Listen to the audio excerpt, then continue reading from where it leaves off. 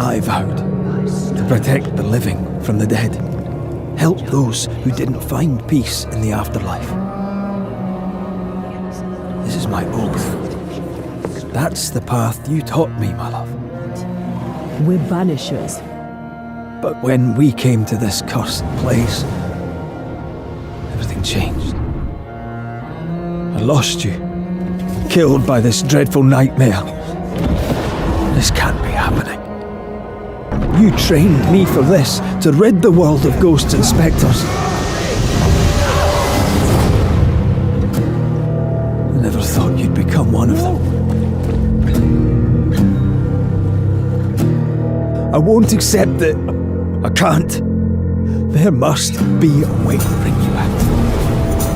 We are talking about killing people for our own ends, Red. Not saving lives. Not following your Banisher oath.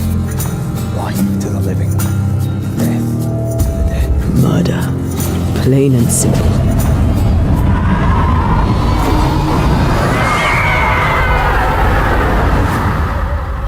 But to be back in your arms.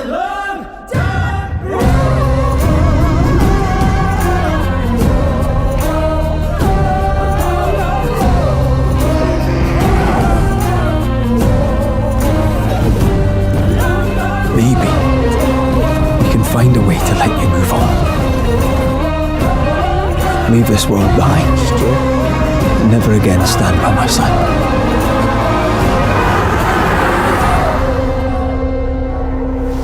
What am I to do now? How do I do this alone? You're not alone, my love. We'll find a path, and we'll do it together. I don't wanna suffer. I don't wanna suffer. I don't wanna suffer no more.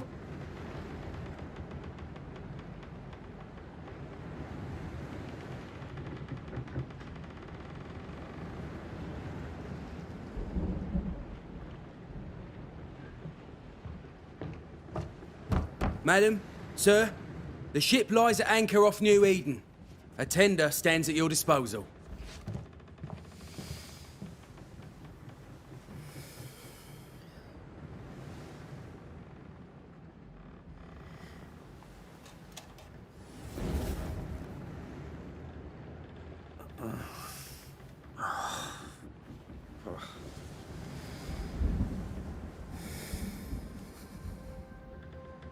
I dreamed of clouds. Great long fluffy bastards. Low over the sea.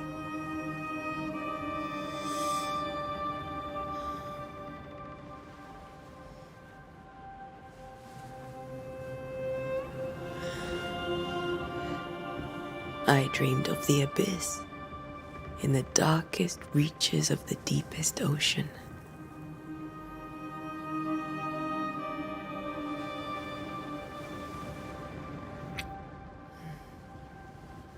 A good day to you, my love. And a good day to you, too. Are we in New England?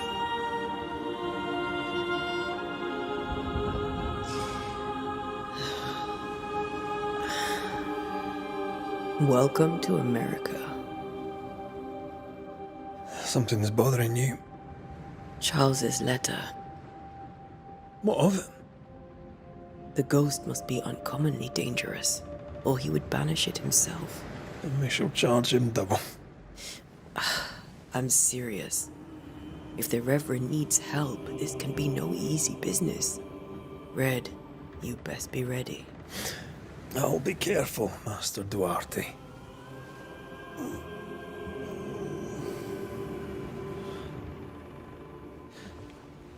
Your apprentice stands ready to serve. Come on, Atea, we need to go. I need to be. Rory McWraith, gallant to the last. Life to the living, death to the dead. Consider our lovers, Antea and Red, the greatest banishers I ever knew. Life to the living, we say, and death to the dead. it is not so simple. Since the dawn of humanity, the dead have lingered. Dead as alive, we are complex and emotional beings. Many and tangled are the ties that bind. Since the beginning of memory, Banishers have fought to sever those ties. Death is but a trifle. It comes to us all. To haunt or be haunted. There lies the true horror. I, Charles Davenport, should know it. The haunting of New Eden scared me to death. I dearly wish I had not begged my friends to come and lift the curse.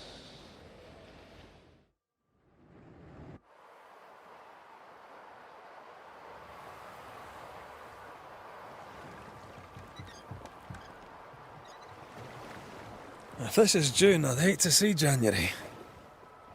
I'd want to freeze my backside off in the summertime. I'd have stayed in Scotland. London wasn't much better. Look at it. It's cold as a bishop's arse, and twice as white. I don't mind saying it, I'm very disappointed. Charles wasn't lying. New Eden is cold as death. You may well be disappointed.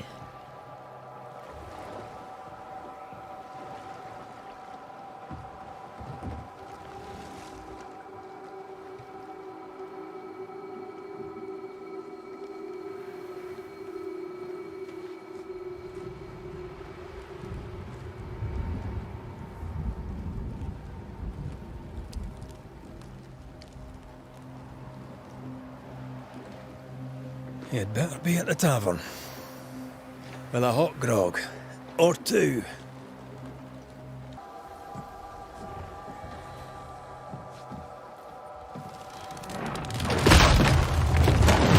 Watch out!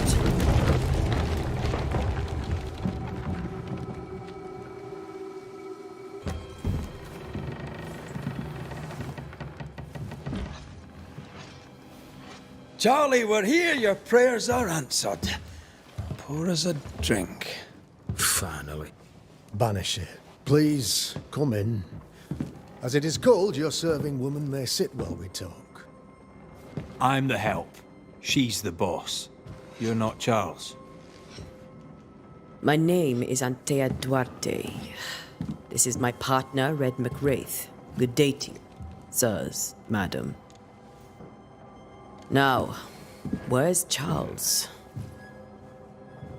Minister Davenport said help was on its way. I assumed... Keep digging, Fairfax. Good day. Pennington, captain of the train band. This here is Thick-Skinned Newsmith. We're the selectmen. What's left of us? Why is Charles not here? We're sorry for your loss. We'll do what we can for his widow. The Reverend is dead. When? How? A terrible tragedy. Though our faith sustains us, we are still very much in shock. Our shock at Reverend Davenport's killing is so great that we must sit here in comfort, losing precious time. As governor of the colony of New Eden, it is my responsibility. Look at us, sat here waiting to meet the same fate. We could all be miles away by now. You lot do what you want. I intend living. The esteemed select woman can be brusque. Forgive her. And rest assured that her aptitudes far outweigh her manners. Or lack thereof. Her point still stands, Fairfax. Sitting here, doing nothing, we are as lambs to the slaughter. The Banishers are here. Surely with their expertise we may yet prevail. Then I shall leave you and your expertise in ghosts and devils to find out. My expertise in blood and battle is of little use. Mistress Duarte, if I can be of service, yous may visit me at home. On the other side of the street, as it were. Well, Governor, shall you leave or shall you stay? For myself, I'll stay. Our company has suffered terribly. But we are worth saving. And now that you are here, save it we shall. Please, accept my sincerest condolences for the loss of your friend. We feel the loss of our minister so very keenly. Charles Davenport was a man of great knowledge and devotion. The pride, indeed, of New Eden. It discommodes me greatly to remember how we found his body in the cemetery. Indeed, it distresses me yet further to tell you that we do not know what so tragically cost him his life.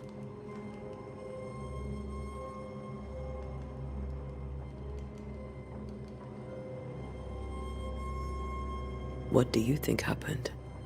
I could guess, to little use. It is evident, however, that Charles's unexpected death is linked to his investigation of the curse. In the minister's absence, I try, in all humility, to protect us all, body and soul, from our ongoing peril. You see, in my youth, I too was something of a demonologist. Rather a good one, if I say so myself. We're not demonologists, and neither was Charles. Is his widow Esther taking visitors? The widow Davenport is at home, and does not much venture out. Her house overlooks the dock. I offered Charles a home with a view across a pretty meadow, but he refused. He preferred the village life. Speak to her, if she'll see you. But she knows no more than we do about how her husband died.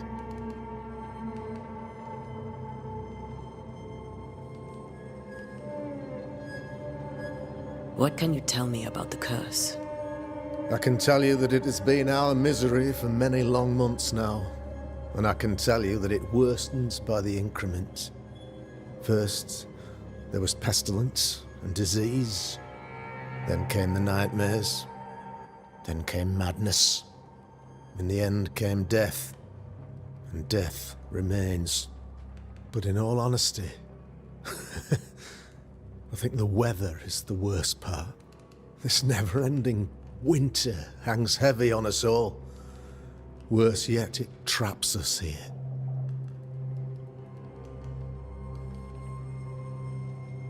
What do you think caused the curse? In my humble opinion, I'll point to the obvious.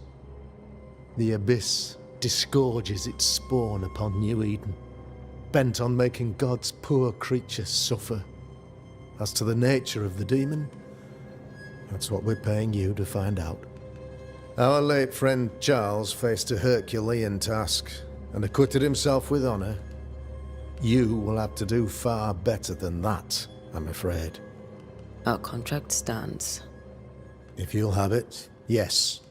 Our contract stands for Charles. All right. For Charles. Why is town so empty? Of those who did not die, we are the few who stayed. Though our motivations may differ, all who remain have shown extraordinary faith and courage in the face of our adversity.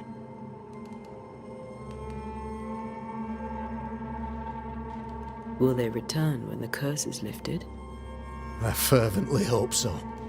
They have homes here.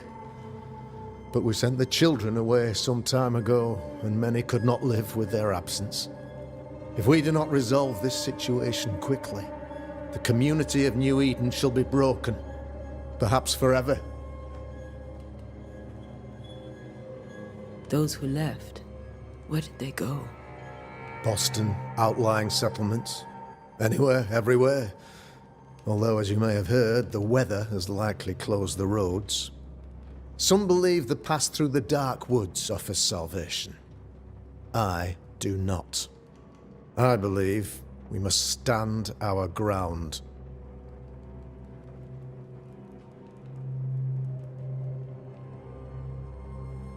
You're a demonologist, you say? I am that, like my father was before me. Faith and science are our twin compasses, you see, to a deeper understanding of the secrets of God's green and pleasant land, and those who threaten it. And what have your compasses told you about the curse? They have told me that Reverend Davenport was better placed than I to solve our problem. Which is why you're here. We agreed it. I shall stand for the company, I said, as the moral authority, the anchor, and the rock, as Charles and his Banishers lift the curse.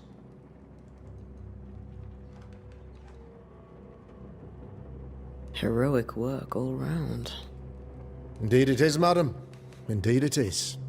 But we do it all the same, because we must. Aye. Because we must.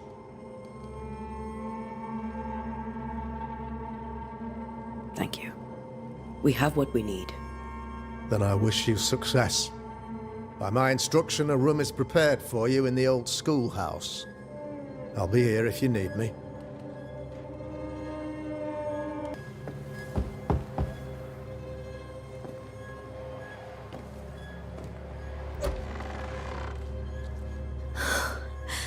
Antea, Red.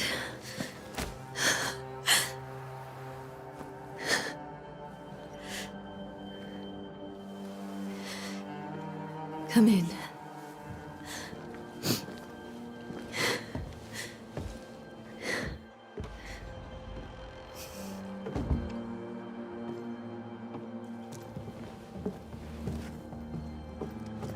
I've barely slept for fear you would not come. I'm at a loss. Would God even allow me to drag you into these dark times? Esther, you're not alone now. We're here. I'm so sorry we didn't get here on time. Truly. I know. Charles kept saying it. Have faith. They will come. If only he had kept his faith himself. What happened to him? Poor Charles. Just one more victim of the curse of New Eden. You know how he is. Was. Restless. Impatient. It's not that he gave up on you, his friends, but that he could wait no more. I believe he tried to lift the curse. I too have questions, but I have no answers. Nor do I now have a husband.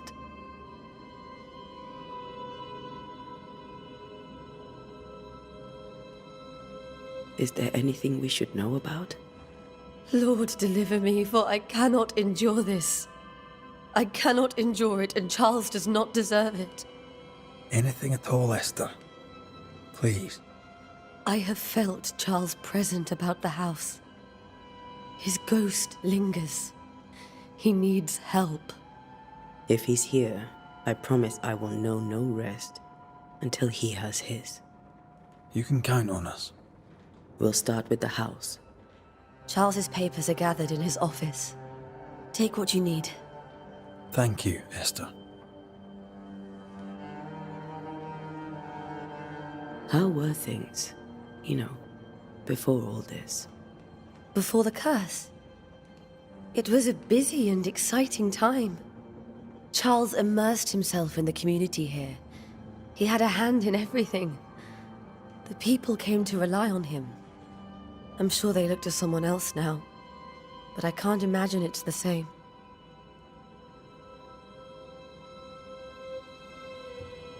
What can you tell me about the esteemed Governor Haskell? Fairfax Haskell is well read and educated, but at times his back can be too stiff. He shares Charles's interest in the unknown, but his passion seems less than practical. He's an academic. Still, good to know our patron has some understanding of our work. We met the captain too, along with the huntress, Thickskin. Do you know them? I find thick-skinned Newsmith's manner a little frightening, but I think she has a good heart. A fine hunter by all accounts. Captain Pennington comes with a reputation for soldiering. He comports himself with a wry dignity, but I suspect that beneath it all, he's just sad. Charles thought so too. There are wounds beneath Saul Pennington's armor, he said, that time and God have not yet healed.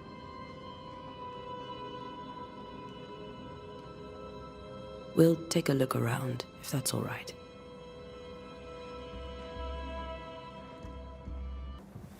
What will you do for my Charles?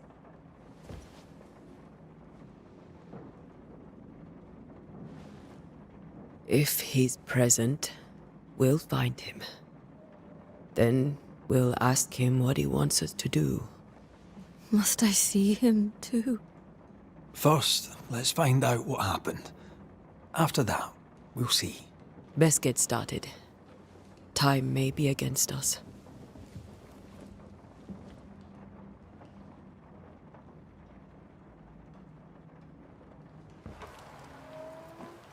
You be all right? I doubt it, but I'll do my work all the same. We came here to help Charles, and help Charles we shall.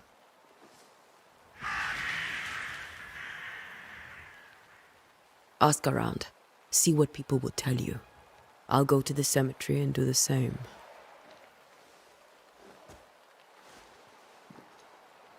Be careful.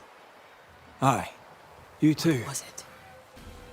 Now is a good time for we old friends to talk. We've come too far, Red and I, not to see you one last time. Your pupil has become the master. If we fight, I'll beat you.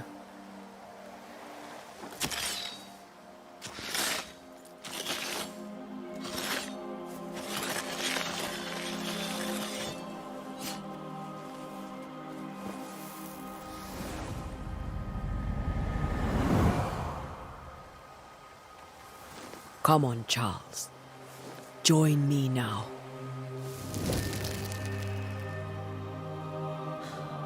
I know you're here.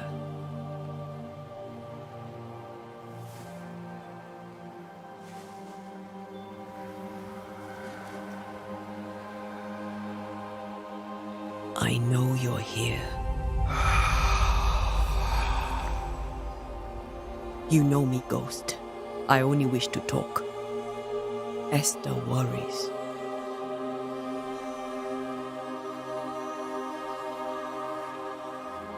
Antea. Here. At last. Oh, poor Esther. I'm so sorry, my friend. So sorry for us all.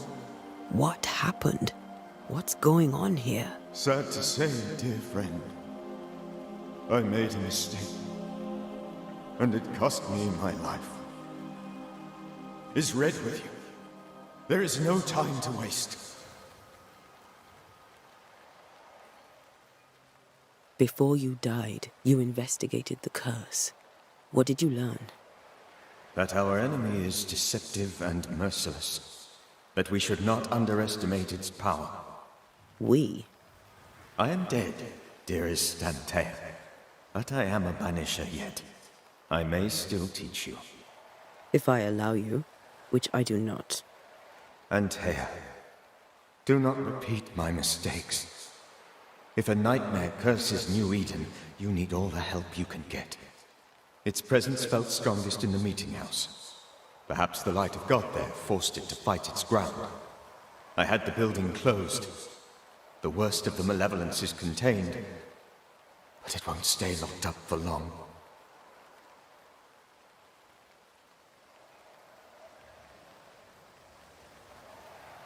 How did this nightmare kill you? I believed that I could come to the cemetery and make it manifest. To my initial delight, it worked. I now suspect it came by choice. It seemed amused, as if it were a pleasant game to weigh my measure as a man.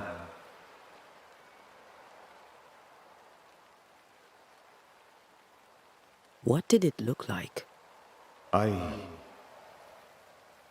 don't know. When it manifested, it appeared as Esther. My dear Esther. I did not see its true face, but I heard a woman. Not Esther, someone else. She was laughing. I felt her gaze. My heart froze. I died. The spirit is vengeance pure. The ghost of one who was terribly wronged. I've heard your warning. You can go. No, I must remain. Esther needs my protection. My flock needs me too. You know how this works. You know I won't allow that. I am still myself, Antea. With time, I'll grow stronger. I can help you. The longer you haunt Esther, the hungrier you'll be. You know this. This is different. I'm the Reverend Charles Davenport, your friend and mentor. You know me. You know I am a good man. I knew you. You were a good man. Now you are a ghost, and I cannot let that stand. But I swear it, the nightmare will end, and Red and I shall do the ending. Charles Davenport was a good man and a fine mentor. And you a fine student, though you took a hard line. I never could unpick that from your character. Has life tempered you since? Life has tempered my steel. Death and the manner of it has made you the very thing you once opposed. Goodbye, Charles. Peace on your soul. Remembrance on your... Antea, wait. Wait for what? We're banishers. Death to the dead. Let Esther choose for herself. Oh, Lord. Please don't ask me to do that. Esther, my good wife, and the very best. I miss you so. Oh, dear Lord. Charles, why are you here? Why have you come back? You must leave. Please. I must stay. I must protect you. The thing in the meeting house feeds on our torment. I should have known better. I know better now. Antea, give Charlie the ascent he deserves.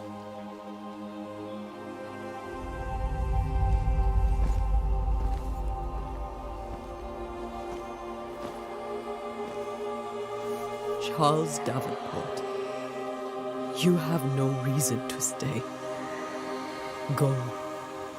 Let Esther grieve in peace.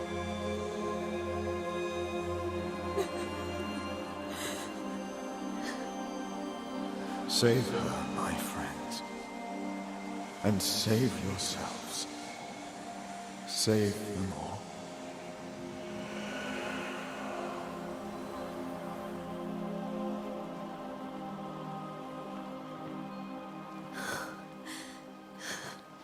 I'll walk Esther home. I'll do it. The women can talk. Then all the way to the schoolhouse and make the bed. Charles is at rest now. Antea, she gave him the care he needed.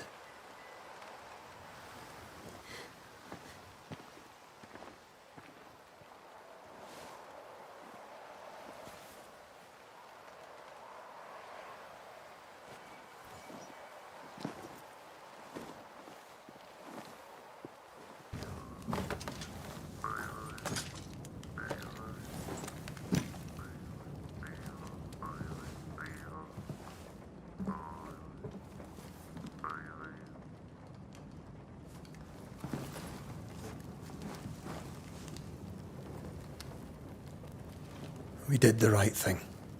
Charles was our friend.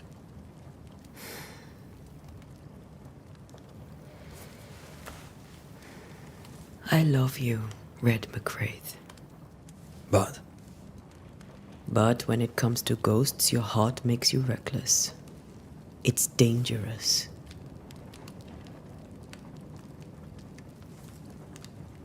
Were you really about to banish Charles?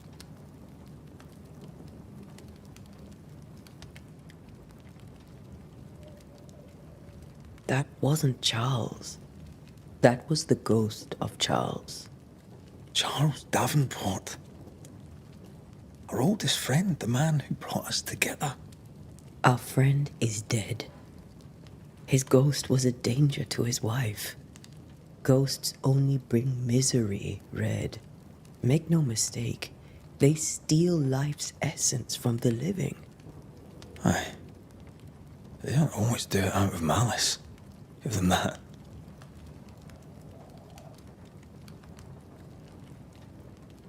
The dead have no business with the living. Letting go is hard. Even for the dead. Ties bind fast. And we are paid to cut the knot. Would you banish me? If it came to it? You'll not escape me so easy. You I would bring back from the dead. That's not funny. I'd fill you with fresh essence.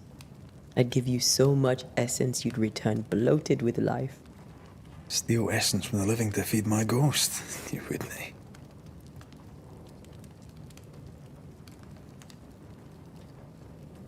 I would.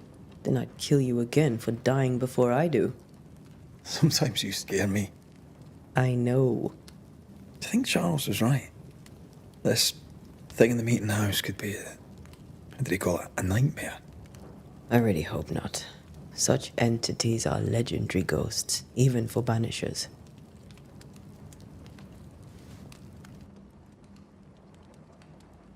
We'll see tomorrow. Now, to sleep. This was a dreadful day.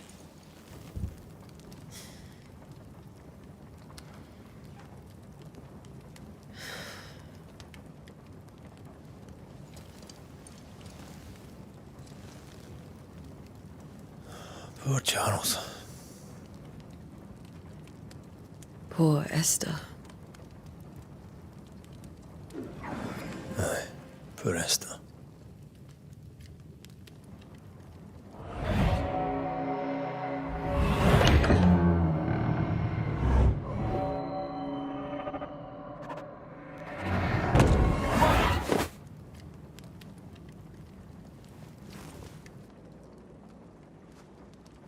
And Tia, she took her firebane.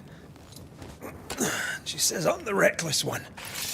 3 blind mice, see how they run, see how they...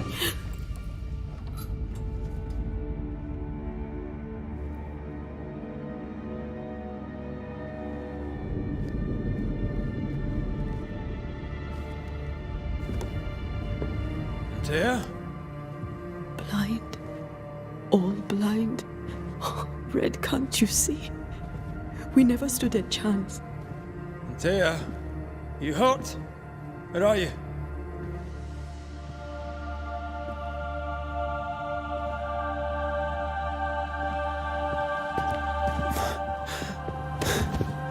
I'm here, my love. What happened?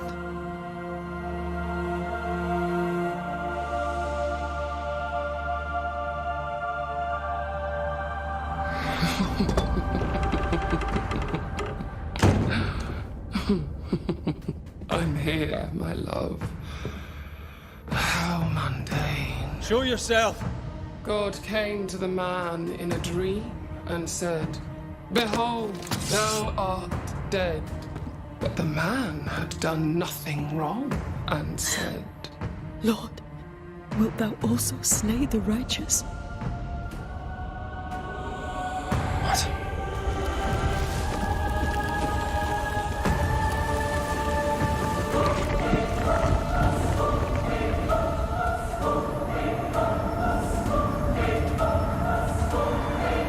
"Will you slay the righteous?" Be not alarmed. I bring you aid. There is no aid. There is only dereliction. Where's Antea? What have you done with her? Hell's balls. Lady, if you hurt her... You cling to love, a fool to the last. There is no love. There is only defilement. No.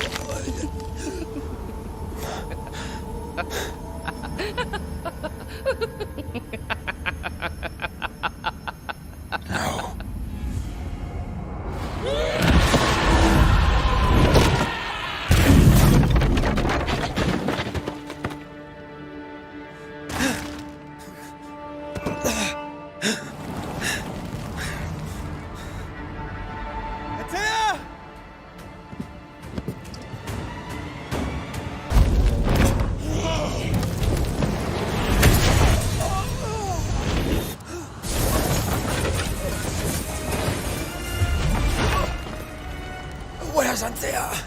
If you laid a finger on her... You what? Come to her aid? There is no aid. There is only... retribution. Give him back! How touching. You come to claim your man. You think you love him. You do not. There, in the dark of your marrow, there is no love. Only betrayal. I offer you a trade. He stays and you leave with your life. I'll bargain with no ghost. You have a brain, yet you think with your idiot heart. You're weak.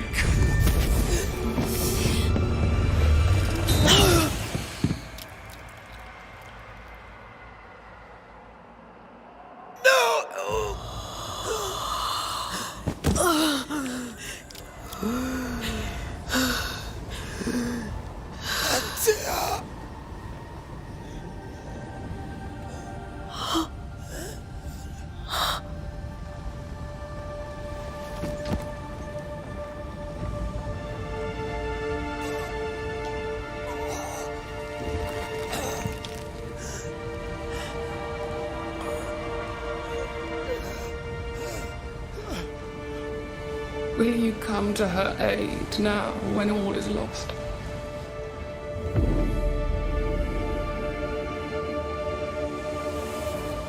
If you do, I'll be waiting.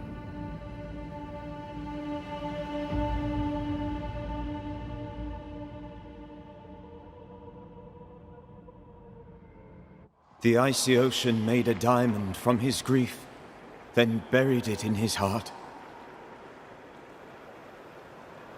The weight of his failure dragged him down.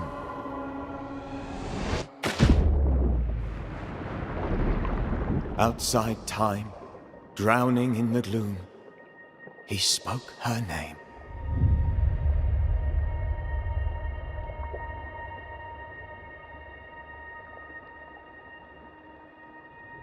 Take me instead, he screamed, soundless, to the cold and silent waters. Out beyond the black veil of death, something heard his cries and reached for him.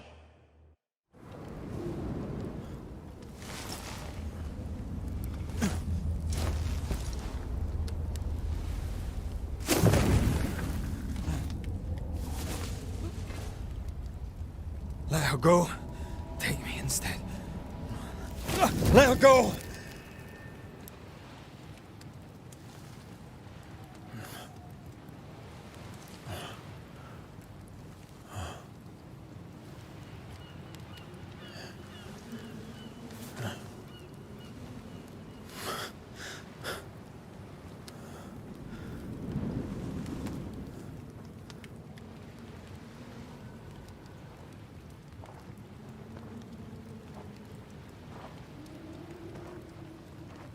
Ah, you're awake. Who are you? She who rescued you. Tended you for days on end. Weeks, maybe. We? Oh, God. What have I done? Get your strength back before you beat yourself up. She's dead. Yes. That's why you're here. And why I was sent to look after you.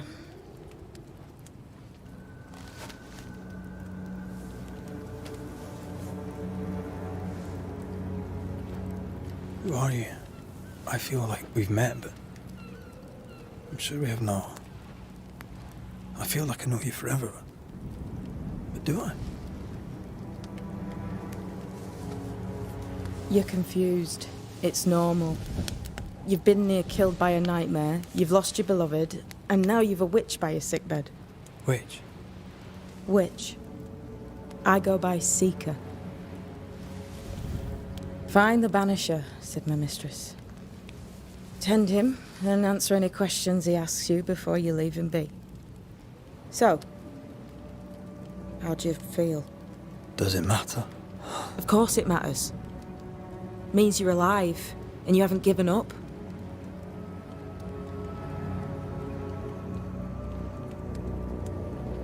Who sent you? Her name is Ceridian, and my hands and words are hers. Beyond that, don't burden yourself.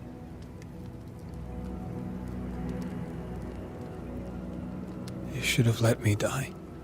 What are you, a child? Are they teaching self-pity in Banisher school now?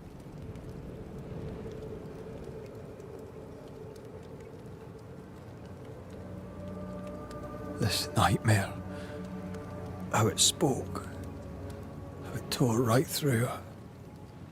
I've never seen the like of it. Few have. Fewer have lived to tell of it. What drew such a powerful spirit here? Who knows? Something awful, I don't doubt. The worst angers rise from the most terrible wrongs.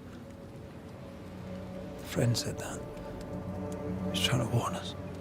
An immutable law. You have wise friends.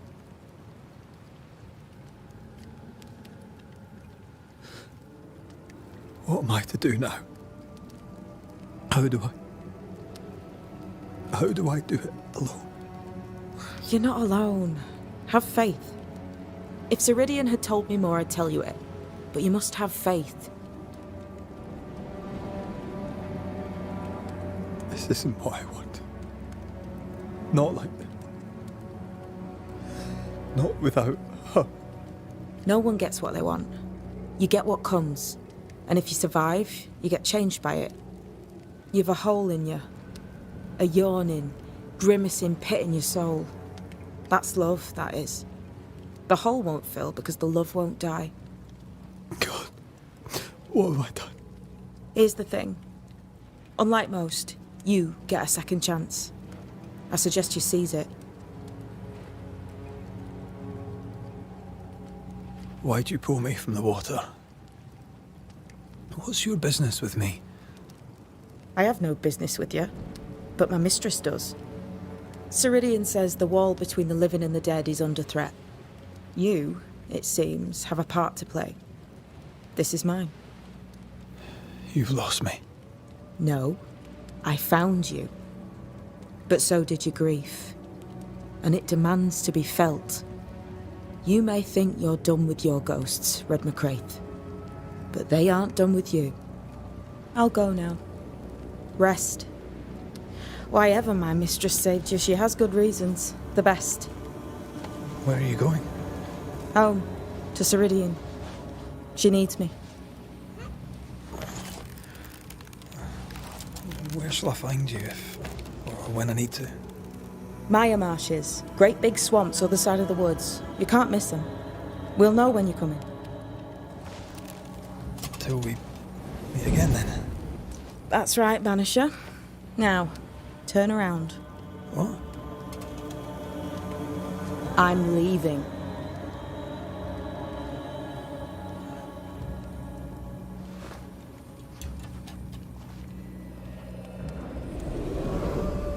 The hell?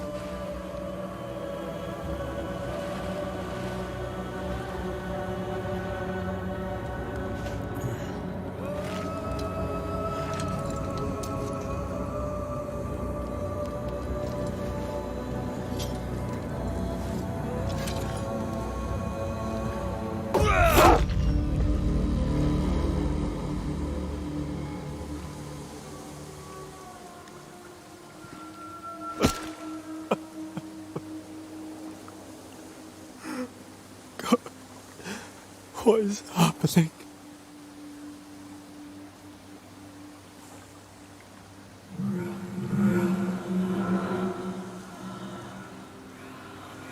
What? Antea? Right here. My love. Right here.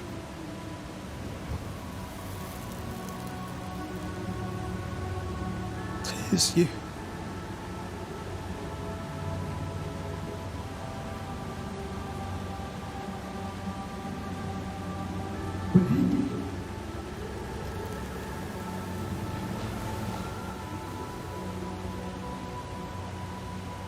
No!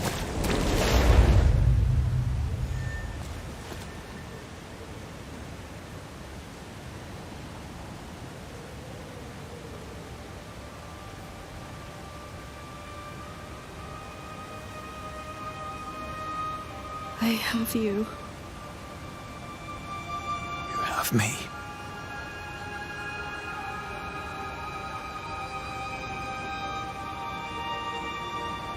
Mom.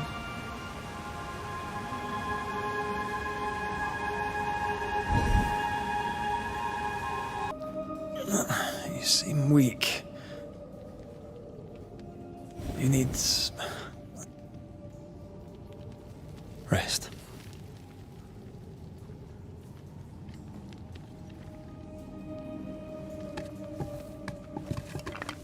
I feel hollow.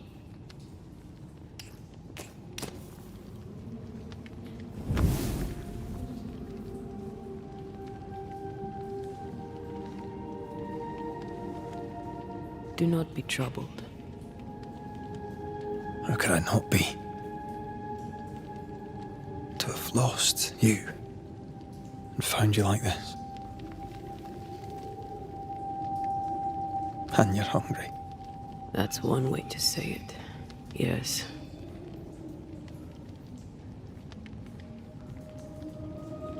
What can I do?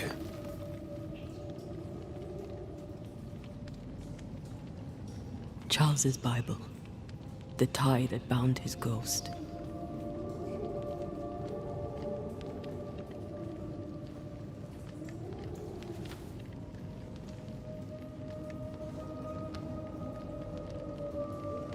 Some essence remains upon it. For now, it will do me.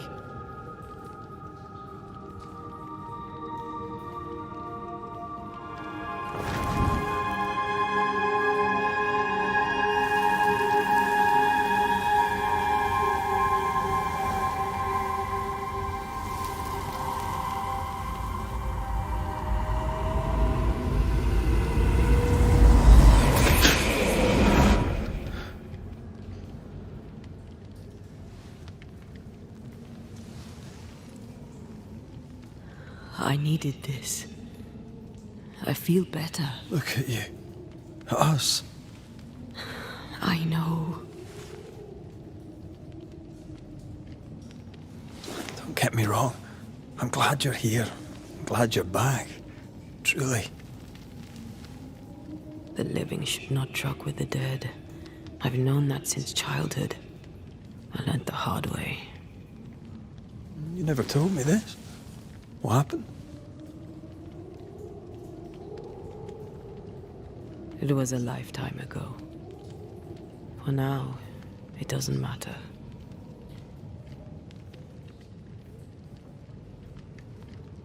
How are you feeling? Awful. And with a few more words? Angry, frustrated, useless. We should talk about what happened. After the meeting house, I mean.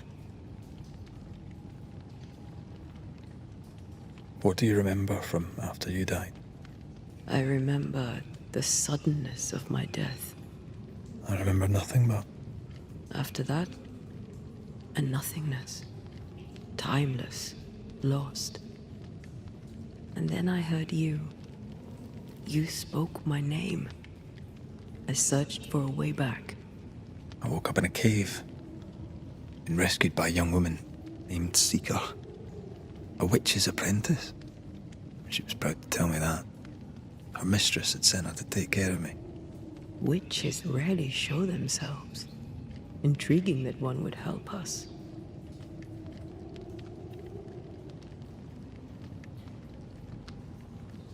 I think we should go back to New Eden Town. I agree. To free me, I believe we must reclaim my body. I refuse to be this way. I'll not abide it. I'm so sorry, my love. How can I help? I'm a ghost. You're a banisher. I'll not banish you. I cannot Antea. So you die. You can't ask that of me. If that's what I wanted, you'd have no choice. But you don't wish it, do you? Not before I've had my revenge. Not before I've seen the nightmare defeated. By you and me both.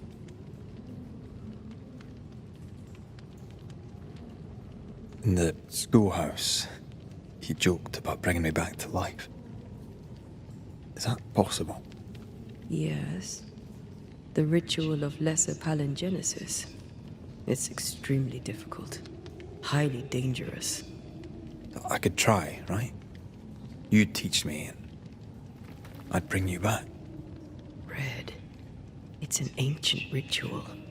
It requires power.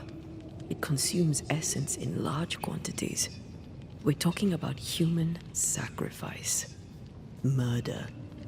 Just maybe we could consider it. I mean, if there's the slightest chance I could bring you back, I'd take it. It's a dark ritual, Red. It's tempting, and that's dangerous. To think of being back in your arms. I'm tempted too.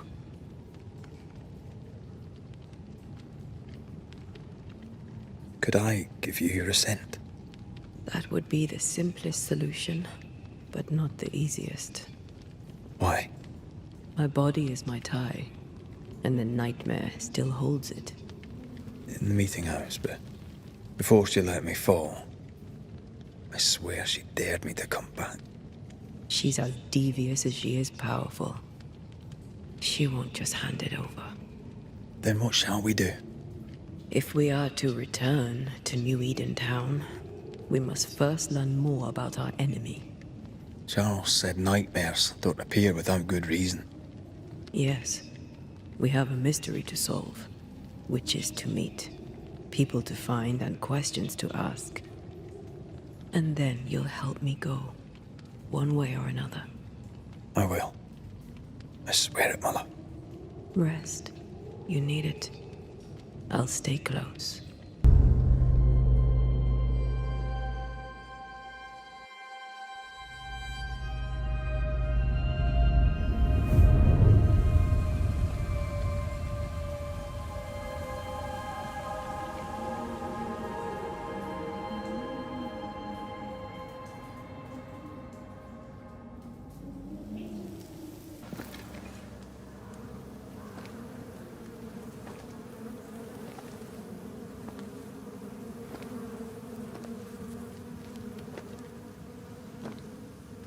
Ben, you're back! Beg pardon. Thought you was someone else.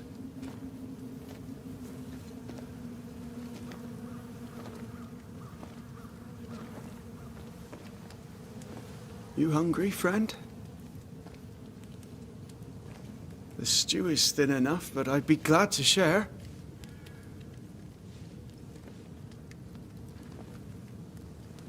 Kind of you to offer, lad. But no, thank you.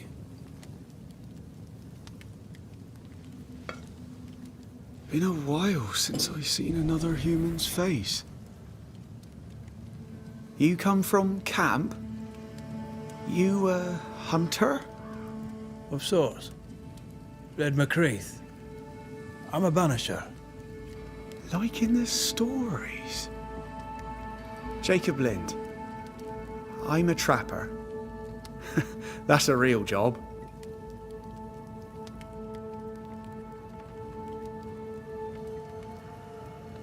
What are you doing here? Had you nowhere safer? The woods are kind to them as knows 'em. We hunt here. When we get pelts and meat, we trade in New Eden. But game's been scarce. We've naught to trade, so we wait. When even the wolves are starving, you know it's going to be a bad winter.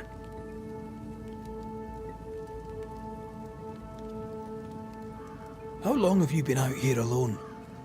Dunno. I lose track. And I'm not alone. God is with me in the scriptures. Would you like me to read to you? Another time, perhaps.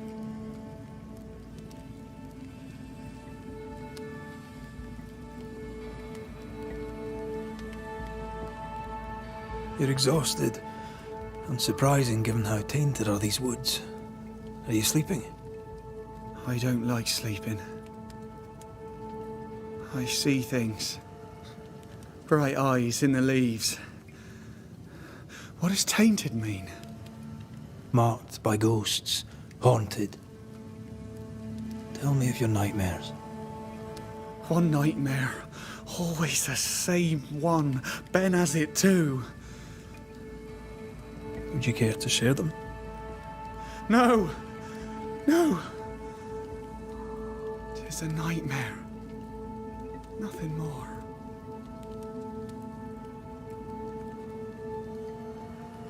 Who's Ben? Another trapper? Aye, the best of 'em. Taught me all I know. He's out now, but he'll be back. When is he gone? The bridge is down. As down can be. Can't cross. Bad things lurk in the shadows. They scent flesh. Game's low. Game's low and Ben's gone. He'll find game, he will. I know it.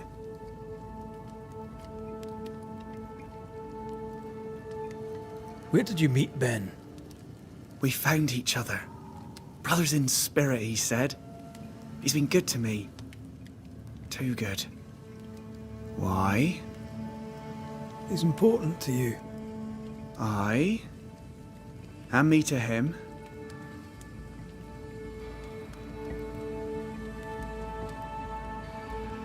What lurks in the shadows? Is that what keeps you here? That... and the fog. Can't hunt if you can't see. Ben shoots better than me. Knows the woods better too. I'd only slow him. Only slow him. He's lost his nerve, or a ghost has taken it from him.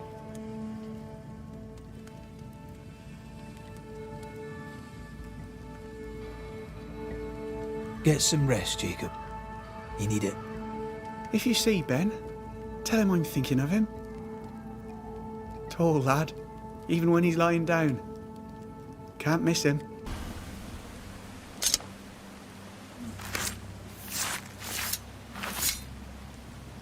A scale fogach smile.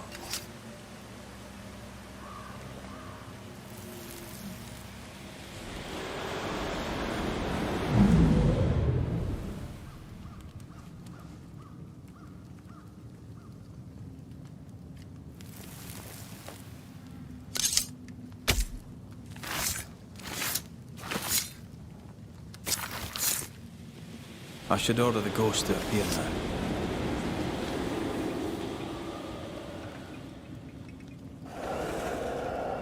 You're not Jacob. Who's you? My name is Red McCraith. A Scot. You? Antea Duarte. We're Banishers. We can help you. I'm beyond help. Where's Jacob? You tried many times to leave this place. I tried and failed. Week on week, month on month maybe. We went in circles. The woods are tricky, sir. Treacherous. Mean. Round and round we went. Round and back again. Jacob said you both had nightmares. The same nightmare. Aye. And yet we got no sleep. Couldn't tell truth from fantasy. The shadows seemed to flicker at the corners of our eyes.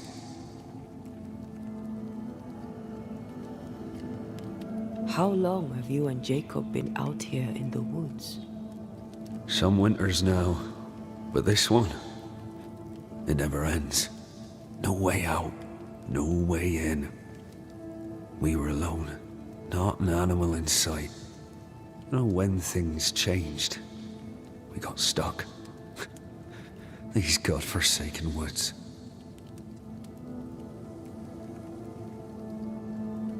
We know what befell you, Benedict. What keeps you here? He does. He waits and waits and waits on me. He'll not face what he has done, and I cannot go. I cannot go. But I'll not hate him. How could I?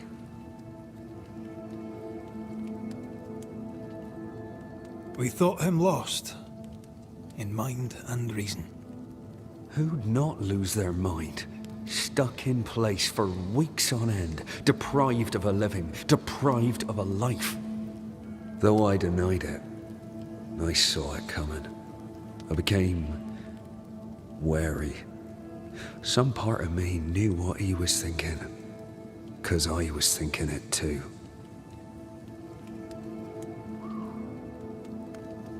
What do you want from Jacob?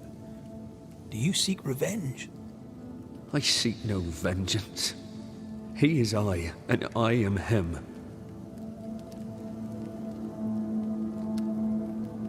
What does he need that he may let go? He needs to face the truth, to accept what he has done, to both of us. At night, he'd read scripture. God would mind us if we were good and honest. Jacob taught me that. We were good. We lived honest lives. We kept to ourselves, minded our business and no one else's. So tell me, Banisher, what did we do to deserve this?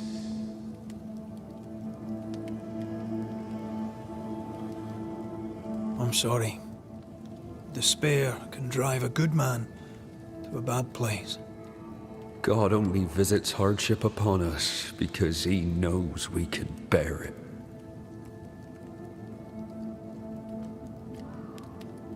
Thank you, Benedict. Perhaps we'll talk again. Perhaps we shall, Banisher. Perhaps we shall. Oh, there to you, Jacob. Mr. McCraith, sir?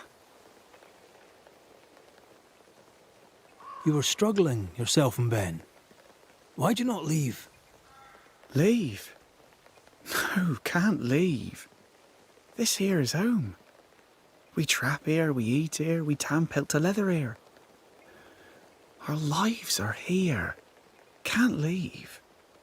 Did you not try the river? The fog had to lift sometime, and if you stay, you'll starve. We have enough. Thanks to Ben.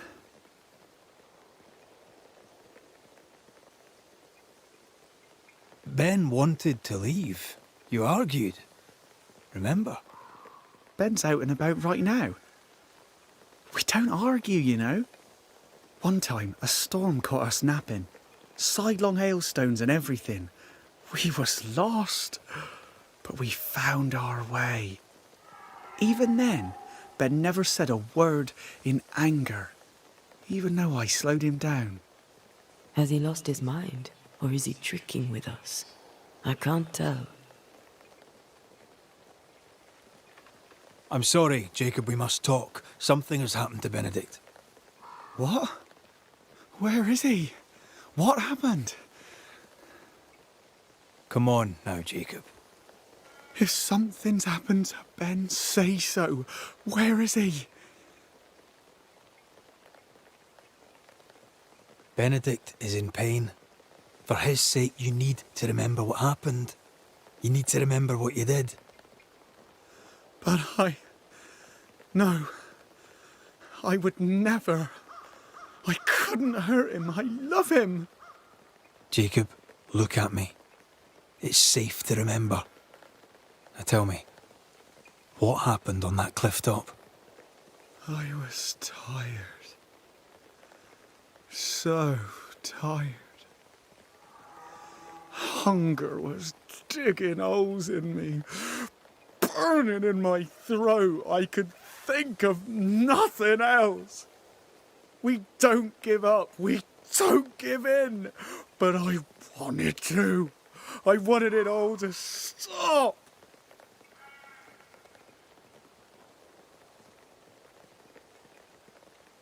So you made it stop. Do you remember now? I failed him. I failed Benedict. I was so angry, so angry. He kept pushing me. We argued, and I couldn't think. When I saw him lying there on the ground, lifeless, the whispers said, it was him or me, him or me. I would have died. I should have died. For my sins, I deserve no better. I failed God. I failed my friend.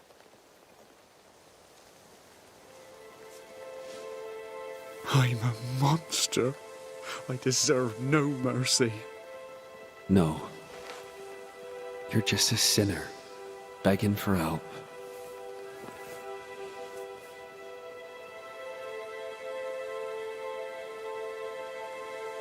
We both faced a choice, simple and awful, to kill or to die. You struck first, and here we are. Do you forgive me?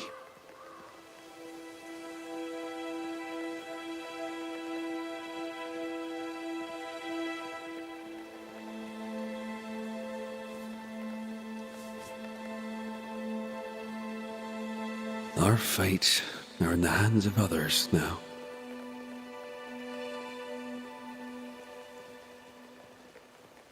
Yes.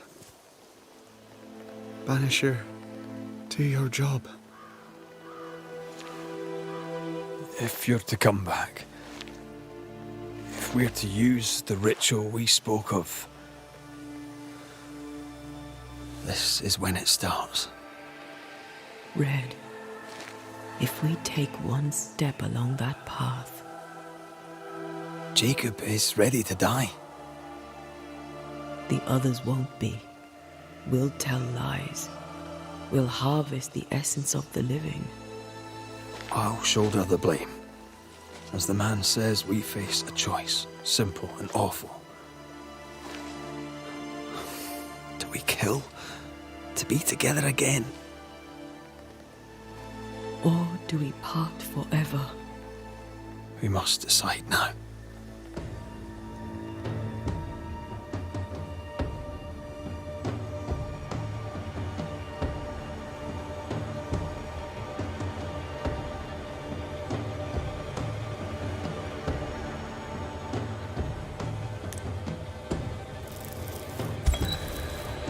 Jacob Lind, you believe you merit no mercy, but your suffering must have an ending. You murdered your friend, the man you called your brother. You fed on him. Then you denied your part in his ending and bound his spirit to this realm. You can never right this wrong. But the truth and your death will ease his suffering. There can be no half measures here. And if the righteous scarcely be saved, where shall the ungodly and the sinner appear? Benedict, my friend, forgive me.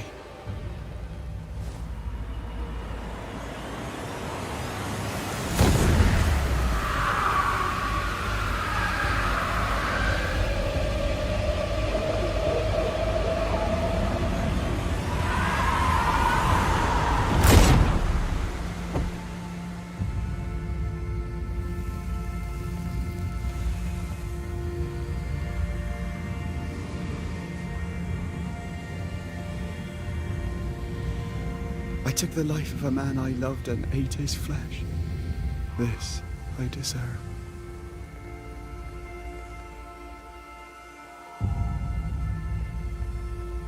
That man killed and ate his friend. When I was a soldier, I heard many stories of those besieged eating their own. Some were true. Famine is a ferocious master. Jacob was hungry. Just like you. Just like me. I never thought I'd blame anyone. I've not killed since I quit the army. I swore I'd never kill again. It's not too late to change our minds. We made the right choice. And we made it together. No turning back. Then, so I may have my resurrection, we'll steal human essence. We'll kill people for our own ends. Living, breathing people. We'll be banishers no longer.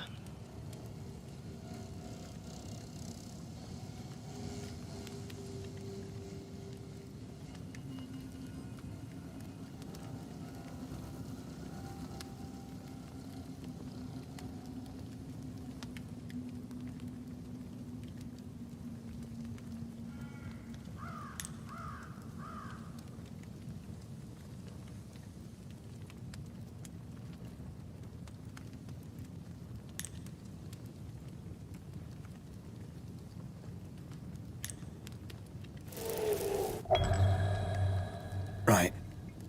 That's that settled. Thank you. I hope you've no regrets. Soon I'll reclaim my life.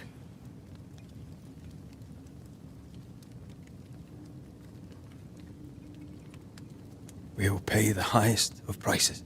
We banishers may call it blaming, but our hearts will know we're taking lives. How many? I don't know. Perhaps too many to ask of you. I want us back, Red. I want revenge on what killed me. I want to live. I want it too. With the whole of my heart. No price too high. I will do it. By my oath, I swear it, my love. I'll see you back from the dead.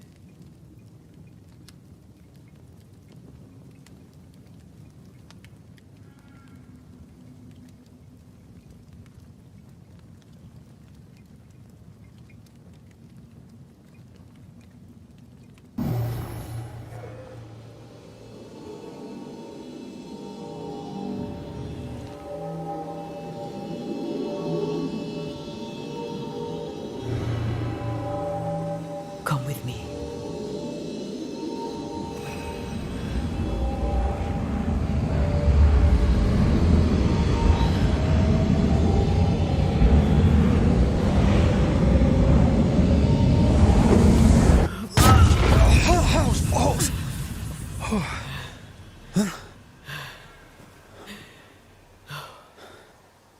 Are you all right?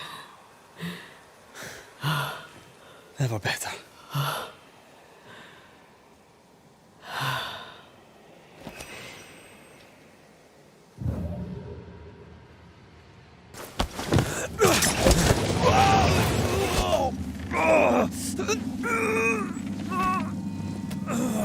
Those balls.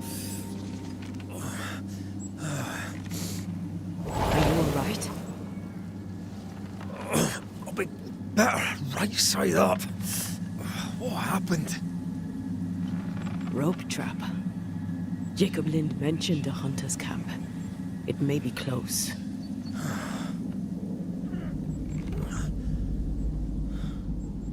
Something's there.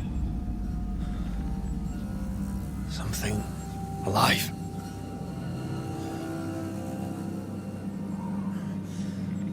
Yes.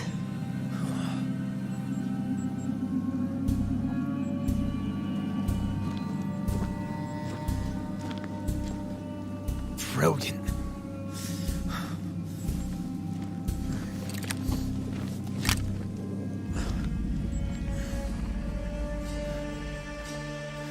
Who are you and where did you spring from? I've come from New Eden Town. That's a very long way from here, sir. Who are you? My name is Red McCraith. I work for the selectmen of New Eden Town. I'm a banisher. Didn't you and the other one die in the meeting house? I fell in the water and the tide took me. I survived. Up to now, anyway. I've never seen a banisher before. I expected more. Could I please continue this conversation with my feet on the ground? Easy now.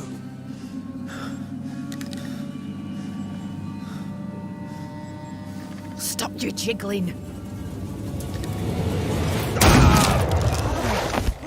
Hold still, I said. You try holding still when some lassie's shooting at you. In that case, Banisher, you may escape the trap yourself. Wait, what? No, come on! Our camp lies downhill. I'll wait for you there. Come back here! Shite! I don't suppose you can help me, can you? That was entertaining. It's good to see you smile. Wait. Something's there. Something alive? No.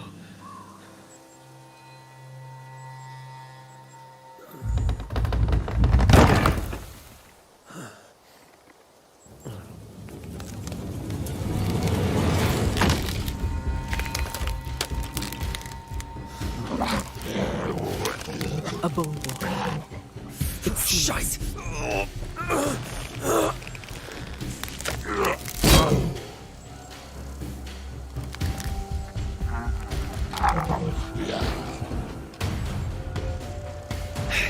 You can do it.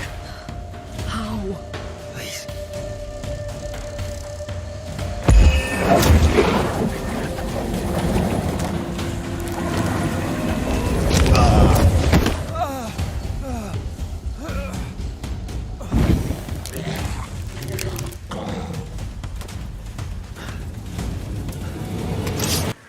So, you found us safely, Red McWraith.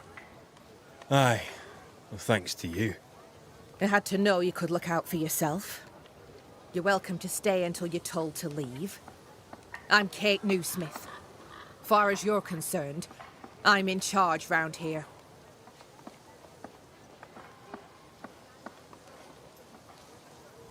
Newsmith. Anything to Thickskin? Aye. We're sisters. Me and Antea, we met her in town when we first landed. Thickskin will return from the hunt soon enough. Sorry for your loss, by the by. Why might you tell me to leave? He who don't pitch in, pitches out. We'll not go hungry to feed him that don't contribute. Better than killing you for food, I suppose.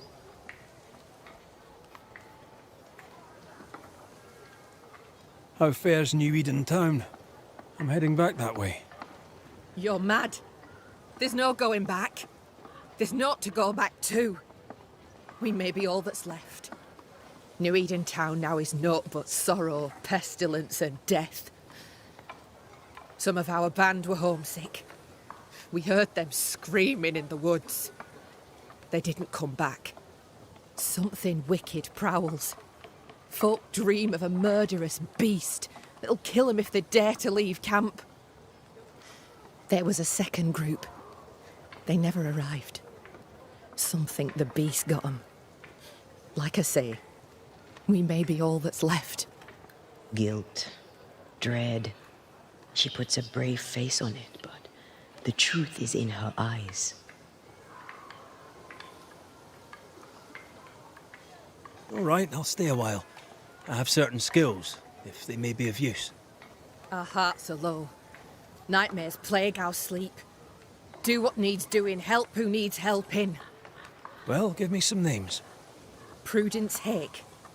A widow, like so many. She cooks. Lately she's cooked shite. He who puts the food aright is a hero indeed. I'll make the rounds. I'll pay my respects to Widow Hake and see what's the bother. If you can't find Prudence, ask Jane. They're close. Also, please check on our blacksmith.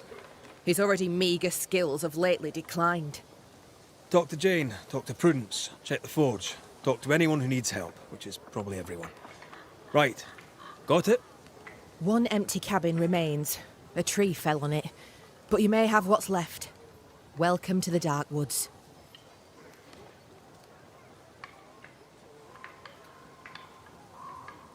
I must ask you about the camp. Ask? Where's your sister? Out. Making the rounds. Hunting if she finds game. One new smith stays, while the other new smith goes. She goes out alone. She's thrice the hunter anyone else is here. We'd only slow her down, she says. Have you been here long? Huh. Not one of us knows for sure. Time here flies for some. For others it stands still. There's no night, so counting days is difficult. What would Thickskin say? She'd say, about a month. She'd be lying. We both counted days, but the numbers didn't tally. I gave up. The nightmare twists the perception of the passage of time. These folk have not escaped the curse. Who about the place needs help, do you think? Something's not right at the forge. You could start there.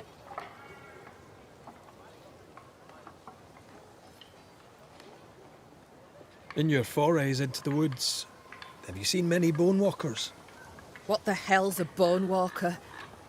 Corpses possessed by malignant spirits. The dead walking. You'd know if you'd seen one. God spare us.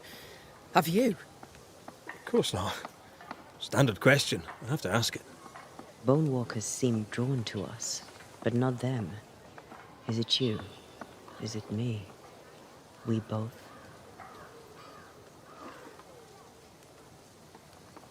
Can I ask you, what do you know about the nightmare? I have bad dreams, aye. The worst kind. We all do. A nightmare is what we Banishers call the creature in the meeting house. It's a breed of ghost. A bad one. Aren't they all? Town was doomed. My sister knew it. After your mishap, it was time for us to go. Your bad dreams. Care to share? Might be the hunger. Might be the fear. But we all seem to dream the same dream. A beast. A wolf, but not a wolf.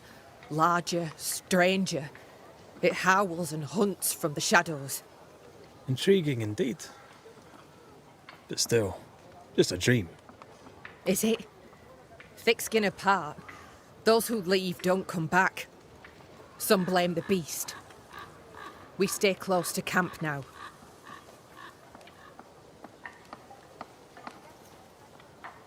Tell me about this beast. Though we've heard it howl, none have seen it.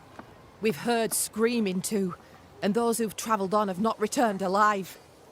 We hope against hope that they've found their way to Boston, as we must, if we're not to starve.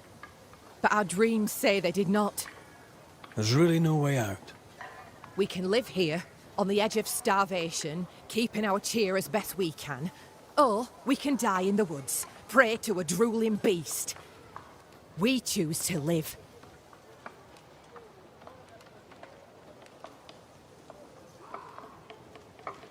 I'll take my leave of you for now. Rest. You'll need it for my sister's return.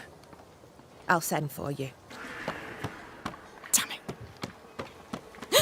Oh. Forgive me. I oughtn't have startled. Oh well. Ain't you a sight? Who are you, then? Red McCraith, ma'am, the Banisher. To whom do I owe the pleasure? Oh, the Scotsman. I like your accent, and I like your manner too. Nellie Heaton. A friendly Londoner.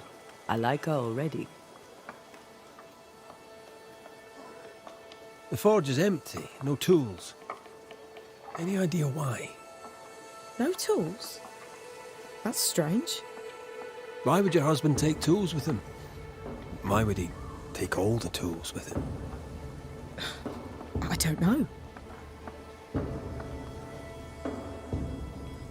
Here's the thing.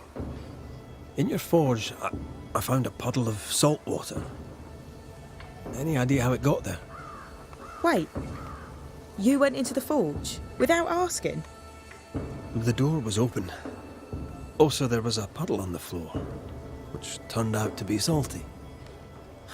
Well, it's rude, but this time I'll let you off.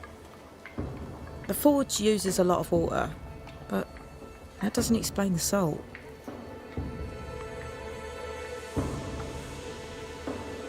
It had the mark of a ghost. What think you of that? A ghost? My lord, am I in danger?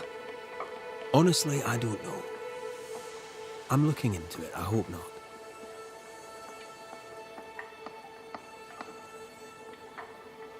So, what's the chatter?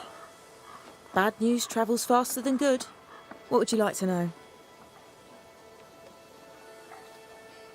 How's life about the place?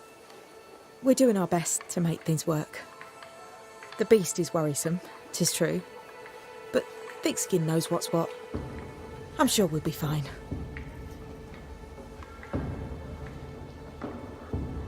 What think you of Thickskin Newsmith? She ain't perfect, that's for sure. But she's independent, fair-minded, strong in body as in character. She cares for us. I know it in my heart, even if she doesn't show it. Why else would she shield us from the beast? What can you tell me of Kate Newsmith? I like her. She's different from her sister. Sensible, watchful. When she speaks, I listen.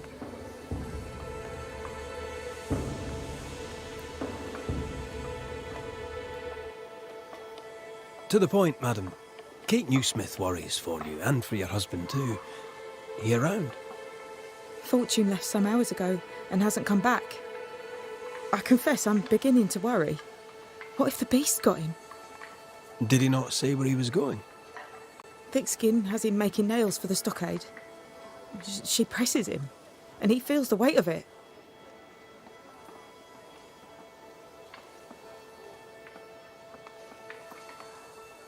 Could he have gone out in search of material? Doubtful. He's exhausted. He doesn't sleep. He works day and night. It wasn't always so. Coming to New Eden saved us. It saved the marriage. I should go look for your husband. He's no woodsman, so he can't have gone far. Please, do find him. I didn't come this far only to lose him now. Can I have a look around your house? Yes, if it helps. Thank you for your time, Mrs. Eaton. Welcome. I've enjoyed our chat. It's nice to have someone new to talk with.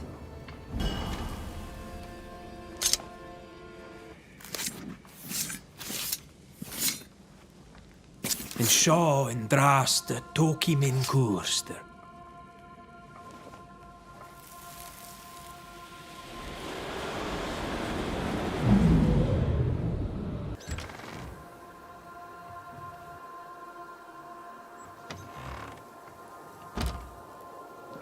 Thank you, whoever you may be, for whatever you have done. I thank you. I thought I was done for. Fortune Heaton, sir, and so very pleased that you came along. Red McCraith, the Banisher. Weren't there two of you? There were, yes. As it happens, I've been looking for you. You have? What for?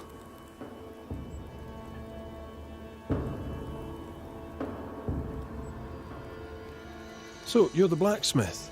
What's that like then? It's alright, I suppose. You busy? Yes, of course I am. Lots of building work to be done. That means nails. Whole lot of nails, like an ocean of stupid bloody nails. I love when a man takes pride in his work.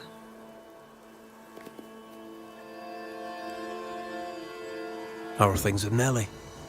Good. Yeah, good. It's, nice. Having a wife. A home. Nellie is, a fine woman. Clever, brave, generous and kind. She's a blessing. How did you meet? Meet? How did we meet? Well, you know, we just, met. Does he not remember? Or does he not want to say? Come now, Mr. Heaton. No need to be embarrassed. A wee bit of romance is good for a man. Romance? It's not. I helped her with a thing. She helped me with a thing. We stayed together, helping each other with things. Doing right by one another can bring a couple together. Doesn't always need romance.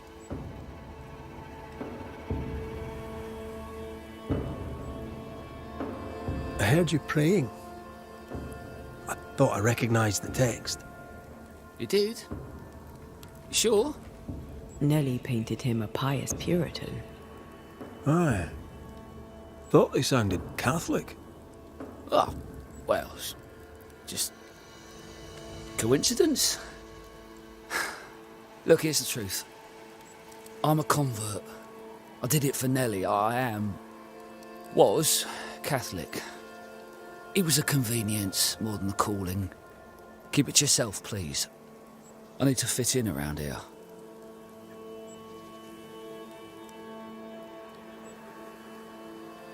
I'm not here for you. You have other worries.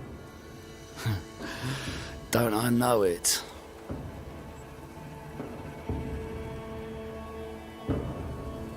What are you doing out here anyway? Do you not fear the prowling beast? I needed a walk, bit of fresh air, bit of light. Forge is... well, it's dark and hot, isn't it? I didn't mean to be a worry. We all enjoy walking the woods while burdened down with smithing tools. Why'd you bring your tools? Yeah, why did I bring my tools? Why? Because they're haunted. That's why. I'm sorry, it's just... I'm losing my tiny little mind. And it's them godforsaken tools that's to blame. I start working with them, and then I look up, and half the day's gone, and I am somewhere else entirely, and that's not even the worst of it. When I return to the forge, the work is done. The tools are haunted, and I'm getting rid of them. As deep in the woods as I can go.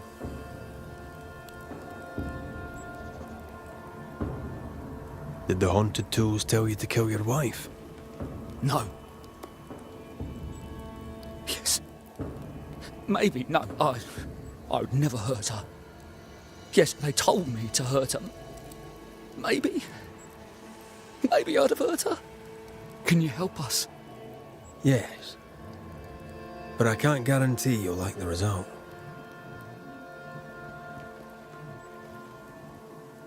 Head for camp. I'll take a look at the tools. Once they're safe, I'll follow. Yes, sir. Absolutely, sir. Thank you, Banisher. Thank you.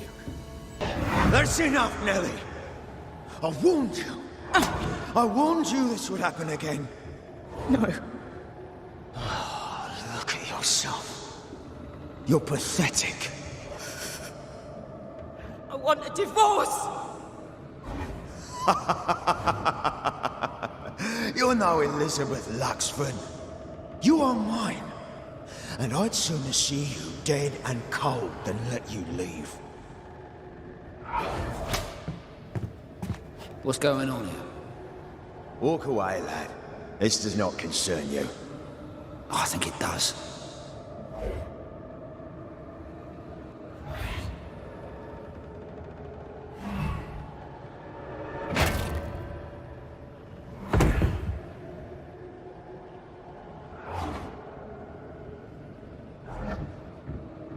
What do you want to do?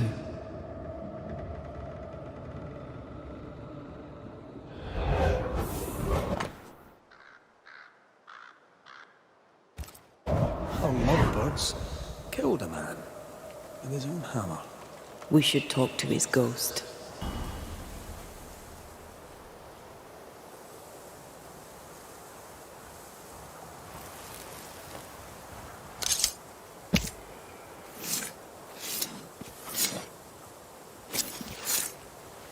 Hear my voice and show your face.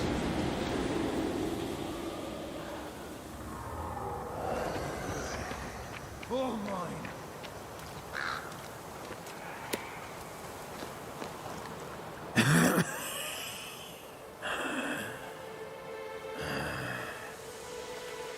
We are the Banishers Antea Duarte and Red McWraith. Whose ghost are you?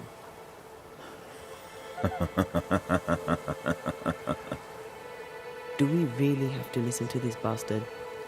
Nothing good ever comes of talking to the dead. At times, I'm tempted to agree. Who are you and what do you want with the blacksmith? My forge. My wife. My name. All mine. The bastard stole them. So you're telling us our blacksmith's a fraud?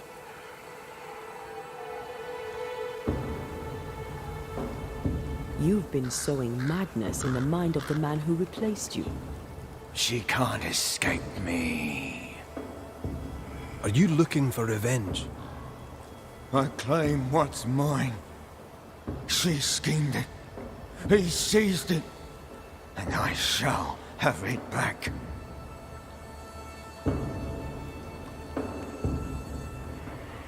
That night, on deck, Nellie asked for a divorce. What happened then? We saw what happened. I want to hear him say it. What happened on the boat? Ungrateful, scheming, errant, whore. Watch it. Red, come on. Distempered, feeble, a weak woman, demanding care and giving none. I gave her a life and she stole mine. She had him kill me. That's not what I saw. Why are you here? I want what's mine. Stolen away. Pried from my grasp. I want my work, my name, my wife. Your wife is not your property. She was no one! A drudge who fancied herself a herbalist. I plucked her from the dirt. I made her. All right, no. I'll not entertain this man a moment longer.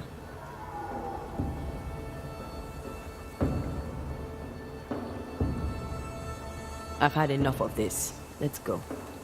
Mr. McRae, my man came back and I hear I've you to thank for it. Don't celebrate just yet. I know the truth. Your secret is out. I don't know who you are, sir, but you're not Fortune Heaton. Don't be daft. Haskell hired the Puritan master blacksmith, Fortune Heaton. You're none of those things. You're not him. What do you want? I'd like your side of the story, madam. Very well. What? No. How do we know we can trust him? We don't. But we must take the chance. It's time. When you demanded a divorce, your husband threatened you. Was that the first time? It was the first time I'd asked for a divorce. It was not the first time he had raised his hands to me. I loved my husband once. I thought he understood me. But Fortune was an angry man. He was angry, and I was in his line of sight. No matter who or what had upset him, the full force of his anger would fall on me. Always on me. How did you two meet? Funny story. Best you tell it, Nelly. On the crossing, Fortune was sick. He stayed below deck. When the weather allowed, I would take the air. One night, a voice came from the shadows. I should have run, but something in his tone told me he was kind. I was right. He is as kind can be. We became friends. Dearest friends. Companions in murder. On the crossing from England, something happened. What was it? I'd had peace and quiet for weeks since we'd been aboard. Fortune was too sick to do anything. I even made a friend. I thought to myself, maybe this new beginning will be good for us. Maybe he'll change. Before we left, I'd sworn he'd never lift a hand to me again. Well, guess what? We didn't plan on killing him. I swear on it.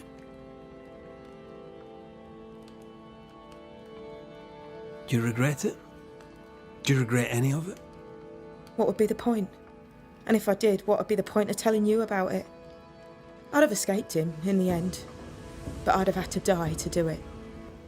I only killed him so he wouldn't kill me. The blame is on him, sir, not me. You're not Fortune Heaton. So, who are you? I am. To hell with it. You're right, I'm no blacksmith. I, sir, am the fugitive thief Arthur Carty. But a good man. A repentant, hard-working man. If I am those things, it's because you've shown me it's all right. I'm doing my best to make a better life. Really, I am. What were you running from? Just the legal consequences of my illegal life.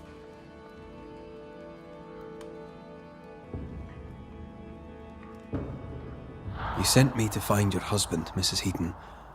Find him I did. Your husband's corpse rots on the ocean floor, and his ghost has followed you here. I rid myself of him once. What shall it take to do it a second time?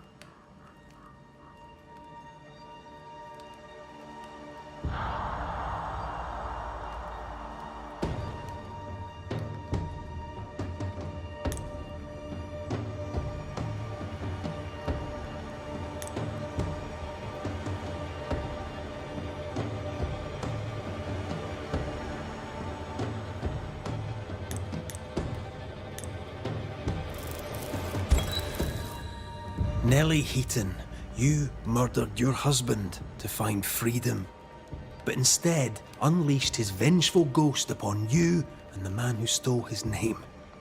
Where is the justice in this? I'm not here to bring justice. I'm here to end a haunting. What claim have you on me? You're no better than Fortune Heaton. A pox on you. A pox on men and their cowardice. Yeah. A pox on us all.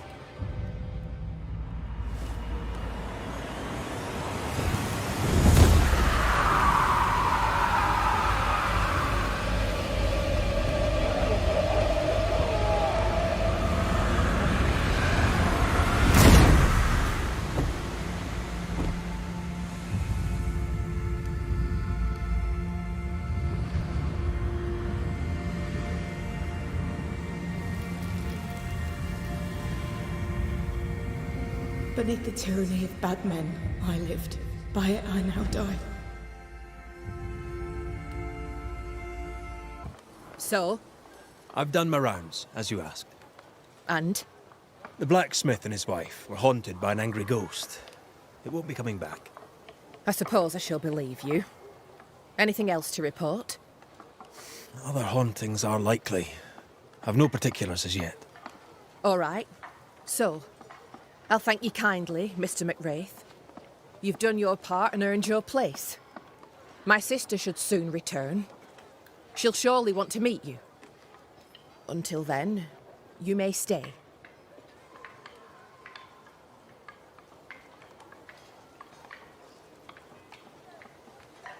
I'll take my leave. Aye, do.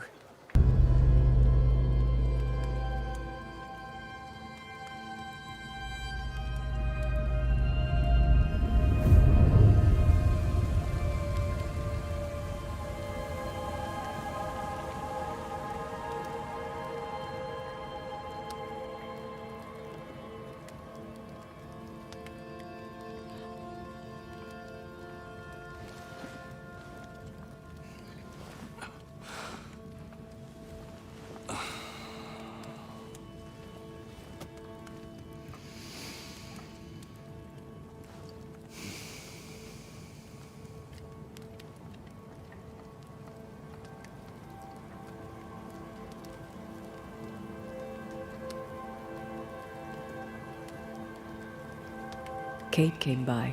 Thickskin is back and wants to see you.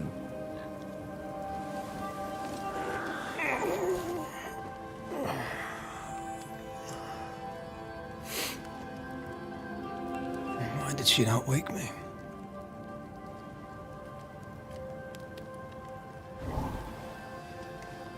Perhaps she resented playing the messenger. Perhaps she just wanted to make you late. She was vexed. Thickskin return has upset her. Kate reminds me of my sister.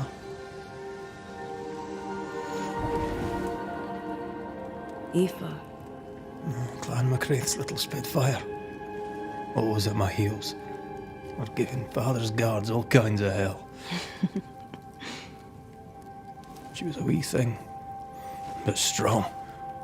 And with big men in armour didn't scare her. She had more brains than her, and more wild too.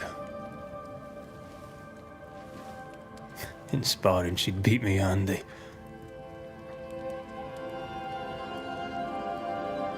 She would have made a fine swordswoman, had she grown. Someday I'd like to meet my brother and sister. I'm sorry? You're what? Twins. By my mother's letters, they must be 8 years old. You never told me this. You never asked.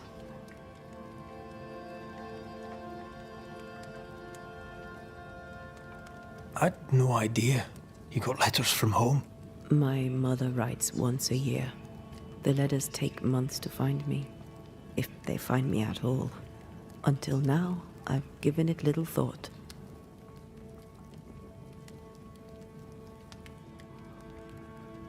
What are their names? What? I'm interested, that's all. You're bothersome. Ayomide is my sister. Tammy is my brother. 3 Duarte children walk the world. God help us. Good boy. Now that you can count to 3, we can move on to 4. I hope the twins have more charm than you do. Lo, the halfpenny redeemer come to save us. Thou may enter, O great saviour.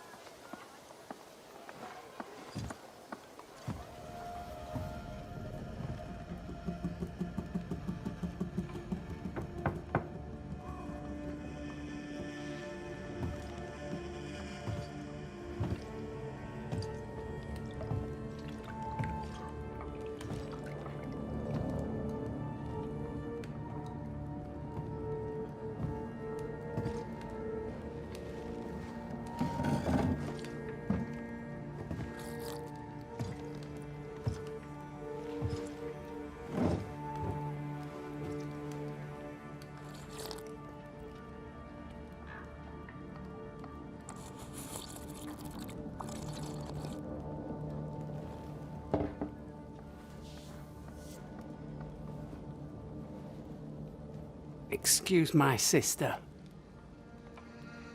Underestimating her would be a mistake. She's tougher than you. You're alive.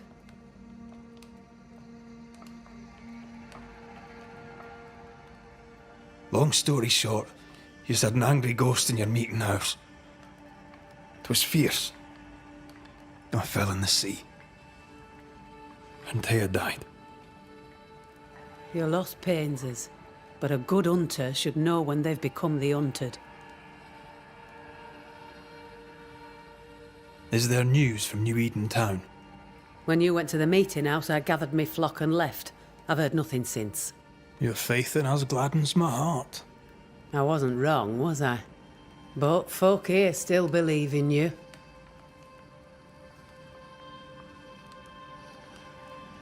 What became of those who stayed? Dead, or near it.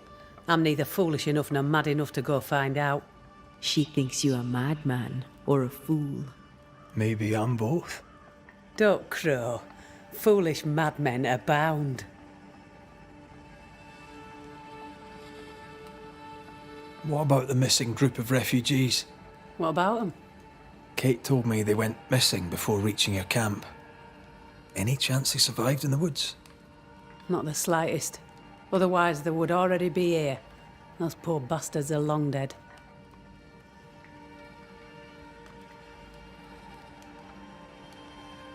Where lies the future for you? For the camp? For the people here? The plan was to walk across the mountains, but the cold put an end to that. For now, we stay. Till the weather lifts. The weather and the fear. They must feel the sun on their faces again and courage in their hearts. Courage rises in the darkness, woman. The sunshine follows after.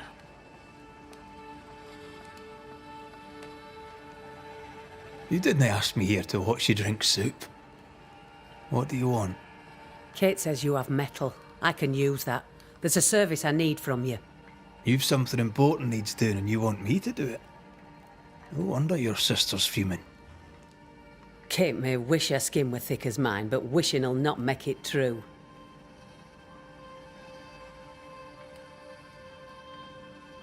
Kate seems pretty tough to me. Her feelings fail her. She's much to learn. Speak frankly. What would you have me do?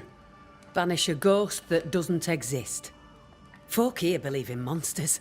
The fear makes them weak. Kill the beast. Kill their fear and give them back their strength.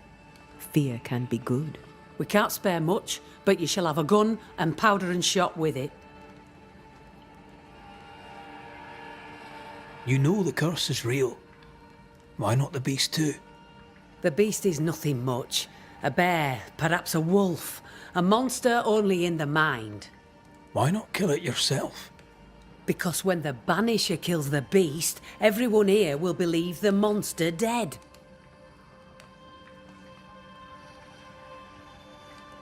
'Tis honest work. I presume you'll pay for it. I have the means to pay you. My word on it. We'll see how that goes. I'll hunt your beast, whatever it is, if you answer one last wee question. You may ask it. What's with the name? No one rightly calls their daughter Thickskin. My birth name be best forgotten. Thick skin better suits the world. Fair enough.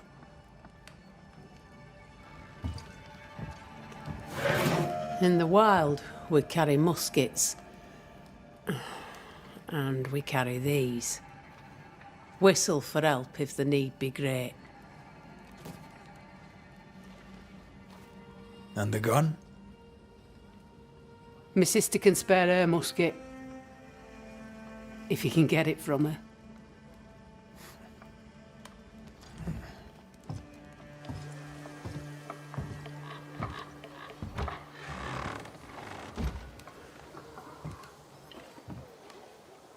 Don't you have business elsewhere? Go, save us all from the beast. Go do my sister's char work. I need a musket. Thickskin said I should have yours. You'll rot in hell first, and so will she. This should be good.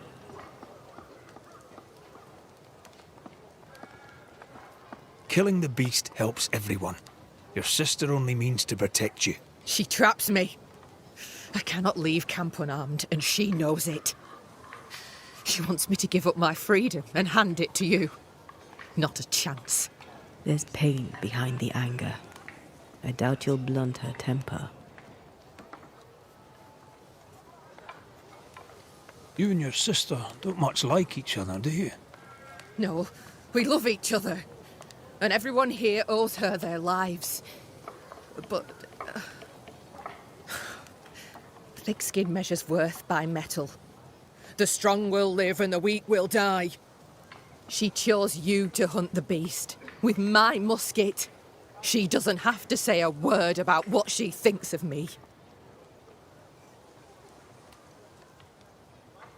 I'll bring you back your gun. I swear on it. You won't make it to New Eden Town without a gun. And we both know it. I'm sorry.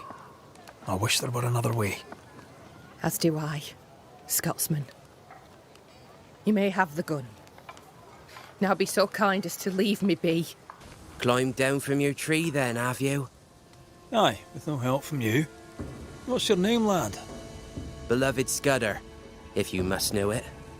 I see you found yourself a gun. Kate gave it to me. I'll check, you know. How are things going?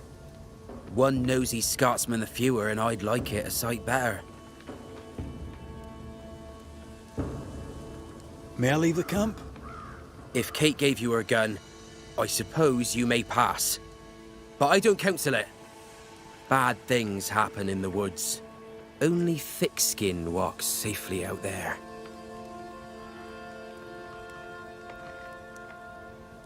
Thick-skin has a lofty reputation. Is it earned? Earned. Without thick skin, we'd be starved and dead. Even her sister knows it, and they hate each other. Do you know Kate well?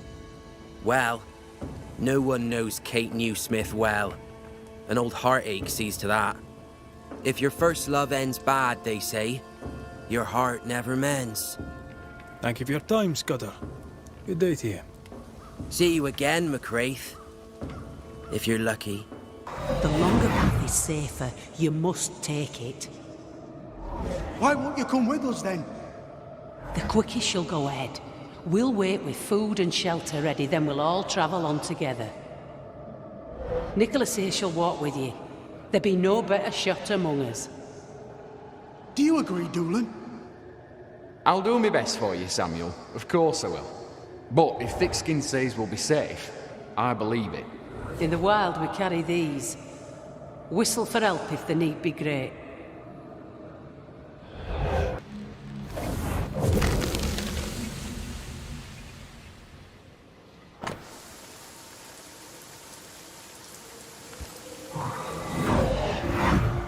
Iris! Your father is hurt and can walk no further. We must rest and treat the wounded. We must find shelter. The cold night will kill us all. Fire will bring the wolves. And so does that accursed whistle. The wolves are already here. Where is Nicholas with the help from Thickskin's camp? Where's our deliverance? We'll sound the call once more. Thickskin will come. She swore on it. The whistles only bring the wolves upon us. Help will come. Help will come, I know it.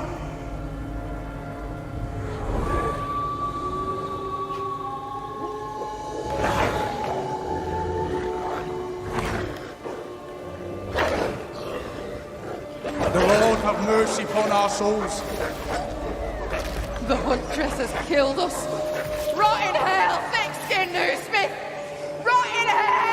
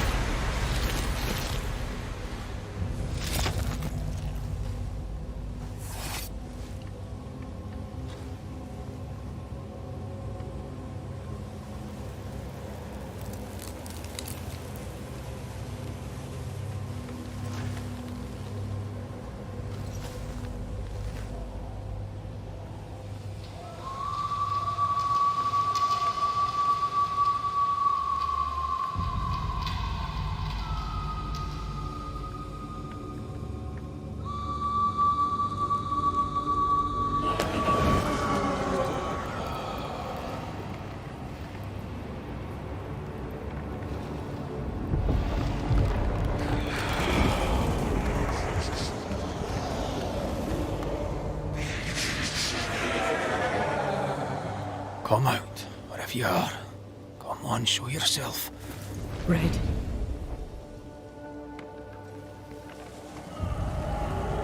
It's behind me, isn't it? Yes. Of course it is. Every bloody time.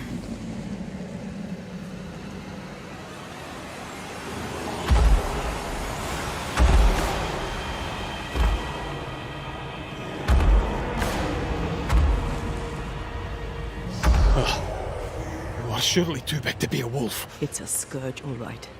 Anger shaped to kill. We wish you no harm. We know all about the wolf whistles. The whistle Thickskin gave you. Oh, shite!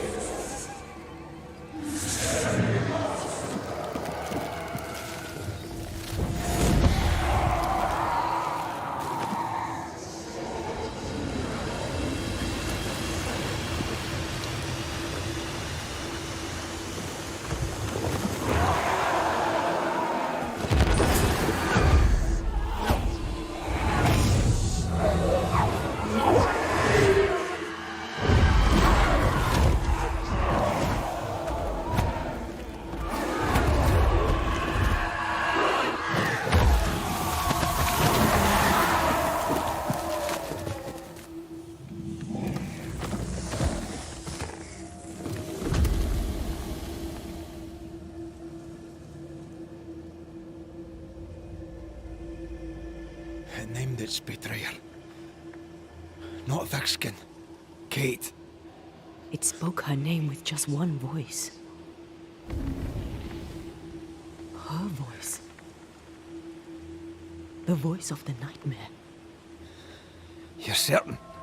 To the core of me. Within this creature lurks some part of my killer.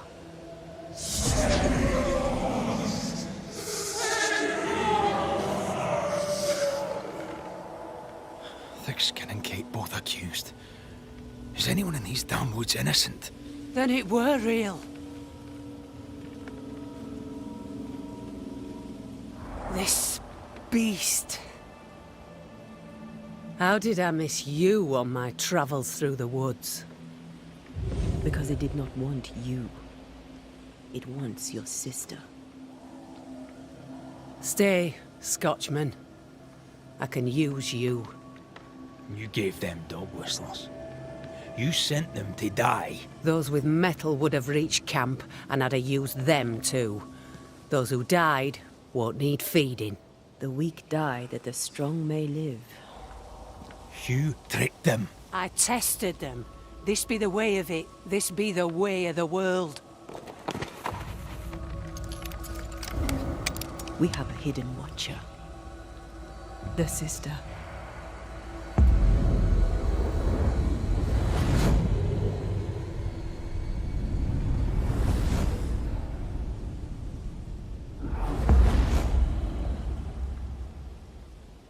Kate?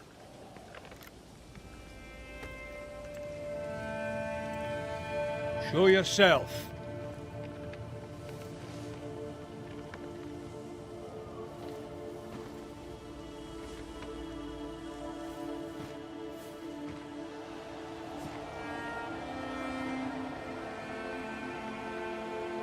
What? You're unarmed! Get yourself back to camp! All these long years.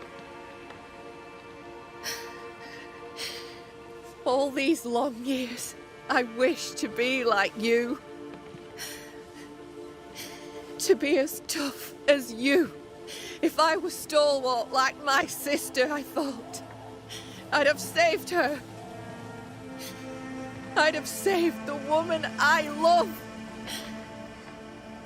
I wish to be like you. And I see it now. I was just like you. Cold, selfish, afeard of my own heart. And the woman I loved died for it. So many dead. You killed them, as I killed Deborah. Look at us. We have no mettle at all. Everything I did so that you could live. You're my sister. I love you. Would you love me if I was weak? Or would you leave me too to the wolves? How dare you even think it? Oh.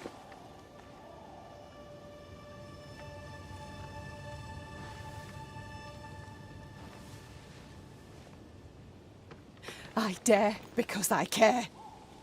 Enough! I've done your hot work. I banished the monster you swore didn't exist, and now I know the truth. I know what you did. I made the hard choice. Do you think it pleased me? Do you think it were easy?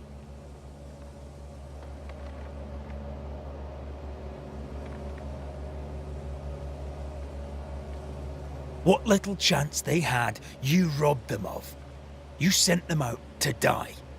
They blew the whistles. There'd have been a burden. What happened here were harsh, but it were right. Better some dead by fang than all dead by famine. That makes a grim kind of sense.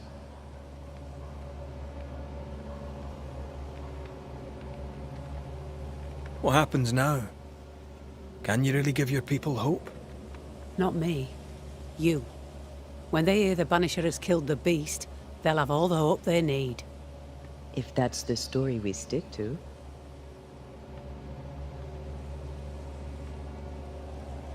Do you trust your older sister? Rely on her? Fear her? She appalls me to the depths of my soul. But she be yet my sister. And this I know. Without thick-skinned Newsmith, we would surely starve. The beast spoke with many voices. One I had heard before. The voice from the chapel. Antea's killer. It charged you, Kate, with betrayal. What? I don't... This thing can have naught to do with me. I betrayed no one. I knew not of my sister's plan, else I'd have stopped it. She's telling the truth, but so was the beast. It named her for a reason.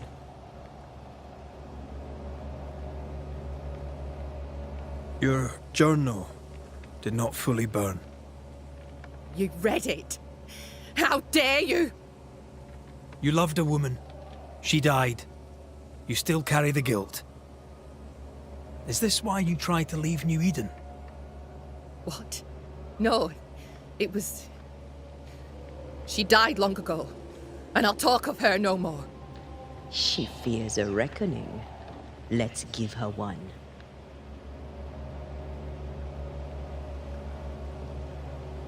Look about you. You brought this curse upon yourselves. Falls to me to lift it. The older sister's heart is withered. She'll never feel remorse. Let her pay. She's hard as stone, too far gone. Mumble all you want, I regret nothing. The curse struck, and I alone saw the danger. I acted. And now 'tis I who must act.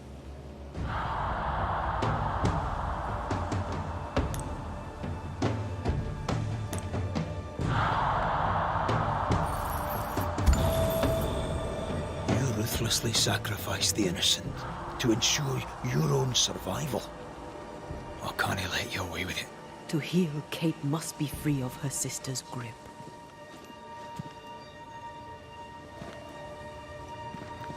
You mean to kill me?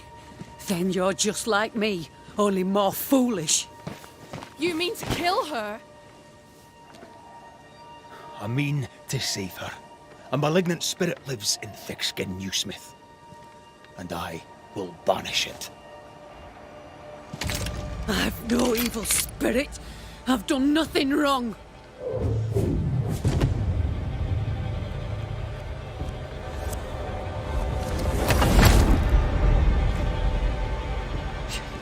Demon.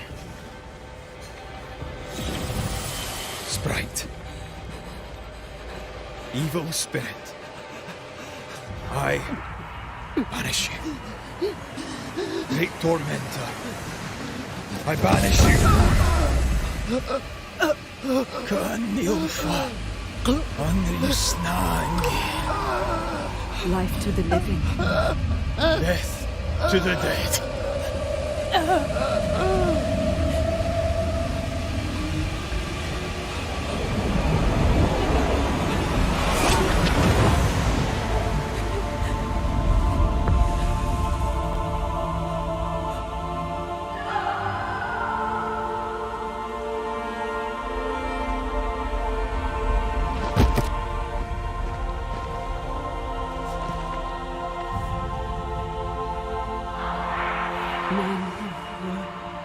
Rose, a flower. I became the pitiless thorn. But I did not make the world. It made me.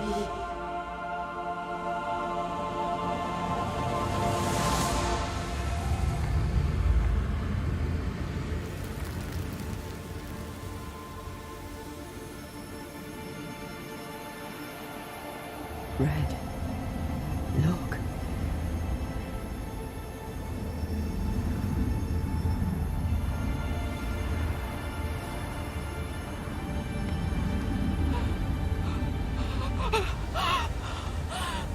Deborah!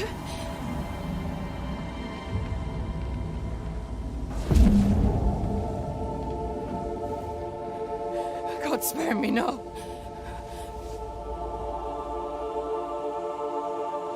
Please, no, no.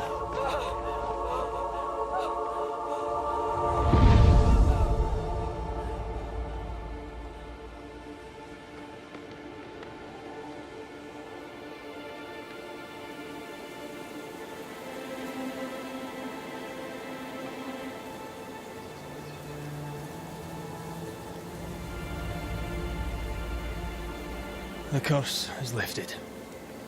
Here, at least.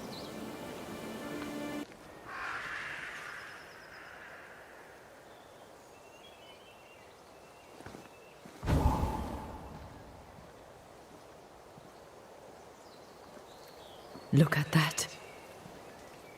It's beautiful.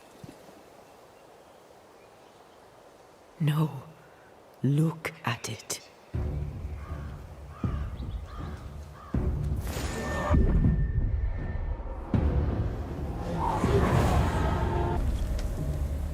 You're thinking.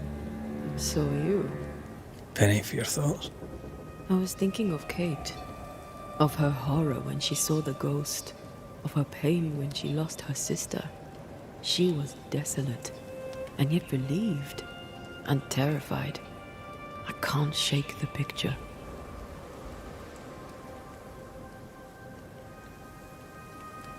Whoever Deborah was, Kate loved her. Thickskin tried to protect her sister from the consequences. When I laid the blame on Thickskin, I felt her pain. I felt it too. A potent mix. Fear, love, resentment, unconditional acceptance. Sisterhood can be complicated.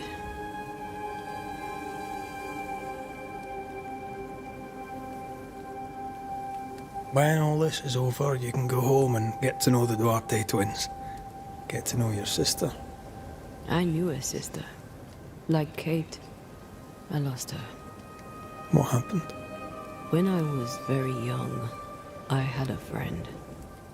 She was my chosen sister, and very dear to me.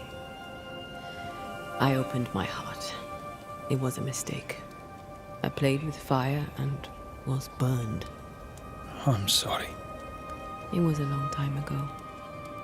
I have a new family now. I have found the love of my life.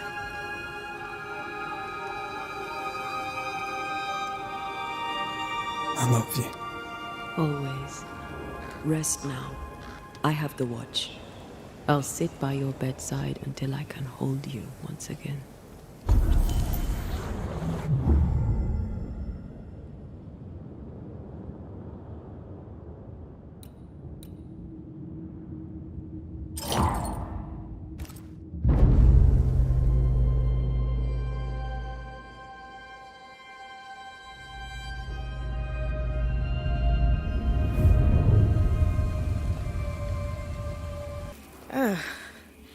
The Banisher who died for her novice. Ah, the witch's novice. Ho there, Antea.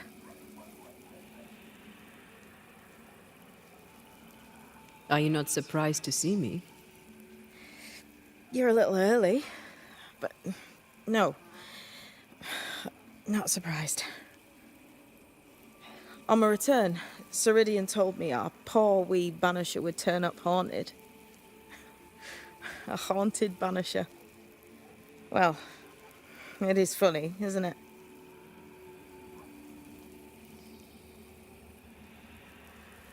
What was that thing you fought? Thing? Oh, him. He's a bloody nuisance, is what he is. Are you badly hurt? I've tangled with old Mossad before. A couple of minutes to myself, and I'll be fine.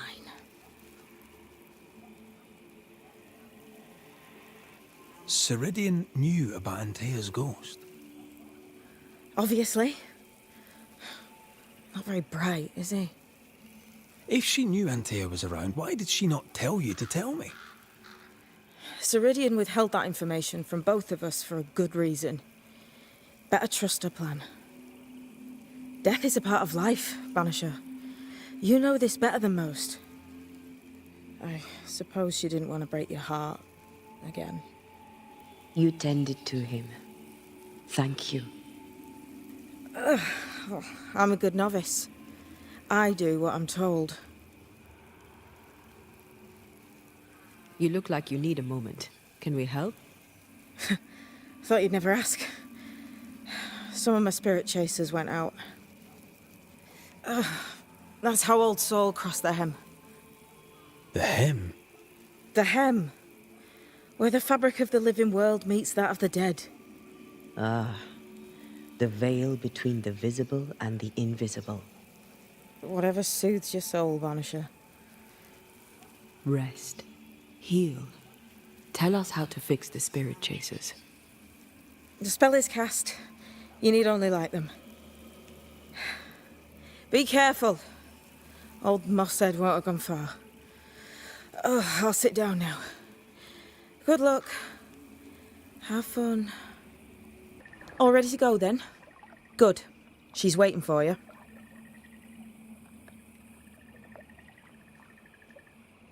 A witch is always this obtuse. A Banisher's always this ignorant. Come on. We're taking a boat. It'll be fun. No, we're going to New Eden. The nightmare's grip on the world is too strong. The fog is too thick. You cannot enter its stronghold. There's no way back to the meeting house. Not yet. And not without help. We've done fine on our own so far. You're dead. Maybe you're not doing quite as well as you think. You're blunt, but I take your point. We'll talk to Ceridian before we move on.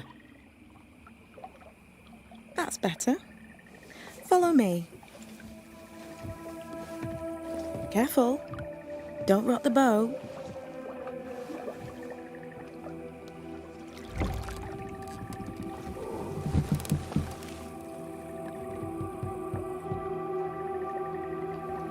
Have we far to go? How far is far? Don't worry. You'll be safe. Safe? The mire is home to many angry spirits. But my mistress keeps them quiet. Dead quiet.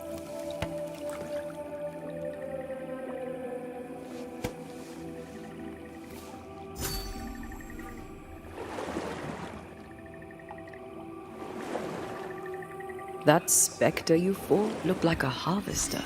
Banishers and their labels. He'll surely be back. So will I.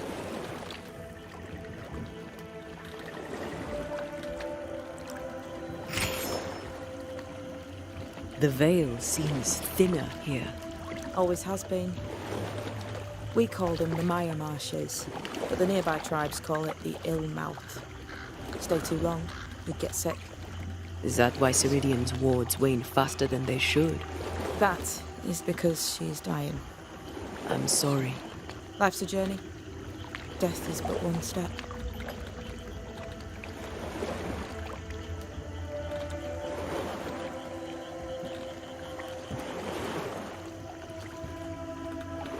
This is almost as lovely as that ride through Herengracht. All we're missing is the hailstones and the Russia at our heels. I'm sure we can arrange something. You do plan the best escapes.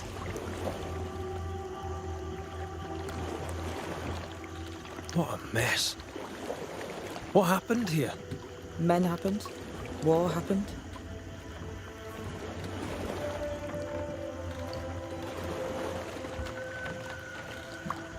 The spectres on the shore aren't moving.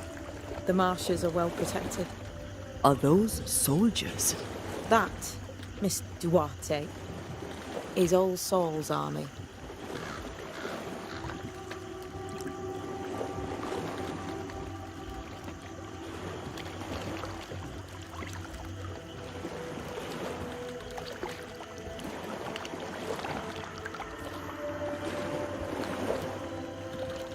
This All Saul. What does he want? Destruction, bloodshed. Ceridian's head on a plate. They must have known each other once. We could help you banish him. You Banishers are so arrogant. He's Ceridian's business. Best we don't interfere.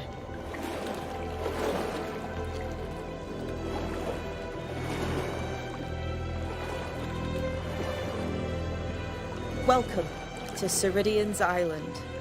There is much power here. Oh, you noticed that, did you? Like I say, welcome to Ceridian's Island.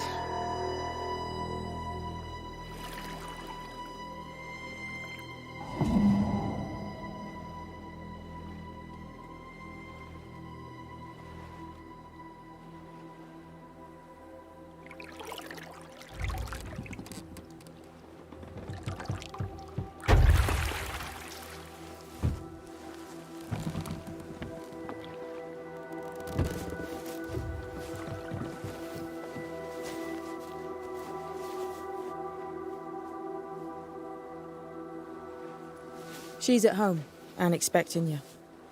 Follow the path until you find a black pond near ancient ruins.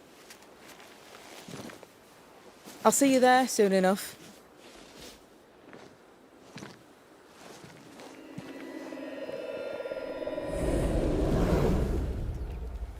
How does she do that? There's a trick, right? There's more to that one than tricks. The girl is gifted. No, that's not quite true. I knew who I was, it's just... I was lost, and I had nowhere to go. I had no when to go. Does that make sense? Time lays traps for the dead. It's never fair. His voice was a beacon. The light in the darkness that led me back to me. And to the world. You have a powerful connection, you two. Or will have. Or had. Possibly all three.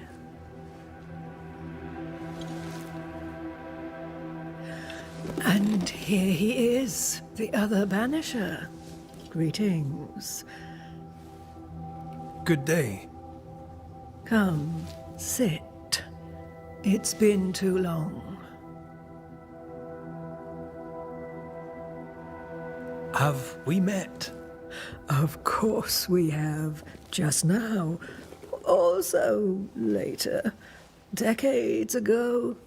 Never mind. It's good to see you, Red McRae. I told her our story. I hope you don't mind. Such an ordeal. I'm so very sorry you have to go through it. How hard it must be for you both. Thank you. But now you're here together, and I'm glad. Because you'll only be able to end this together.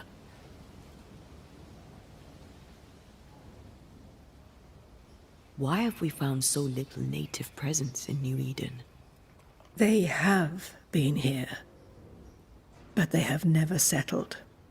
Wise men and women know that the region, the Maya Marshes especially, are rotten. Is that why you settled here? Here, the hem is thin and frail, and the mire rich in agitated spirits. It is also secluded and hard to find. Both excellent reasons to remain. Here, we may hide away and mend the hem.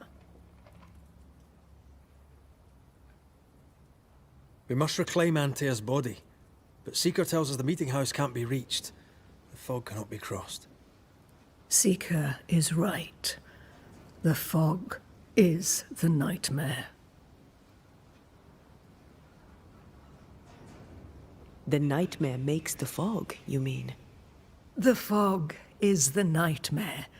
The nightmare is the fog. Each grows the other as their influence strengthens. It taints everyone all through New Eden. It clouds their minds and distorts their vision. But you have already cleared the Darkwoods.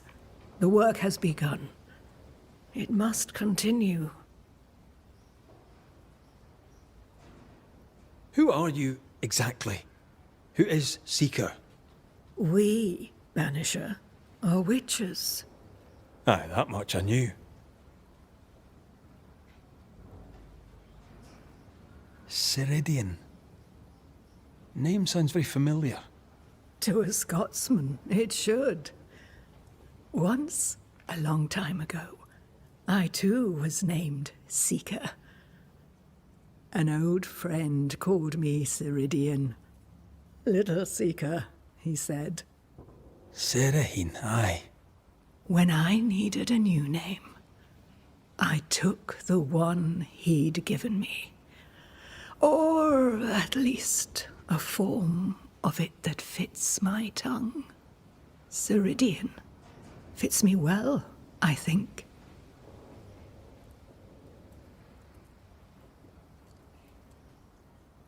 You brought us here. Why? You have many questions, and I have little time. I have a few breaths left yet, but yes, this is the twilight. Still, after the darkness comes the dawn. You're dying. Soon I'll be one with the trees, root and bark.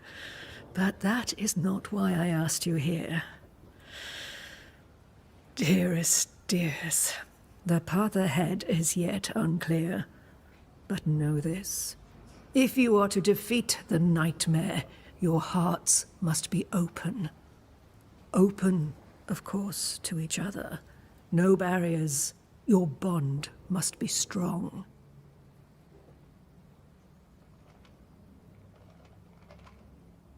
The nightmare is stronger. Wherever we turn, its power is inescapable. The same is true of many things. Darkness, yes, but also light. When you died, dear Antea, New Eden crumbled, but some yet live. Seek them out, help them. The nightmare won't like that. No, you are, after all, a threat to her existence. And rightly so. She believes you cannot reach into her domain. She is wrong. There is a way. The Void, a dreadful place beneath both the incarnate and the invisible. When you have learned to walk the Void, you may use it to enter the nightmare's den. First, you must free the people of New Eden from her grip.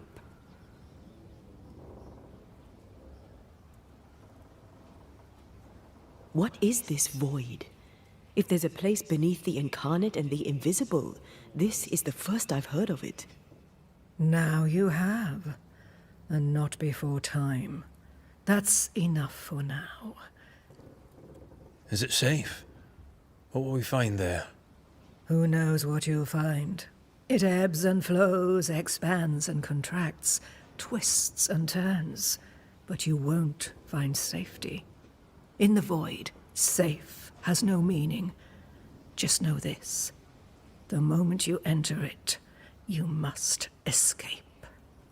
In places, the void is breached. Follow the beacons. Do not stray, and all will be well. Our seeker crafted you a tuning key. With it, you may open the breach. Don't linger. Time is fickle.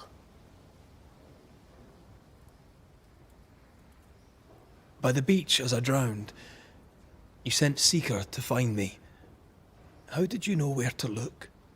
Are you asking an old hedge witch how she knows what goes on in her own garden? The woods and rivers are full of friendly claws, and feathers and scales. I always know what I need to know. I guess that's the best answer we can expect. It is the best of all those I've tried, dearest dears. The nightmare in the meeting house was by far the most powerful ghost I've ever faced. From where did it come? Unforgiving wrath is a bottomless well for vengeful spirits. But in this case, I suspect an even more vile source involved.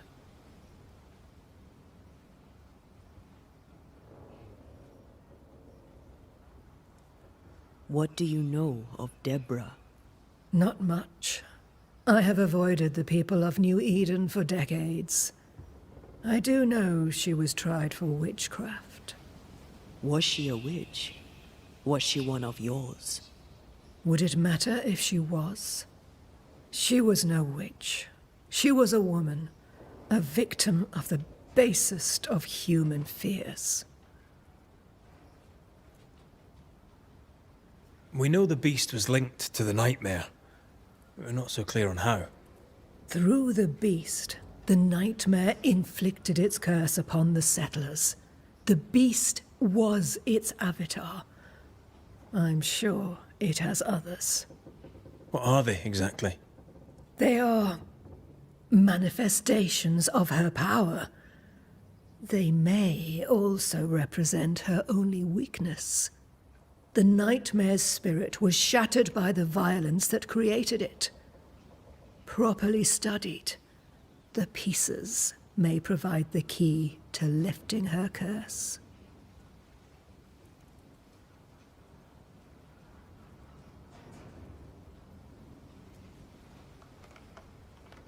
We recently came across a cursed item and thought you could help us cleanse it. Really? Why us? Well, you know, spells, curses, witches. I was teasing. How fun it is to see you squirm. There are many ways to enchant an item or dispel its curse. Seeker may be of help. Go talk to her. She likes to tease you too.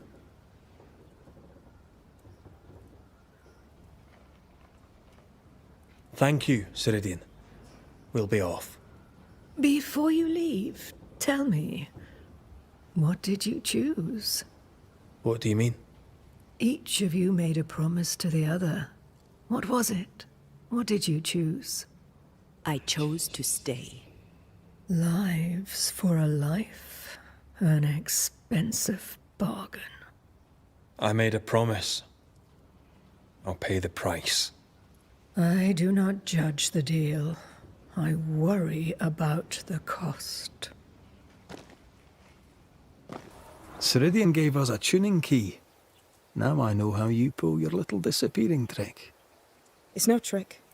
It's what we do to survive. Too many bastards out there want us dead. This must be one of the breaches Ceridian mentioned. Yes. This is a void breach. But yours are a little further down, in the cave. You'll see. This one is special. It's the last and only way into New Eden town since the bridge burned down. We could go back to New Eden right now? Why would you want to do that? The nightmare is strong. She has New Eden by the proverbials. Loosen her grasp, and maybe, just maybe, you can walk through that breach and live. All right. We get it. You have your tuning key. Hold on to it for dear life. That shouldn't be a problem. Once through the breach, there's no turning back. Keep going and don't look back.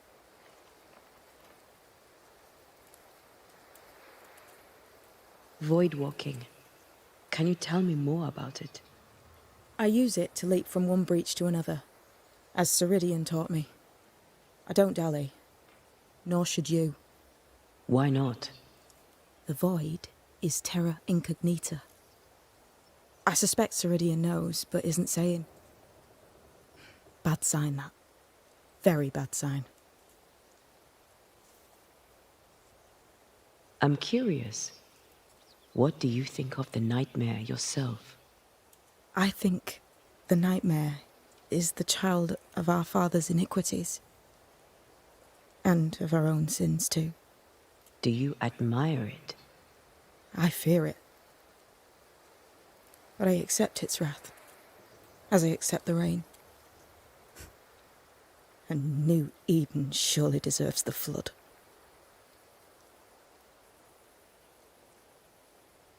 Tell me about yourself, Seeker. How do I put this politely? No.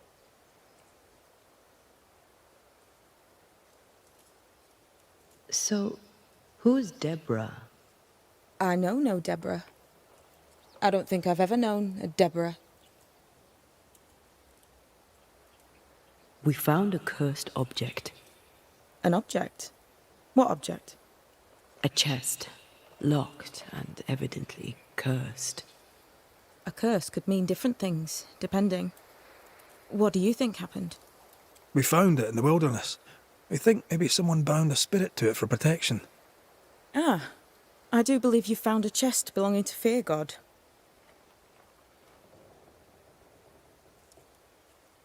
I'm sorry, who? Fear God Waterbury, local holy man. Hermit, died years ago. On my wanders I'd meet his ghost from time to time. Crazy old man. More bark than bite, though. Did he have a thing for making cursed boxes? Fear God Waterbury had a talent, and he used it to lock things away. Things he considered too dangerous to leave free. Ah, chest. How many more are there? I didn't ask, and he didn't say. I know it's more than one. I guess it's a lot more than one. He had a thing for collecting trinkets and locking them up for safekeeping. Why? Fear God Waterbury believed there was something about New Eden that drew folk to the occult. He wasn't wrong. How do we get it open? Why would you want to open it? That's demonology, and I'm not one for stepping in no demonology, even if old Fear God wasn't the worst. But from what he told me, Fear God Waterbury, the man, not his ghost, kept a ritual of unbinding in his breviary. Do you have this breviary? No, but I know he can find it. He spent his last years in seclusion, deep in the dark woods. Go northeast from the hunter's camp. Keep to the east side of the trail until you can turn south. You should come to a clearing. He had a hut there. You forget things sometimes, so here. I'll write it down for you.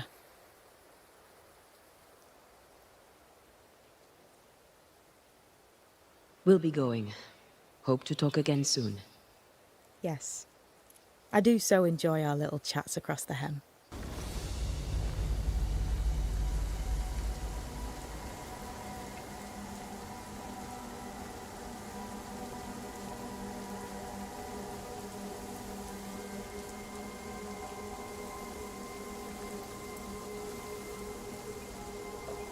Are you all right? I'll do. But that nightmare over there, we know so little about it. That worries me. What about you? Whatever the reason, that nightmare is here because of something these men and women did. New Eden reeks of their guilt. I died because of them. Curse these people. Curse them and their secrets and their sins.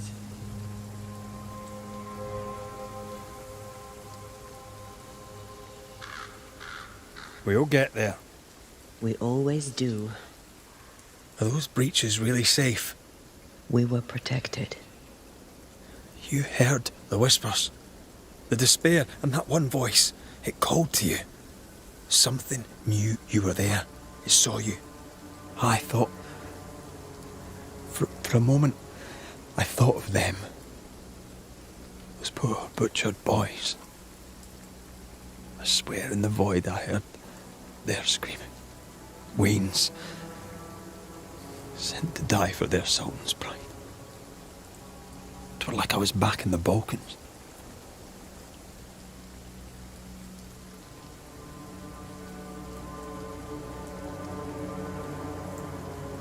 You're you, and you're here with me, right now. I don't feel like myself. This void. Is it hell? Like in the scriptures? The scriptures? Whose scriptures? It's just a... What if all the teachings of my youth were wrong? What if what we just saw is what awaits me for my sins? I became a banisher to help the living by ending the suffering of lingering ghosts. But we don't end their pain. We condemn them to an eternity of suffering. We curse them. Rory, you are the kindest, most compassionate banisher I have ever met. Don't let an old god scare you into thinking otherwise. This void is the work of no god. What if they come back?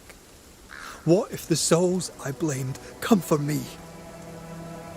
They'd have every right. The spirits of the living are consumed in the ritual. They're not coming back. All is well. As long as we stay together, all is well. Aye. All is well. Right. Friends, find fortitude in our success. Exiled from our homes by the devil's machinations, we congregate before the Lord in this new meeting house. We gather, we worship, we overcome. And we shall be well protected by the holy ward my son now makes under my instruction. For I have spent hours countless in your service, poring through books and papers, devouring the oeuvre of my peers, that our meeting house be safe.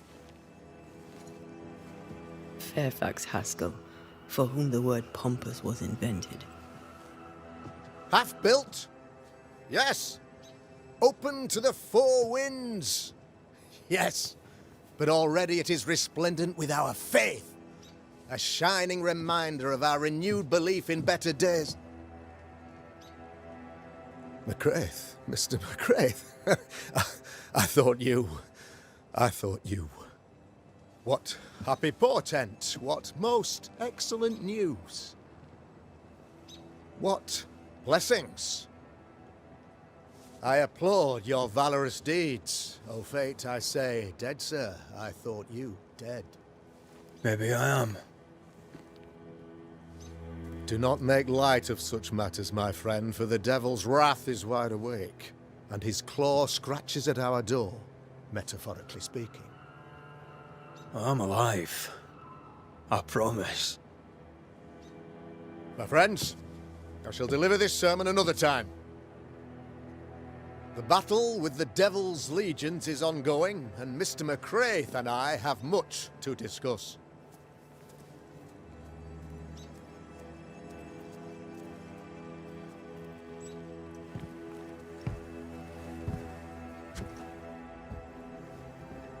Thank you, Lammy.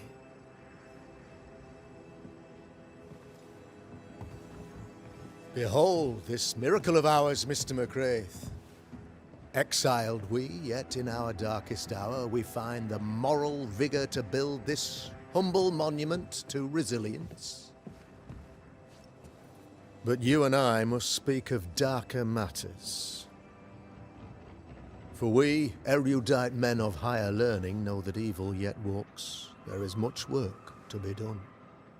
Indeed there is. Yes, yes. Forgive the inelegance of my welcome. You are alone. Do I surmise that Miss Duarte is no more?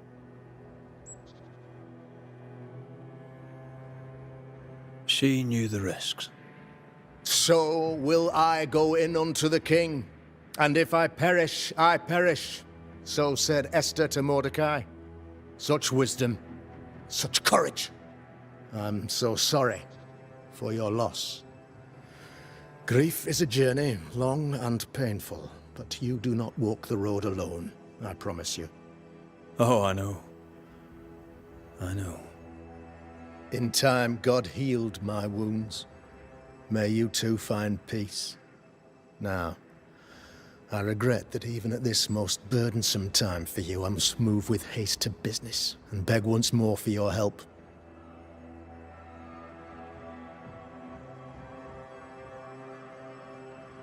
What's going on? It must be serious if you're asking for my help. Since your defeat at the meeting house, the devil, heartened and emboldened, goes from strength to strength. He insinuates himself among my people, reveling in the suffering of the disease he unleashes upon us. It pits one against the other.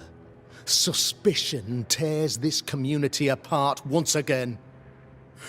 All this to weaken my people and lead them away from the light of God.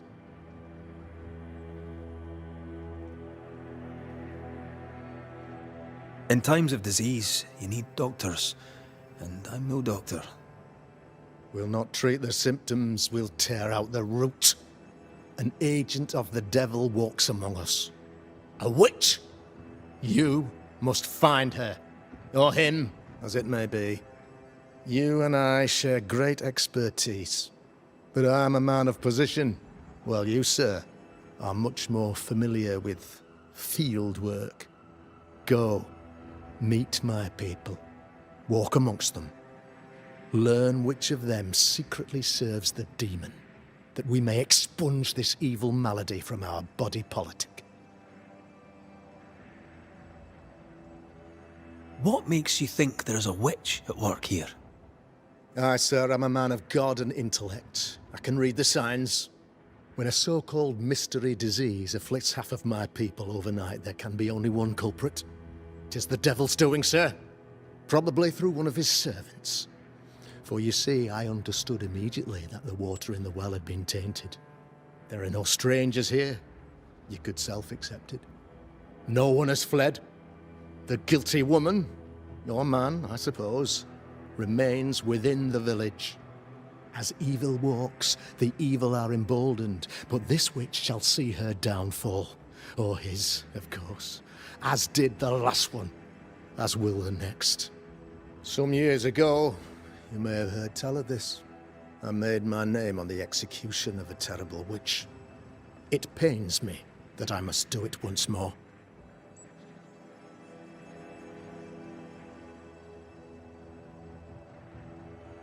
A man in your position must know what goes on in his own community. Why, of course, I know all that there is to know. Oh, near enough. Ask your questions, sir. Ask away.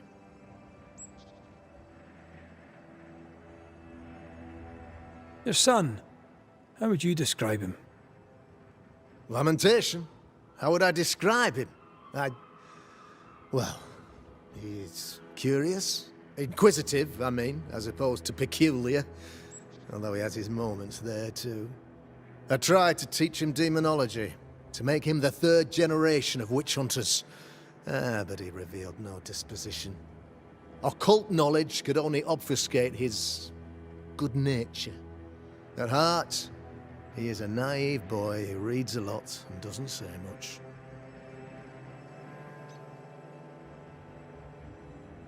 How did you, a man of position and faith, become a demonologist? Ah, yes. If you'll indulge me for a moment, I shall explain, in the briefest manner possible.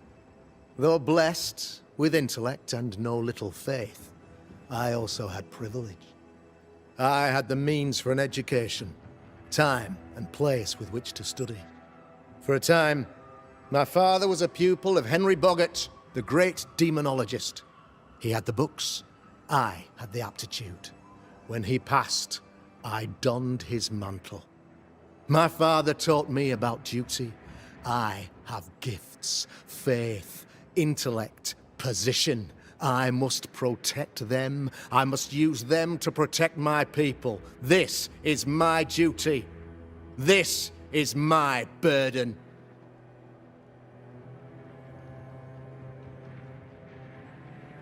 How goes the colony? Sir, the body politic bears a heavy weight. Not content with weakening their flesh, the devil's evil attacks the people's hearts and minds. Until you expose the culprit, the harmony of this divinely beautiful commonwealth shall remain marred by suspicion and mistrust. Long story shortened, people are not getting along.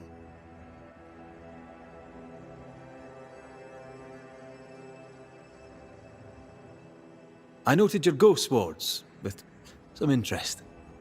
Ghost wards, an interesting name. I call them sanctifiers, a name more palatable to my flock. Why did you not use them in New Eden when the curse began? It was more complicated to convince the whole congregation of the necessity to use magic. Here, people have more trust in my unmovable probity. This requires a great deal of occult knowledge. Where did you learn your craft? Etienne Roulet, one of the greatest demonologists of our time, is a good friend of mine. I improved upon his work.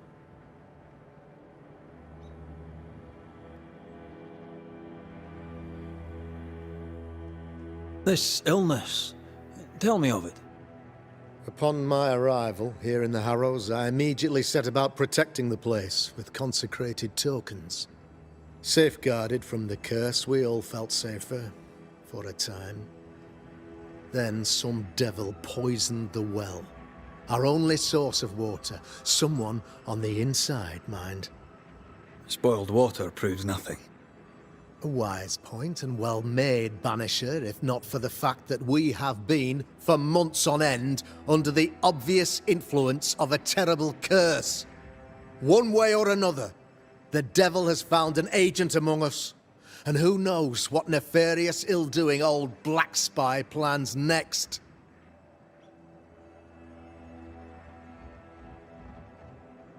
I am no witch hunter. My business is with the lingering dead. For a fee, yes, I know. But you can't deny evil practitioners exist. A few years ago, I had to cleanse this community from such a threat.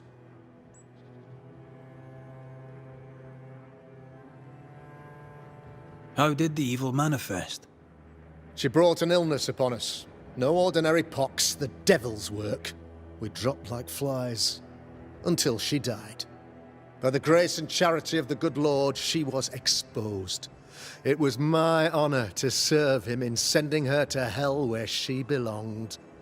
Her mask was a good one, as if butter would not melt upon her tongue. But you cannot fool a man of faith and intellect. No, sir, you cannot.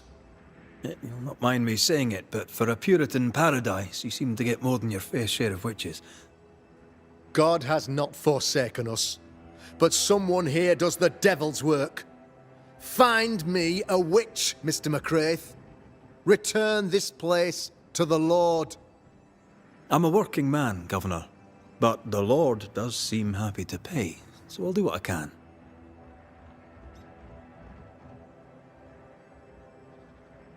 I'll take my leave of you, Governor. Of course. Outside, you must take the stairs. While you're with us, the first house on the left shall be your home. You're the Governor's son, right? Yes, sir. Lamentation Haskell. Friends call me Lammy. Or they would if I had any. Please, call me Lammy. I have so many questions, sir. So many questions. But I suspect this is not the time. No. not the time. But perhaps you may help me anyway. Me? Why, if I can help, I'd be honored.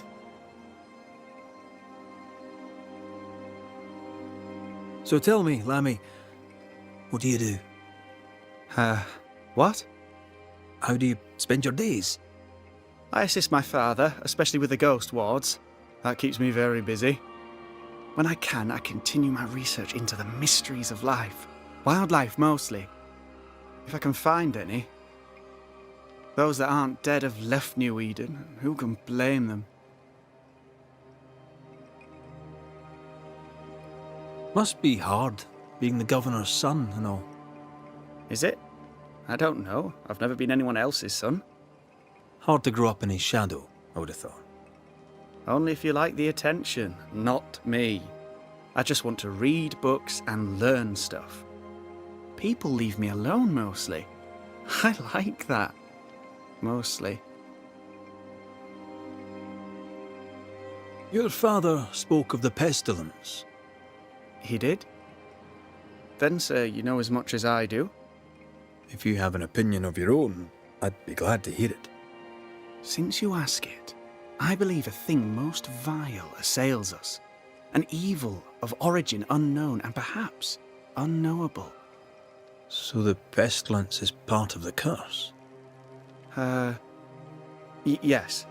Of course, the curse. Of course it's the curse. What else could it be?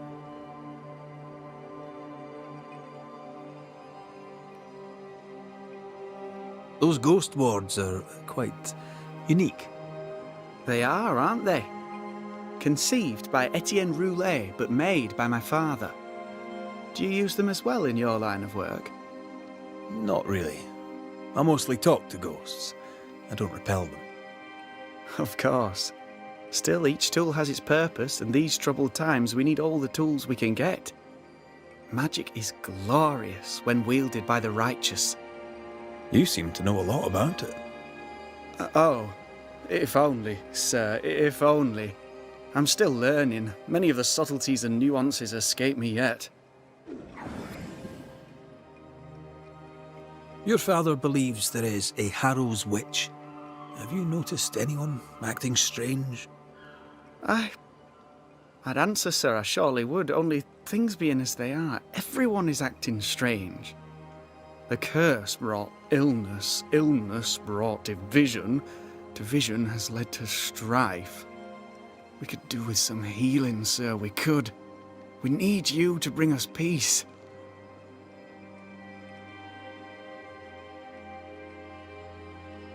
Good day to you, Lammy. Good day to you, sir. Good day to you, Mr. McWraith. I'd wish you the same if I knew your name, sir. Ishmael Law. I have seen you in the meeting house. I have recognized the markings on your hands. I would have liked to have been a banisher, to tackle with the mysteries of our world. That must be something. You wanted to be a banisher? That's unusual.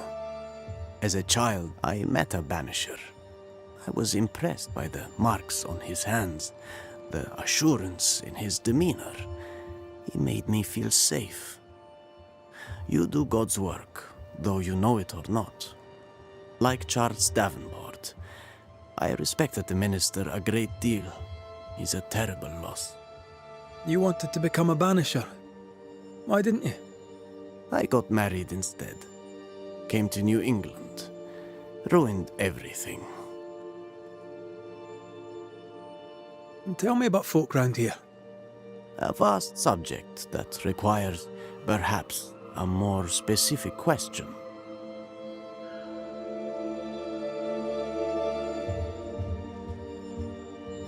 How about you? How are you feeling? I've not been asked this in a long time. I am feeling a bizarre conflict between faith in the Lord and sheer unholy terror. Tell me about Lamentation Haskell. Nice boy. Very secretive. I do not understand the things he says. Fortunately, he does not say them to me.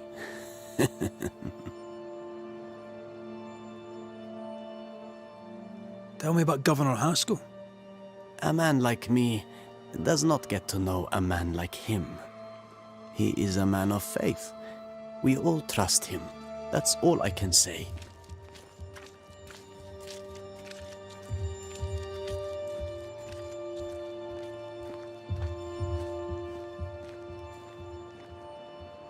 Have you noticed, by chance, any strange behavior hereabouts?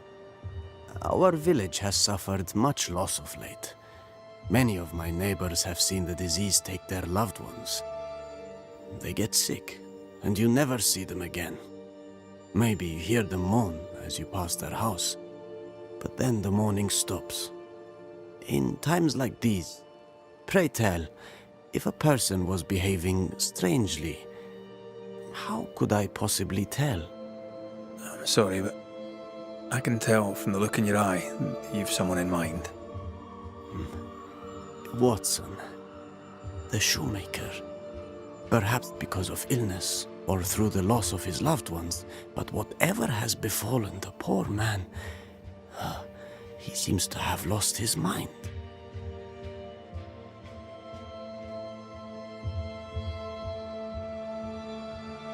I'll see you later, Ishmael. Anytime, sir. Good day to you, madam. Richard, that you? Afraid not, ma'am. Red McCraith, I'm a banisher. Is that a breed of doctor I've not heard of? I need no bandages. Not exactly, no. What brings you here, Doctor?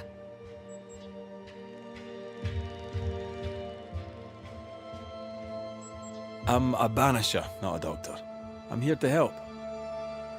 Kind of you, but I need no help. Well, then I'll not insist. May I ask your name? You, young man, have a tongue as refined as your appearance is rough. I'm Hepzibah Perkins. Goody Perkins to you. What's new round and about? Do you know? I'm not the crier. I've neither the voice nor the memory for it. What can you tell me of Governor Haskell? What's your view of him? Oh, he's such a clever man. Listens keenly. He is vain, though. These men are often very, very lonely, you know. Do you know Lamentation? Lammy Haskell, the governor's son. What think you of him? Oh, he's a good boy. Like his father in that respect. How are things in the Harrows? Folk are upset. The governor says there's a witch. That would explain all the death and disease. And what have you. I only leave the house to attend service. For God has granted me wisdom and mercy.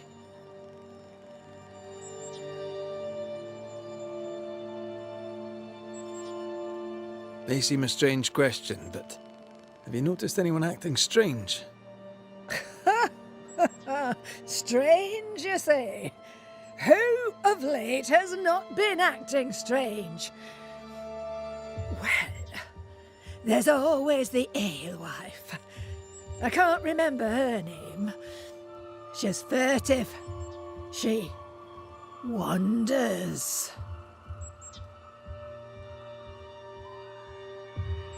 I'll bid you good day, Goody Perkins. May God grant you grace, Mr. McWraith. Good day, sir. Good day, madam? Mistress. Lucy Barrow, the alewife. Red McCraith, the banisher. Alewife, is it? I'd never have guessed from looking at you. And what does an alewife look like, Mr. Banisher? She's got you there. Tell me about yourself. About your work. What are you, the census taker? I'm Lucy Barrow. I'm earnest, proud, clever. I'm a widow of 41. My husband and I ran a tavern in England. I was the brains, he was... well, he was there.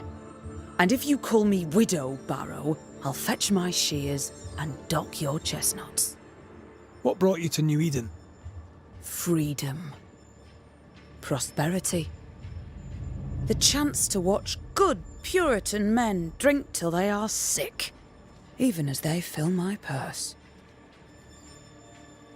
And chestnuts. I came for chestnuts. Now, I happen to know that the alewife hears stories others don't. So, what's new? Want a story, do you? All right. Recently, I saw Phoebe Walcott walking strangely. She was hiding something under her coat. I don't know what it was, but she went into her barn, and when she came out, she no longer had it. I've seen her repeat the deed on several occasions. Not that I'm counting, nor that I care.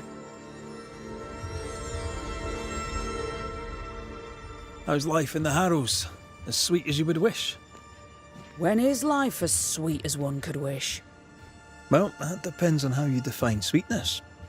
Sweeter ale sells better, but the sweetness makes it weaker.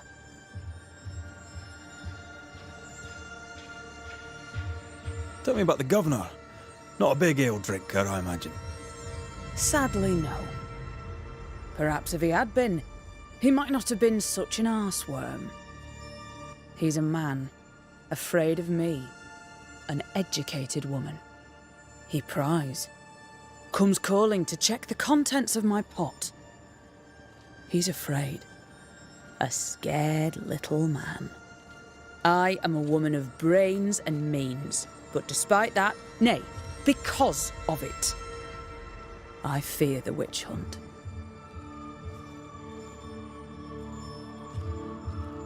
What can you tell me about Lamentation Haskell? I hardly know him. He doesn't talk much. I suspect he's smart, but it's hard to tell. He's a little boy. Adorable, of course, but hardly interesting.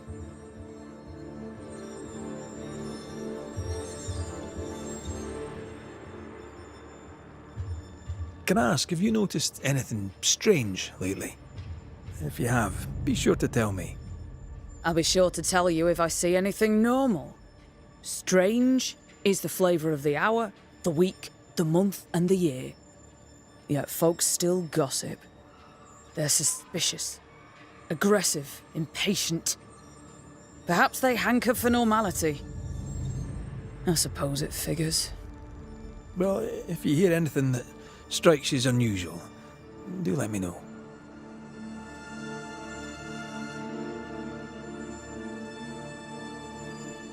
I'll take my leave of you for now. Have a good day, sir. Good day to you, sir. Likewise. Red McCraith. You? Perry Cottle, I'm the baker. What are you doing out here in the rustics? I'm a banisher. I'm looking for ghosts. Find no ghosts here, sir, nor demons. The governor, in his piety, sees to that. I envy your faith, Mr. Cottle. How's that working out so far?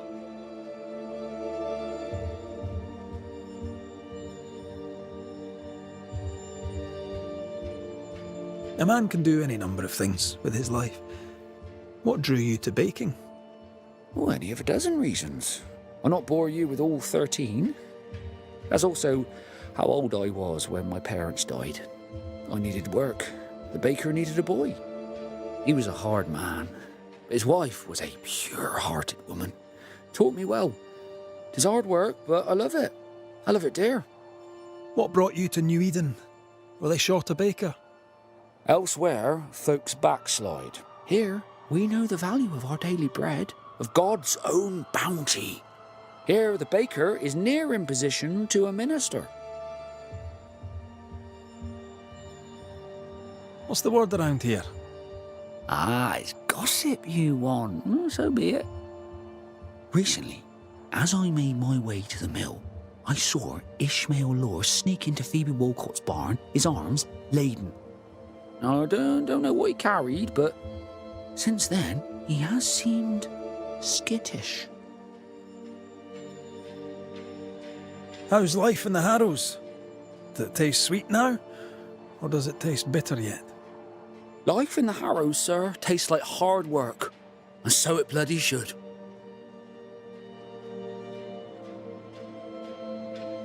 What can you tell me about the governor? Pious man of great eloquence. He likes a sour loaf, fresh from the oven, so warm the butter melts right through. I trust him completely. He's devoted, he serves his congregation, diligent and mindful, just like me. What can you tell me about Lamentation Haskell? He seems a good boy. Peculiar. Not the brightest. He's not like his father. Oh, no, not at all.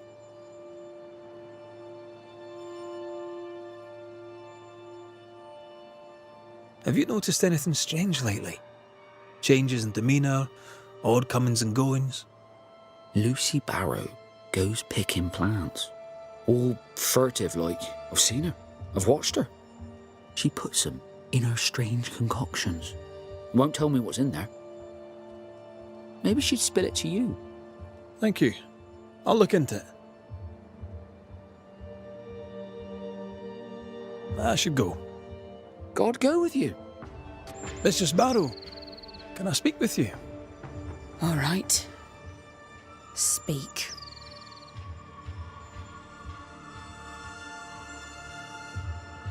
Can I ask you something?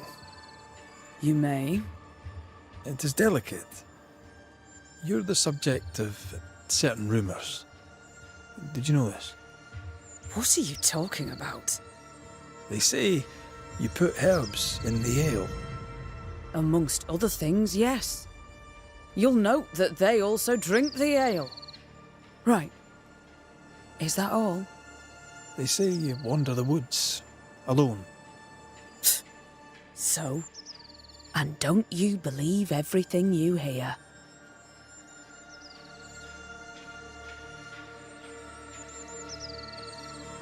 I'll take my leave of you for now. And I of you. Red McCraith, sir. The Banisher, at your service. May I ask your name? Bachelor. Hugh Bachelor. I was the school teacher here in New Eden, in the times before. I do not need the services of a heretic today, and nor do the people of New Eden. He seems pleasant.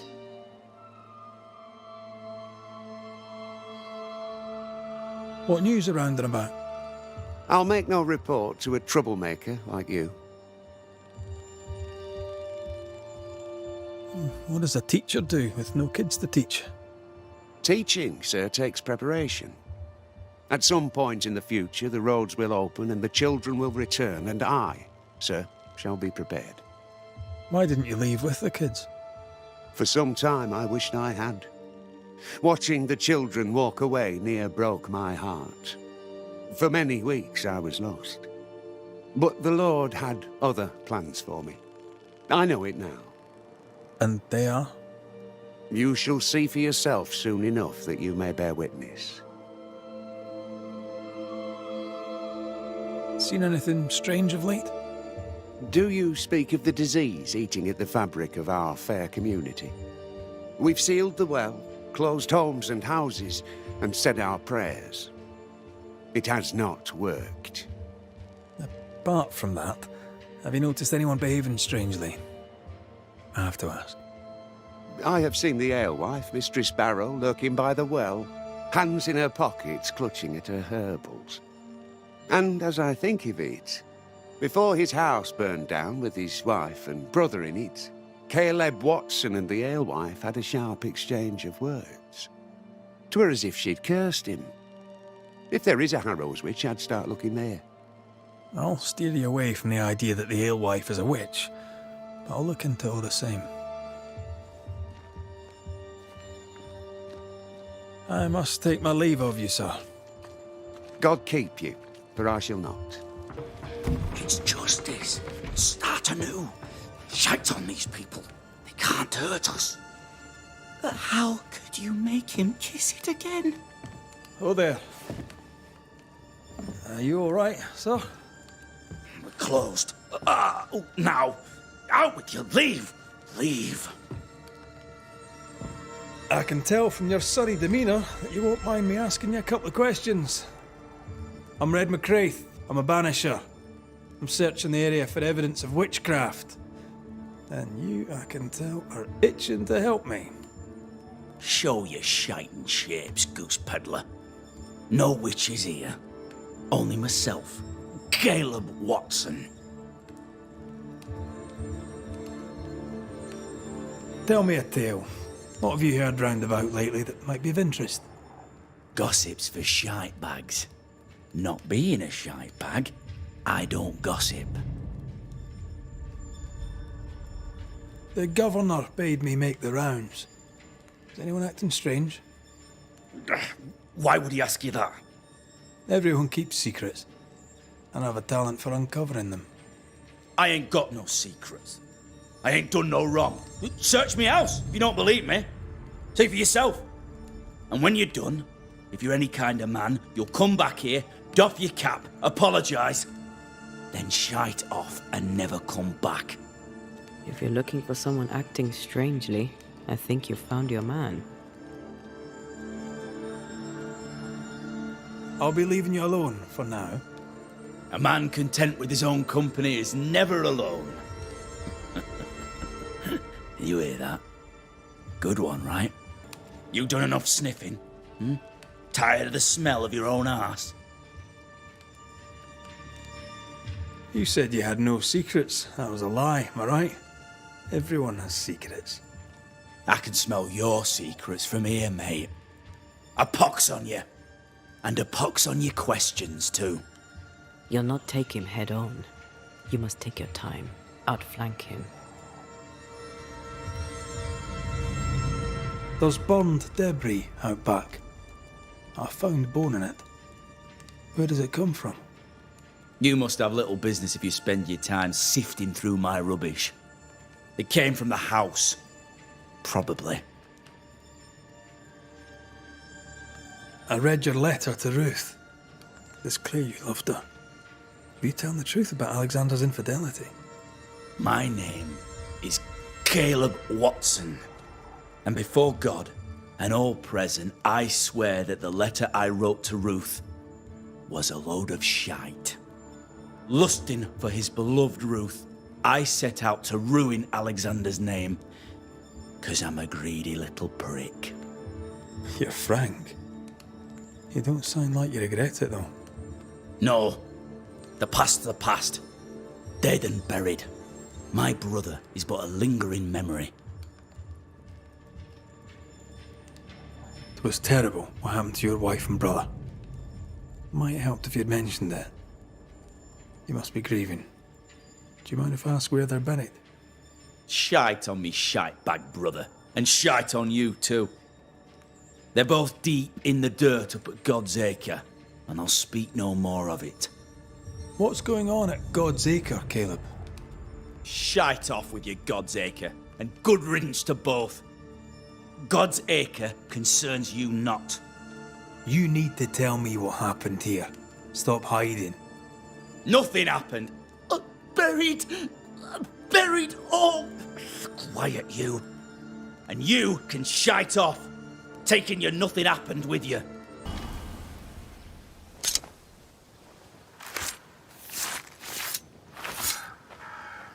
Here and now, I lift the curtain.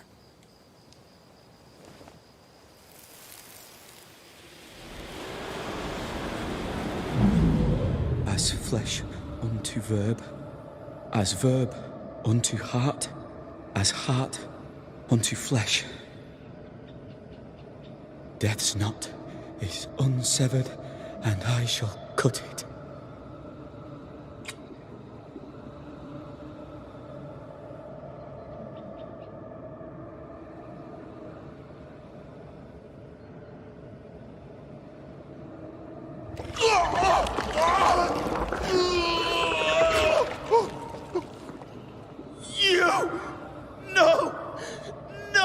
You were not supposed to.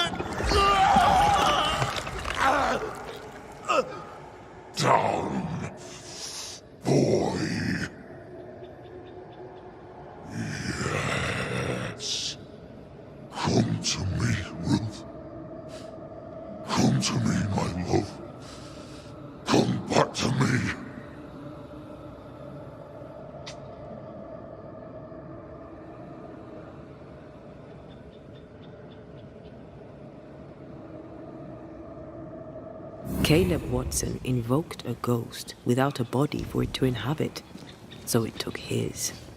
Caleb is no longer Caleb. He got the wrong ghost too. He used pieces of his wife and also of his brother. Ruth, Alexander, Caleb, could be any combination of them in there. Let's go find out which. Shite off.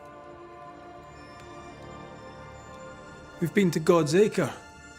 Quite the tale it told us. You're not Caleb, are you? Or at least not entirely. Ah, can't fog you. Alexander Watson. Long tale short, Caleb tried to bring his dead wife back. And I live here now. So many questions. Where to even start? He was trying to bring his wife back. How did you end up in the mix? Caleb made a fine cobbler, a poor brother, a worse husband, and a truly terrible witch. The ritual went to shite, because... of course it did.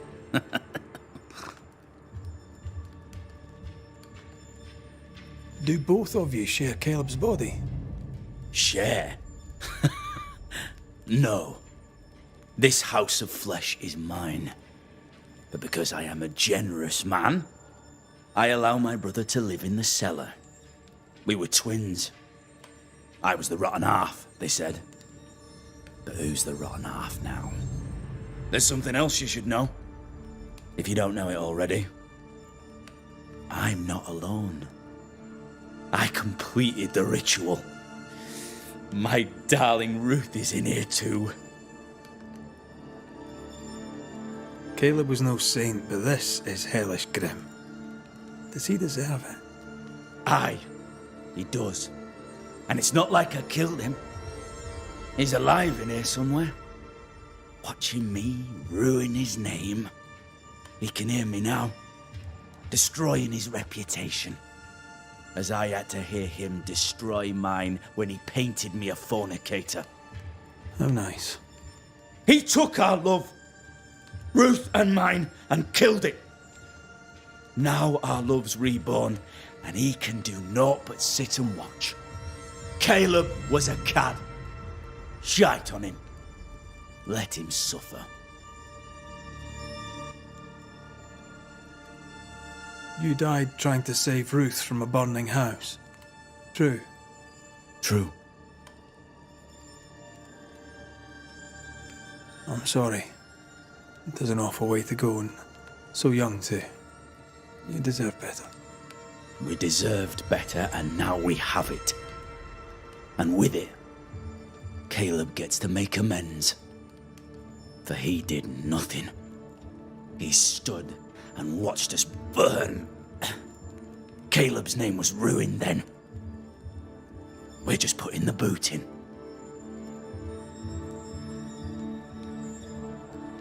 You used the ritual to bring Ruth's spirit into Caleb's body. Why? Love moves a soul to strange endeavors. We deserve a better life. I set myself to claiming it.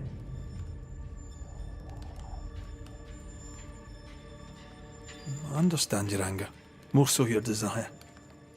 But what of Ruth's? Did you consider what she wanted? Caleb stole a life from me, but he also stole Ruth's voice. She shrank beneath him. Of course she wanted a second chance at life. I'd like to hear this from Ruth. May I please speak with her? No! We've carved ourselves out a little happiness at last. I'll not have you break it. Please, leave us alone. Give us this.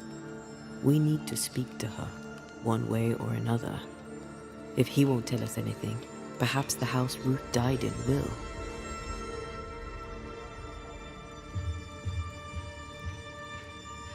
You're well placed to see what goes on around here. Help me out.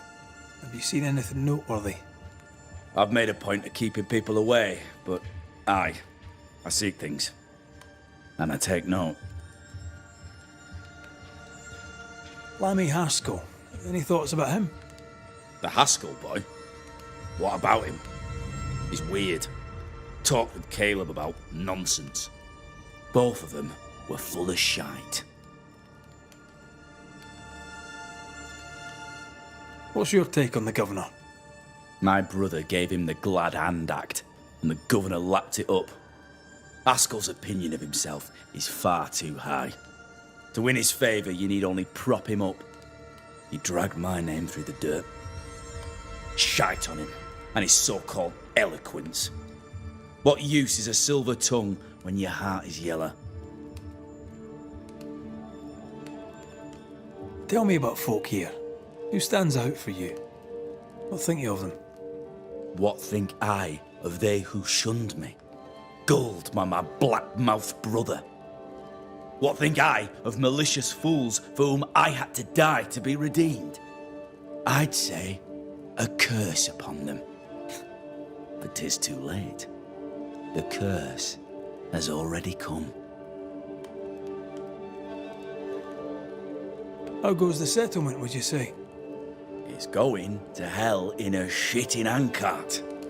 Not that I care, mind. But there's sport in guessing who shall live and who shall die. Hope they find that witch, though. Can't have witches about the place doing the devil's work.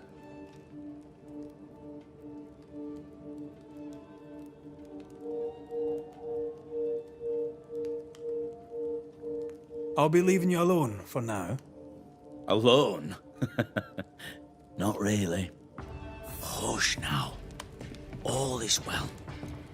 Nothing bad will ever come to us again. Stop right there, you rank ramp. Whatever you found, it ain't yours. You buried Ruth's heart in the ashes of the house that killed her. I find that odd. You, a ghost, went digging in the ashes of a dead woman's house. You're ill-positioned to call me odd. Don't think I haven't felt your presence before. Stow your tongue while I speak with Ruth. Ruth, can you hear me? Can you speak? Puck off and die. I'm in charge here. No. Hush ye, Alexander. I'll speak. I'm Ruth. I hear you. I'm Antea Duarte. We're here to help. I'm glad. Please, end this nightmare. Help me. Go to hell in a bag of shite. We're fine, and you have not the right, you hear? You've not the right.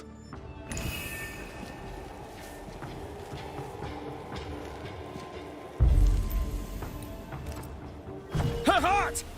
Give it back!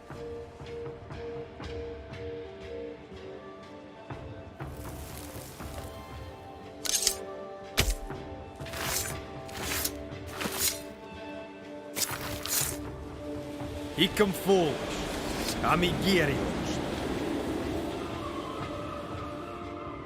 No more does he silence me. We may speak. Help me, please.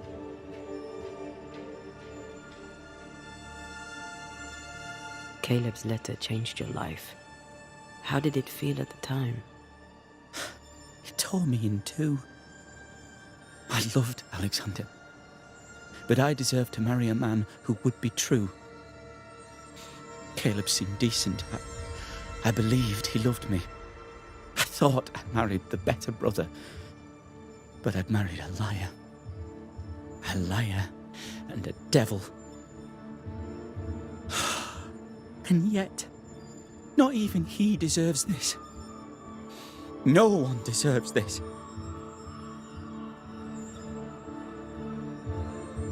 How did Caleb treat you? With adoration. I was an idol. Worshipped, yet unloved. He was the sculptor and I was the statue. Smiling down, unmoving, from my pedestal with nothing to say. Now I'm sewn into a festering sack with the quivering remnants of my husband and the angry ghost of his dead brother. Please, let me out. Who taught Caleb the resurrection ritual? To say it was taught would mean he'd learned it. He read it off a page. As a sorcerer, Caleb makes a fine cobbler. Thing about Caleb, he was a good listener. As he worked, clients would bend his ear. The Haskell boy, for one. As Caleb pinned the governor's shoes, young Lammy would talk magic. Nonsense, really. But Caleb was listening. Wait, Lammy Haskell gave Caleb the resurrection ritual? After Lammy mentioned the ritual, Caleb became obsessed with it. He begged. Lammy, in his misplaced generosity, gave it. Caleb was intent on dark work. Lammy furnished written instructions. Ruth, your husband Caleb's botched resurrection ritual brought you back, but allowed his brother Alexander to take you hostage. Once we deal with the Watson brothers, you shall be free to ascend. Do what you must.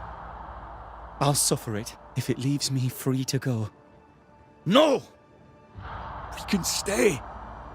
Please, Ruth, let us stay. Look at you. You're counterfeit, a sham of a thing. Your so-called life is no life at all. Caleb lied and stole your love. But when the time was right, you lied and stole his body. We're ending this nonsense now.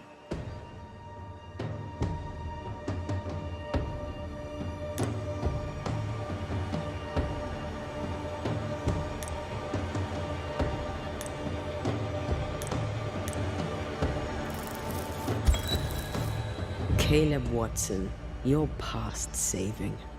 We can but grant you the mercy of oblivion. But what about me? What about Ruth? Ruth is free to go. I shall have my rest now. Thank you.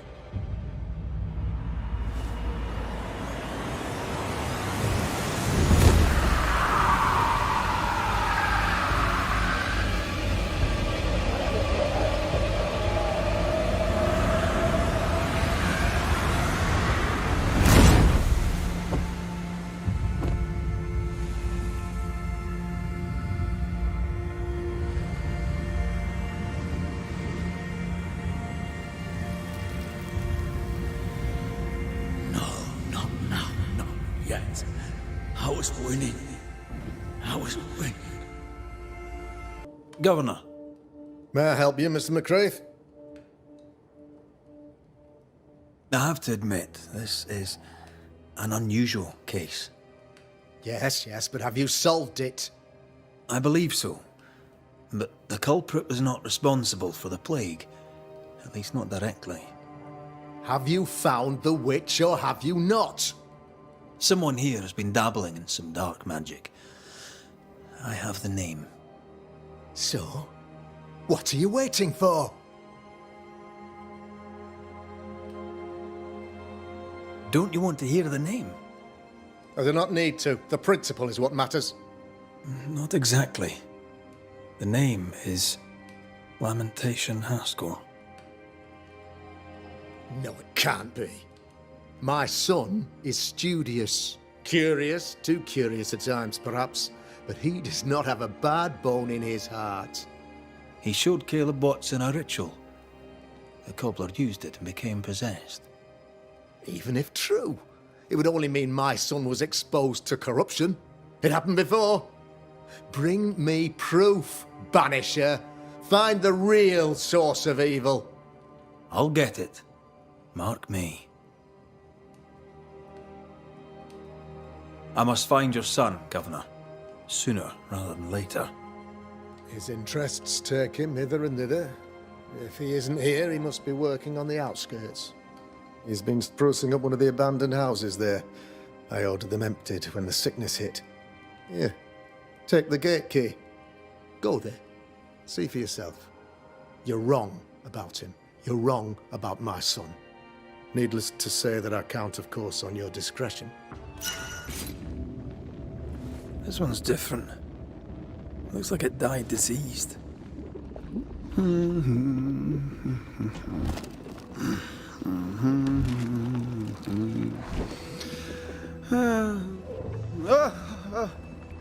So, you can see me. Aren't you full of surprises, young Master Haskell? You may talk. A Banisher ghost. Amazing. How on God's earth did you find me? Never mind that. Thank the Lord you did.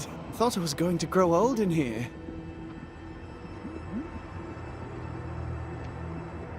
Were you stuck in here? In the Araloo? Originally, I was searching for the source of the poisoning. I may have overestimated my talents. Still, an amazing place to be stuck in, no? Tell me, how did you get past the Guardian beneath the mill? Did you use a decoy? We fought it. Don't change the subject. You fought it? Of course you did! A good thing, too. I was starting to think it was wise to me tricks. Oh, but I have so many questions. This isn't a social call, kid. And we're the ones with the questions. Oh. Oh. Of course.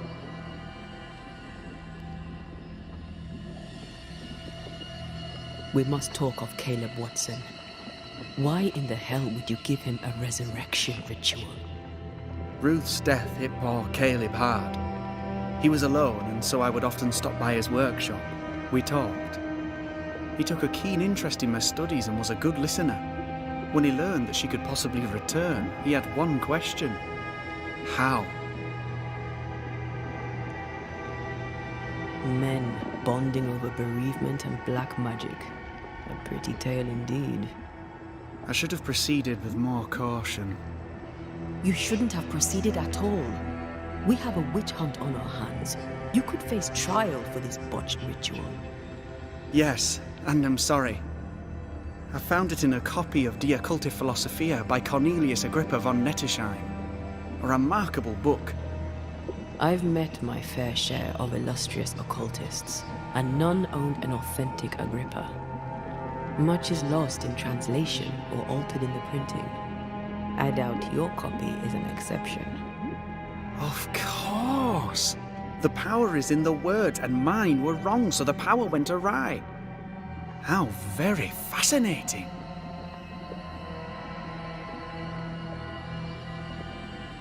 Are you aware of what would happen if people learnt of your studies? Surely the acquisition of knowledge cannot be a sin. Do you remember Deborah? Miss Comenius. Yes, of course, I remember. Your father tasked us with an investigation. One way or the other, we must return with the mystery solved. Ah.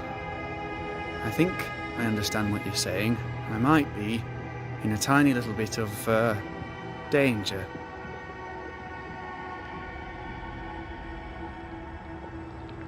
You see ghosts.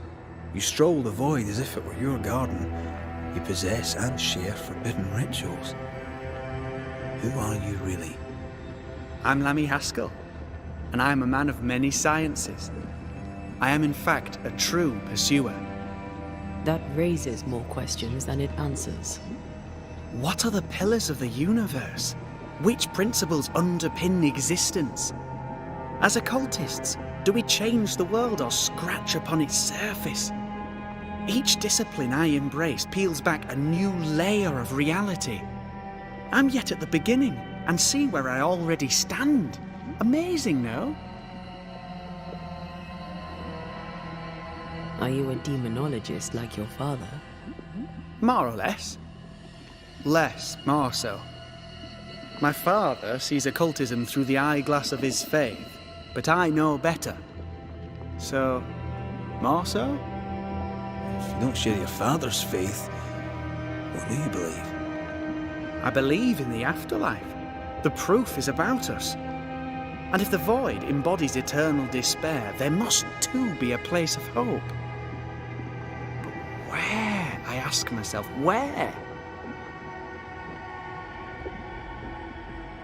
Your father is convinced a witch poisoned his well. Caleb Watson was cursed by a ritual you gave him. I'd focus if I were you. We must counter the devil with knowledge of his tricks. That, my father always said, is the purest of God's work. Aye. I can imagine your father saying that. When I was 10, he gave me my initiation. demonology, sir, as he would say. He saw me as his heir. Then of a sudden, the books were forbidden. So I stole them, the very same books he'd forced upon me as a boy. I understand them where he does not. I did no wrong, apart from a little theft.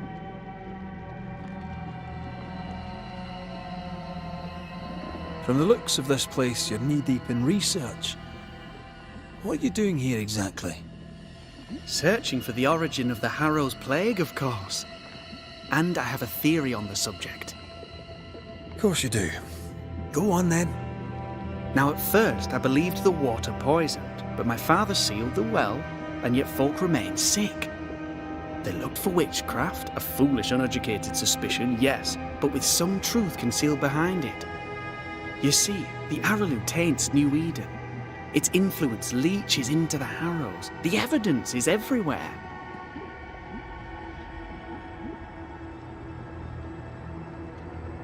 Can you prove that? Where's your evidence? In New Eden, the threshold between our plane and this is thin. Even I, a novice, may reach the frontier and then go beyond. I also believe it happened before. Some years ago, New Eden was hit by another epidemic. Was it the same illness? I believe that first epidemic was caused by the porosity of the frontier between New Eden and the Araloo. Although, where theirs was an affliction of burning flesh, ours is a corruption of mind and spirit. And I believe I have found its source. There is a substance, a strange ooze. You may have noticed it.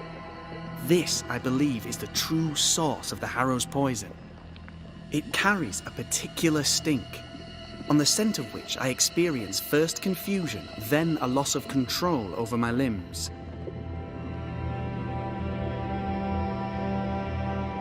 What do you expect to find at the source of the ooze? To find a cure. The ooze seeps into our world, sickening us. I may be able to stop it. Unfortunately, I cannot reach the source. The Araloo is a formidable place. Tricky. A maze constantly evolving, changing, reshaping itself. The isthmus, for example. I found an oozing crack in the ground. The terrain then remade itself, and I can get to it no longer. Perhaps we might be able to find a way through and take a look at that source. Would you? That would be splendid. Would you mind taking notes?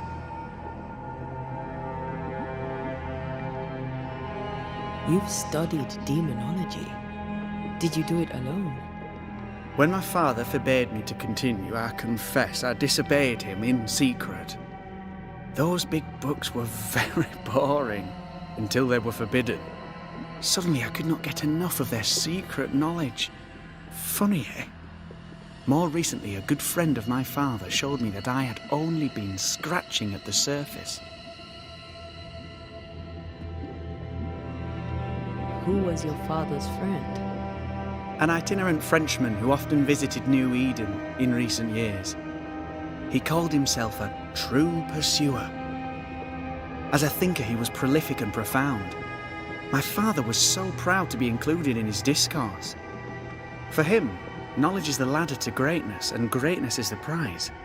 To me, knowledge is itself the prize.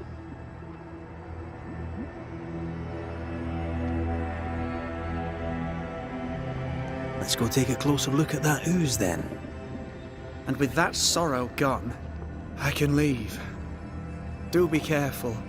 My home is your home. If you need anything, help yourself. The Araloo is not your home, Lammy. But thank you.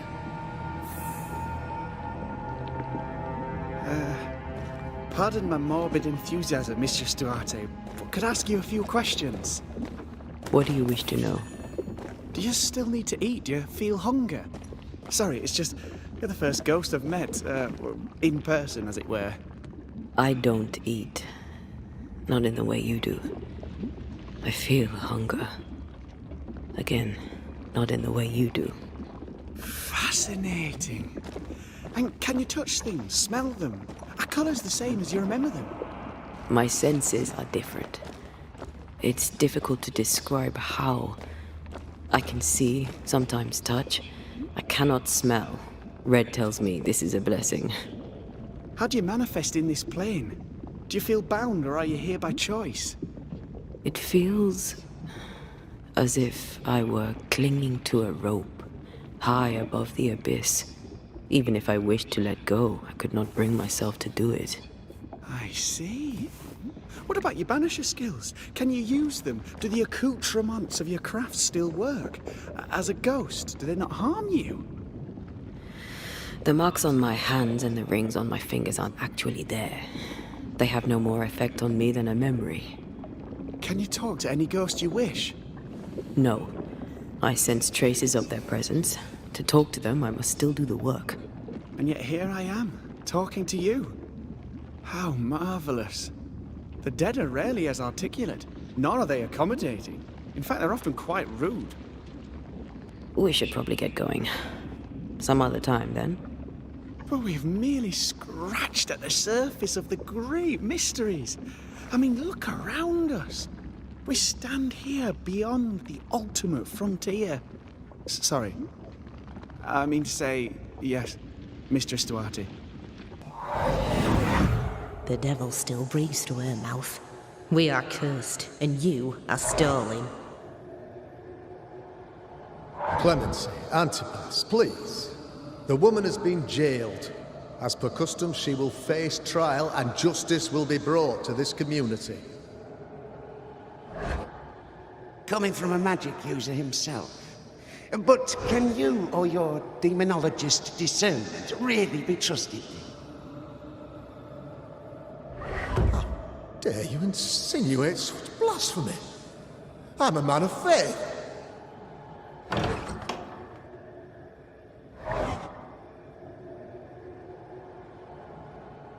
Then do what God commands of you. Governor, we ask for safety. If we do not get it, there will be consequences.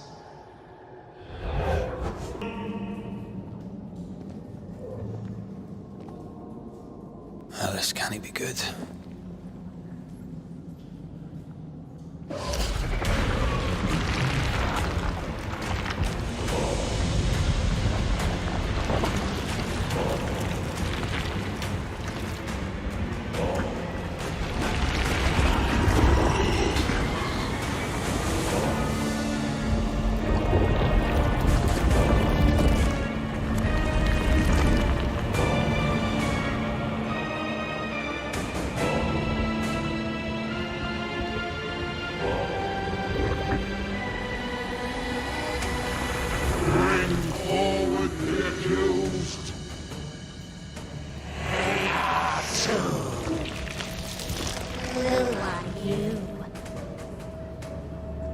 Who are you? Confess! Let them speak. If we speak, so you listen? Impudence! Provocation! Read the charges! Red rule in the grave. You have blood on your hands and weakness in your heart. Guilty! Swore to vanquish evil. You conspired with witches. Sworn to banish all ghosts. Instead, you embrace one. The charges: cowardice, oath-breaking, deception. The verdict: guilty. The sentence: pain hereafter.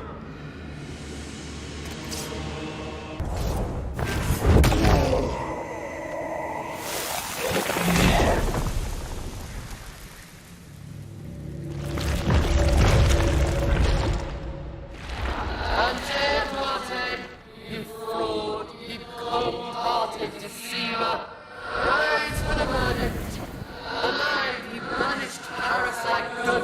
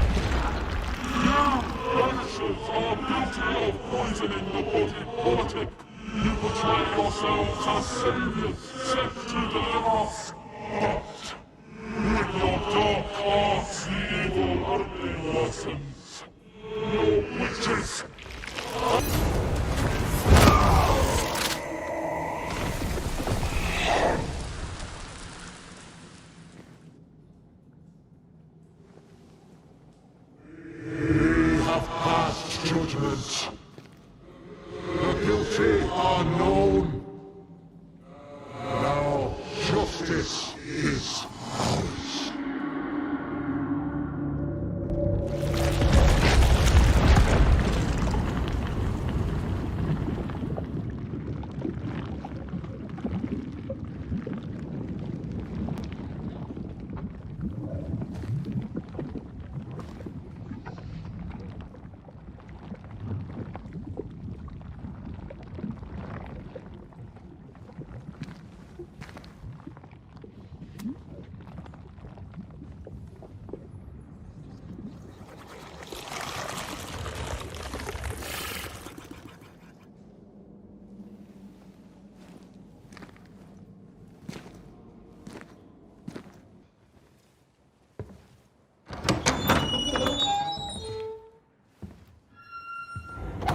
The Lord's promise of salvation from hell pleases them.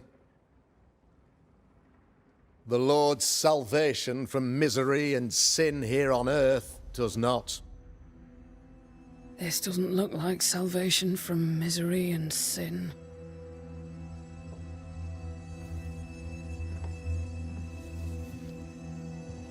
The wicked pray for deliverance from the fires of hell, while piling the kindling high. They proclaim their love for their Lord, yet in his name they serve themselves. Their self-regard crumbles in the light of their hateful iniquities. So true. Mr. McCraith, my friend, I'm so glad you agree. Now, the wicked man never questions... I have your answers. What? Yes, good. Perhaps we should discuss this privately, if you'll give me just a moment. It's quite the story. You might not wish to hear it. Neither may the good people here. Please, this is not the time. We want to hear the story. Let the Banishers speak. Tell them, Red. Tell them good. Aye. There's a story that starts with a question. A question for you, Governor. And maybe for all the good people of New Eden. If I give you a witch, will you do what you did to Deborah Comenius?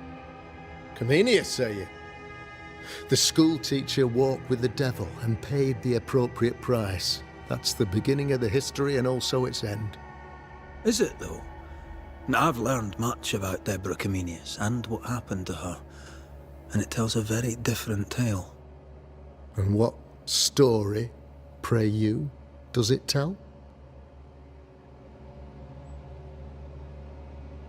It tells the story of a woman, a teacher, living peaceably among friends, until there came a plague. In fear, the good people went to their governor. "The devil walks among us," they said, "and you must save us, or we will find someone who will." This governor knew he could not save them. But he could give them a witch. She would confess, or she would be judged. Deborah Comenius was a witch, Mr. McCraith. She was the devil's tool, and worse, much worse. The trial was not fair. You had no proof, and you knew it. Credible witnesses gave believable testimony, sir. Witnesses like Gibbs, who pressured you into a guilty verdict to avoid being suspected of witchcraft yourself. There was pressure, I'll not deny it. But I did what I did to protect the colony. It was a difficult time. The picture of yourself that you hold in your mind is that of a great occultist. To repel the devil, the wise and fearless man must learn the Black Spy's tricks. Do you then consider yourself a true demonologist? In order that a war be just, 3 things are necessary. Firstly, the authority of the sovereign. Secondly, a just cause. Thirdly, a rightful intention. Aye, the Summa Theologiae of St. Thomas Aquinas, a classic quote from which you have conveniently omitted an important detail, to wit, a just cause is required, namely that those who are attacked should be attacked because they deserve it on account of some fault.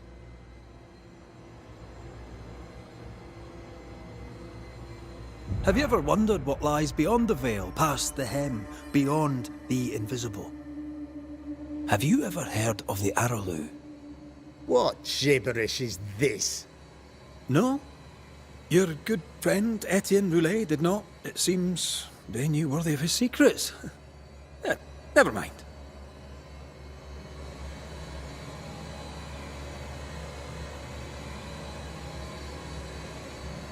You're a pompous coward, fearful of anyone different, as human as that is. There must be a man to judge, or there is no order.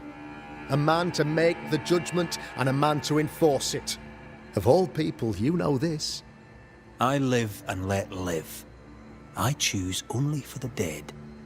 I choose for the living. These people are sinners, sir, and must be led back to the light. This is my mandate, my duty. What do you really want, Governor? I wish only to serve. I am the trusted servant of the good people of New Eden. Without me, they're lost. Without them, you would be lost. Yes. Maybe I do need them. Very human of me. But these people undoubtedly need me, Mr. McCraith. And there is no one else.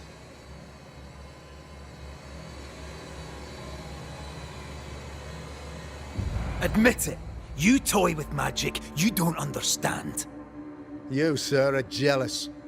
I, sir, am tired. I've done my job, fulfilled my contract, I've found the source of the curse. The poison below the well is no more, no thanks to you. Aha! Poison it was then. The weapon of the wicked, to weaken the people's will. What was it, belladonna, hemlock, foxglove? Betrayal. Truth unspoken, secrets and lies. Wrongs, basically. Your wrongs. The wrongs you visited upon Deborah Comenius. The wrongs that led to her death. She died at the hand of the body politic. She died at all our hands. Most of all, she died at her own. She died because she would not submit. 'Twas not my plan to kill her, stupid, stubborn woman. Why did she not confess? I would have granted clemency. I would have shown her mercy.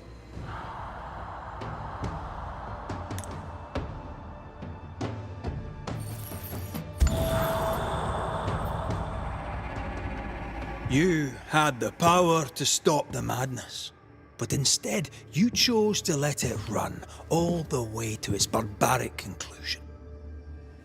You brought the curse down on New Eden. Then you called we Banishers in to fix your mistake. You boast of your knowledge of demons and spirits, but in truth, you master nothing. You're a peacock. All show and no meat. I'm not here today to bring justice. But this man, your governor, brought death to your doors. He deserves blaming.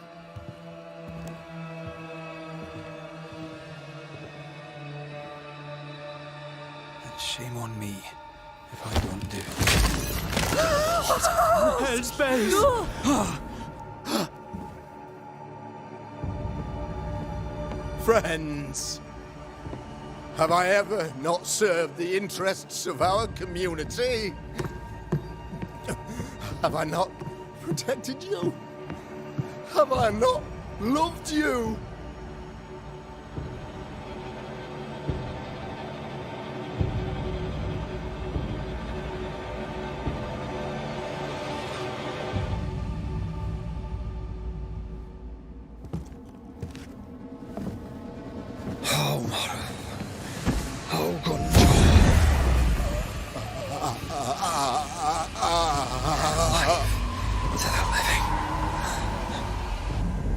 Death to the dead.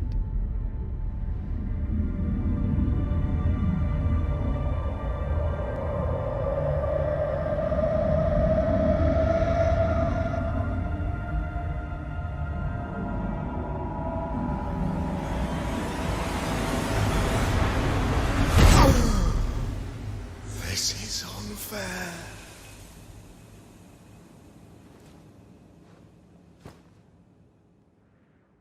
Is the evil gone for good? Far from it. Then who will protect us?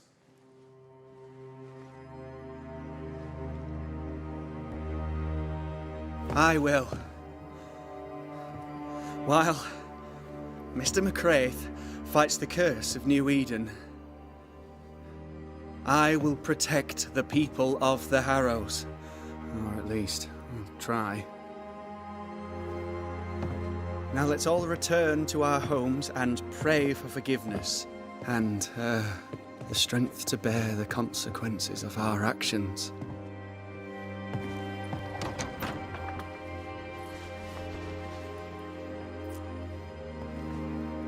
Your fee. One of the many debts my father left me.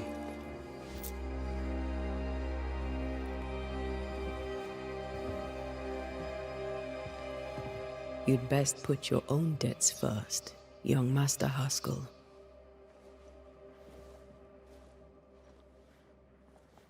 Don't I know it?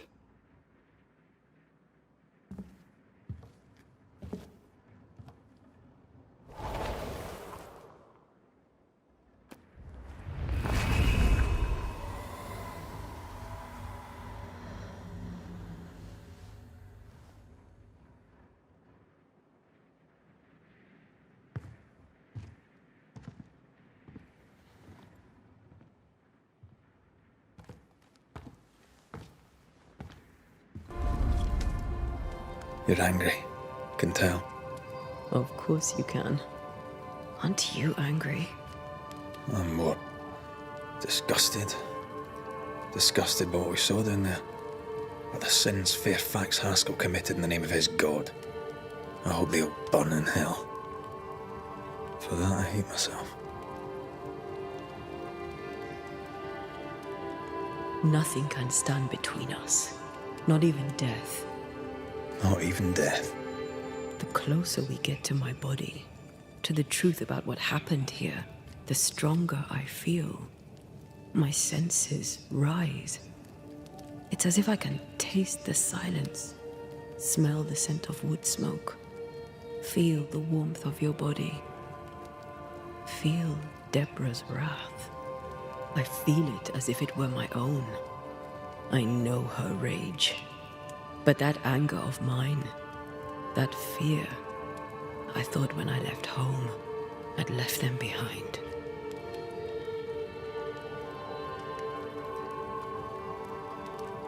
You thought by becoming a banisher, you'd overcome your anger and fear. I thought at least I'd gain control. I'm a big, bad banisher. I fear no ghost. I understand now that this control was but a mere illusion. So much so that the sister I thought was gone for good seems to be winding her way back to me. Your sister, Ayomide, wasn't it? No. As a child, before I left Cuba, I had a friend. I chose to call her my sister. That night, the night I died, I dreamed of her. I dreamed of Calendre. Did you go looking for her? Was she near him? It's not beyond the realm of possibility. It's so far beyond the realm of possibility you wouldn't believe it. No, she wasn't there. But I heard her voice. I'd swear on it. How could that be? Dreams can be vivid. Can be difficult to separate them from reality. I was awake, Red. What did you hear her say? I don't know. I don't remember. I think she said we were family. never to be divided. She's after my job. She can't have it. I'm your family now. Nothing's tearing us apart. No, not even death. Still angry? Gloriously.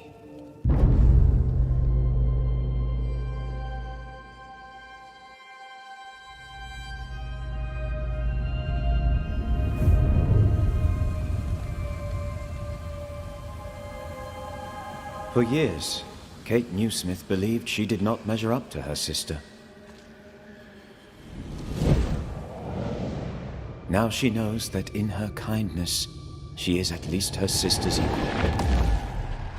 Thick Skin has paid for her sins. But what of her sister? What will Kate do now? Her people look to her for their future, their protection, their survival.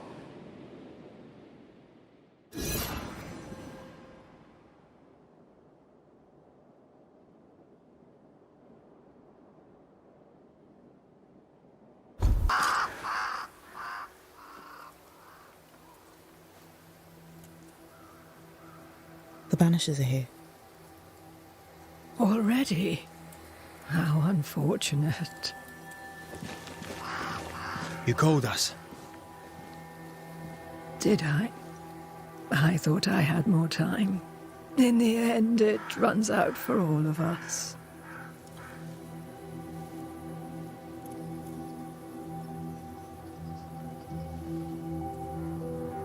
As I depart this old carcass, I leave no burning heart behind.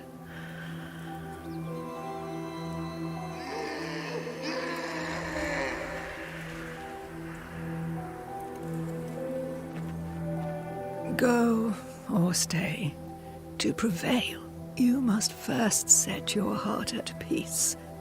When at last you face the nightmare, you must both be clear on what you want. You must. What do you mean? It is not for me to give you answers, only to prepare you for what awaits. Then we can all go to sleep. Seeker doesn't hate you, Rory. She's just not used to being trusted. Protect her. For me.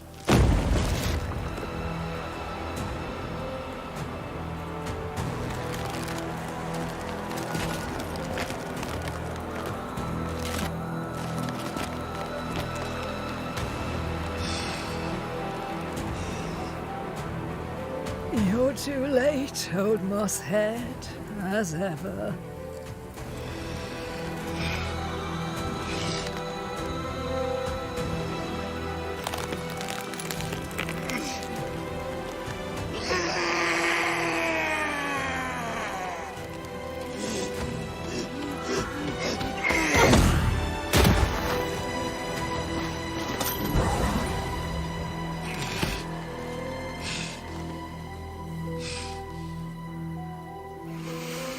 Time for peace. I forgive you, old man.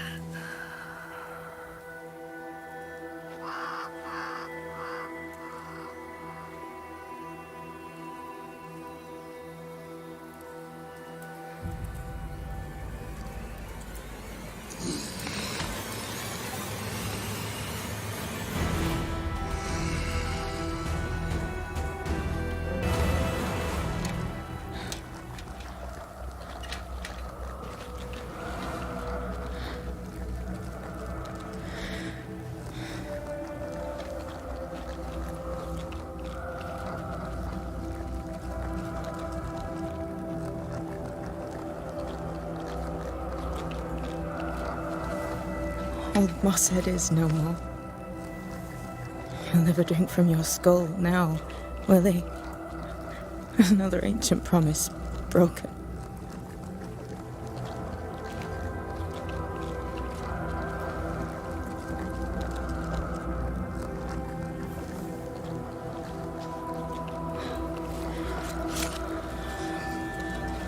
What about me? How do I live now?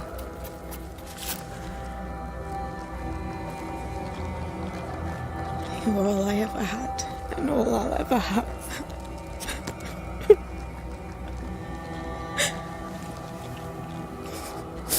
Can I set the world on fire now? I just want to see it burn. A pity. Farewell, then.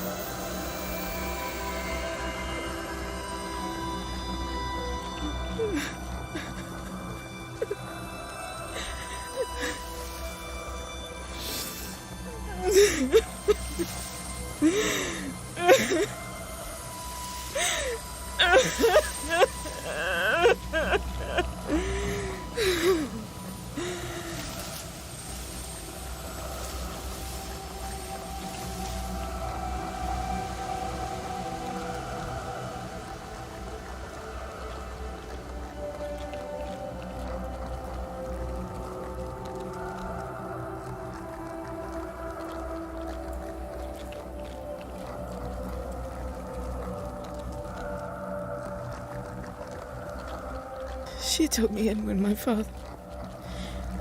no one else wanted me.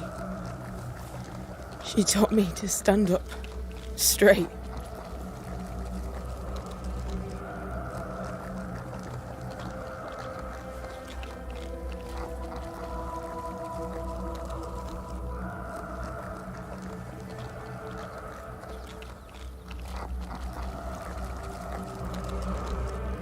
Leave her be. For now.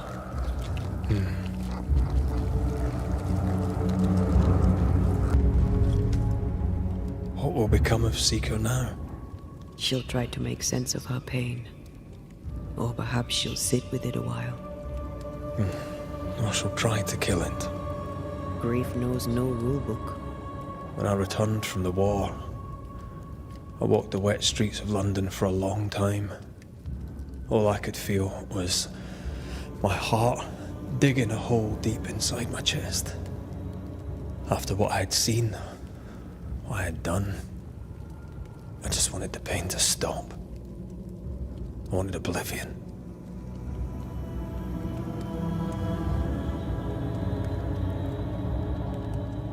Your ghosts were killing you. They almost pushed you to insanity, but you pulled through. I let myself be drowned. You're the one who pulled me out. Poetic, if melancholic. What's going on, Red? I feel lost. I can't stand myself. I can barely stand to look at you. Something eats me from within, and it's growing. I don't know what's happening. I'm scared. I scare me too. I am untethered from the world, but through you I still feel like myself. I cling to this. The closer we get to my return, the further from life I feel. I care nothing for the living. I only care for what I can take from them. Do you feel that way about me too? No, of course not. What are we doing? We're reclaiming our world. The only way we can. Are you sure? This is what you want? We made an agreement. Are you having second thoughts? I don't know. Maybe. Ceridian's death has changed things for you. Yeah. She had power, purpose. She had love, and she still chose to leave. Maybe she's right. Should we reconsider? It may not be too late to change our minds. But you must promise me, Red, whatever we decide, we stick to it. We cannot change our minds again. I swear it, my love. This is it.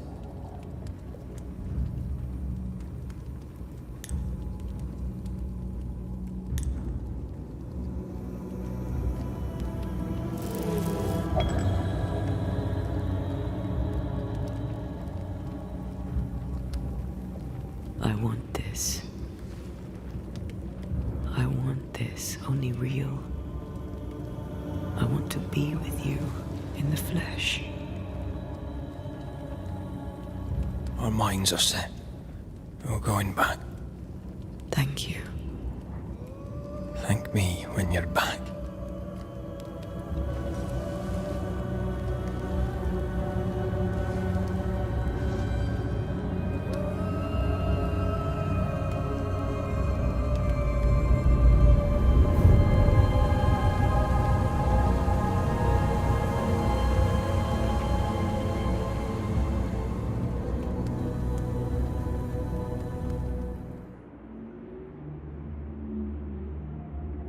Is it worse to lose your faith in your fathers than it is to lose faith in yourself?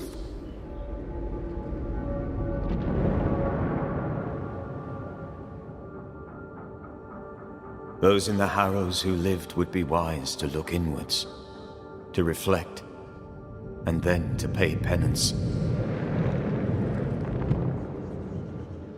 But none carry a greater burden than young Lamentation Haskell.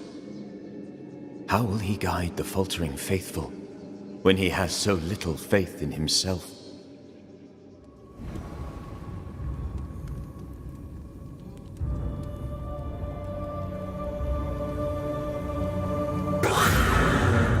Hold there!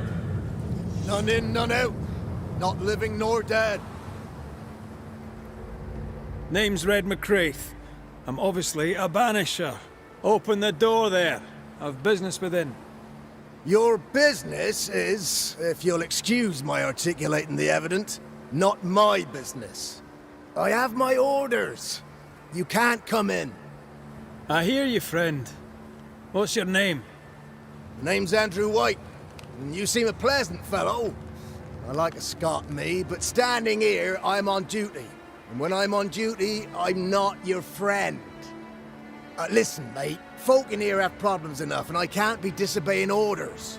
Either priests or Pennington would have my guts, and I fancy neither.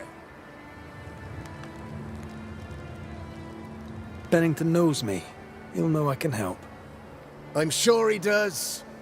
But put one dead man down, and 3 come back next day. Round here, sweet victory fast turns bitter. Bottom line is, the captain is indisposed, and I'll not add your complications to the pile. Now, you want to lend a hand? Mrs. Priest and her party are overdue. You can't miss the outpost. It looks out across the valley. If you could find her, and make sure she doesn't die, you'd surely gain her favor. And favor, as they say, opens doors. Get in a fight and find your boss and dig her out of whatever hole she's in. All right. I can do that. They have Spectre troubles. Let's first clear the nearby nest to relieve the fort, then deal with the missing. How holds the fort? How holds the fort? Precariously, that's how. Our strength dwindles, and we'll soon run out of powder. Priest took Williams and that other fella, and off they went, scavenging for supplies. They've not yet returned. It's dangerous out there. The scavenger may easily become the carrion.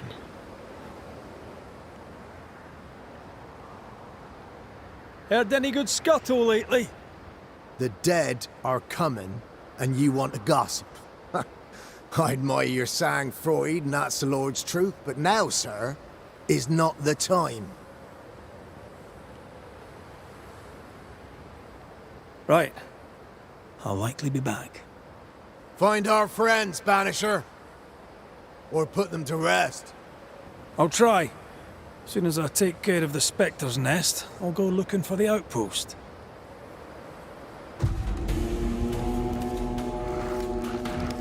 My bolt is shot! Behind you!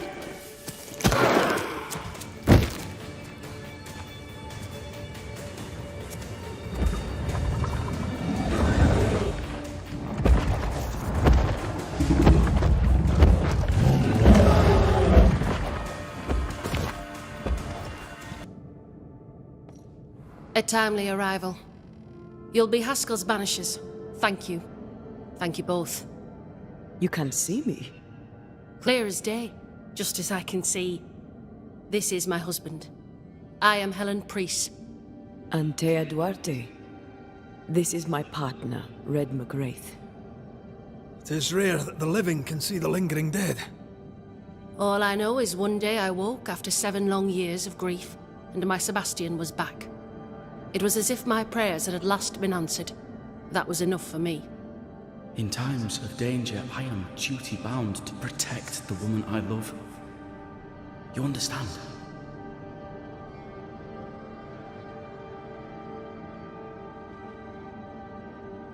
"7 years. Why come back now?" It did not feel like 7 years. Suddenly, I felt her pain calling to me. Divine intervention or otherwise, all that matters is that my dear Sebastian is back. Now, when I need him most. Andrew White sent us. He thought you might be in trouble. Plainly, you needed your guardian angel. We needed more than one. Thanks to you, we'll resupply the camp. Matthews and Williams did not die in vain. This was a risky expedition. But Helen had no choice. If the survivors were to rely on Pennington alone, the fort would have already fallen.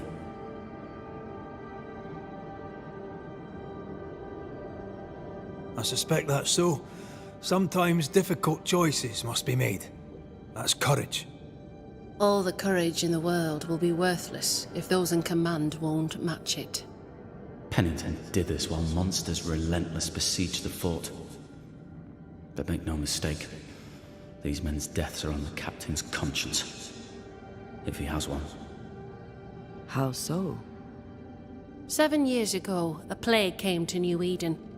Pennington quarantined the sick in the mines, walled them up. They were dark times. Hard times.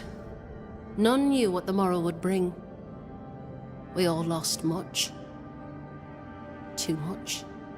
As second in command, Sebastian volunteered to stay. Walled in with the others, he held out the longest. He died a hero. And now the Forsaken are rising. They demand revenge. Who would blame them? I watched them die. Soldiers and miners, sick and hungry, begging for help they knew would never come. Captain Pennington has much blood on his hands.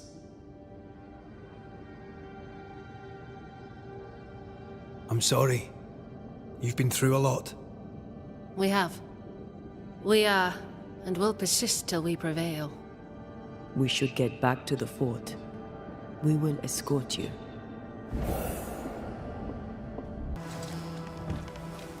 Captain Pennington? No time, no way out. No hope, no way in. No time at all.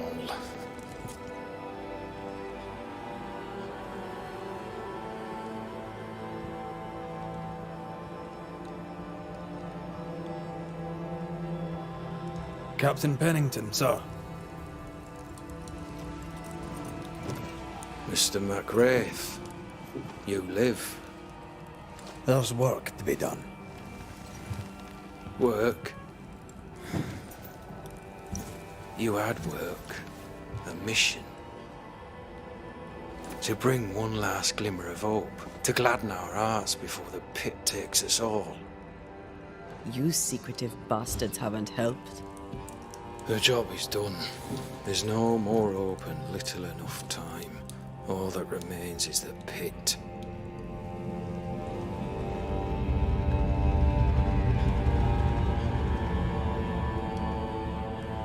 Welcome to the last stand, McGrath. Welcome to the end. I wouldn't surrender just yet, Captain. I found Helen Priest. We brought supplies. A waste of effort on both accounts. Hardly. We saved a life. Resupplied, you may save more. For the sake of what? For the sake of days, A week, perhaps. You've saved no one. You've prolonged the terror. The dead will come. Our throats will feel their bony fingers soon enough. The end is inevitable.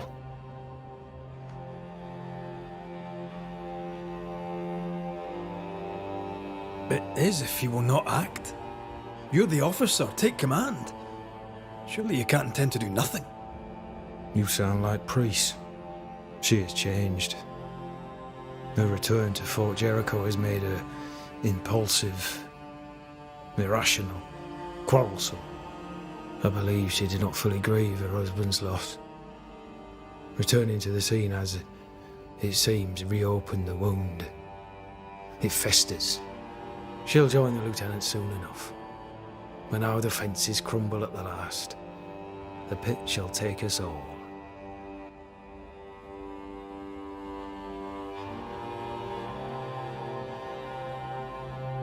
Fair to say your tactical retreat from New Eden town has not served you. The town was doomed to fall to the curse. We disagreed on everything. There was nothing left to do but leave. We did not know there'd be no escape. Millsmith gathered the board and the governor let the affair flock to him.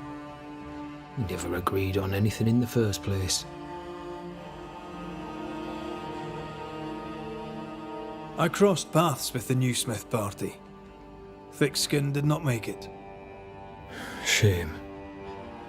She had a proper head on her shoulders. Without her, the band will suffer.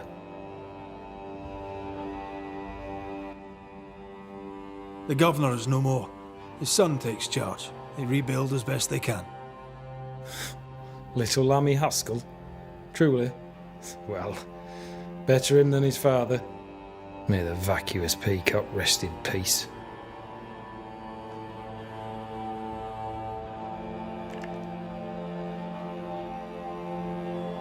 As the commanding officer, you must know all the local lumps and bumps.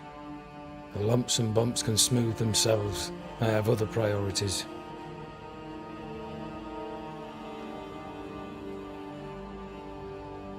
Why did you come to New Eden, Captain? Why here? Far from the many wars we fight, you mean? I'd shot enough Frenchmen and more than enough Indians. Did no one come with you? Keep to your business, son, not mine. It's just, there's a portrait hanging on the wall. A family. I had a wife and daughter once. I'll not entertain you with their story.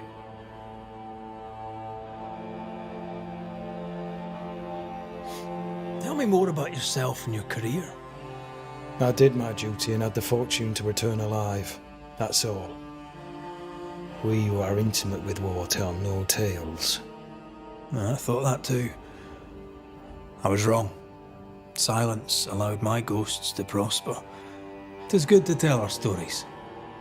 If ever I do tell, I'll not be telling you, son.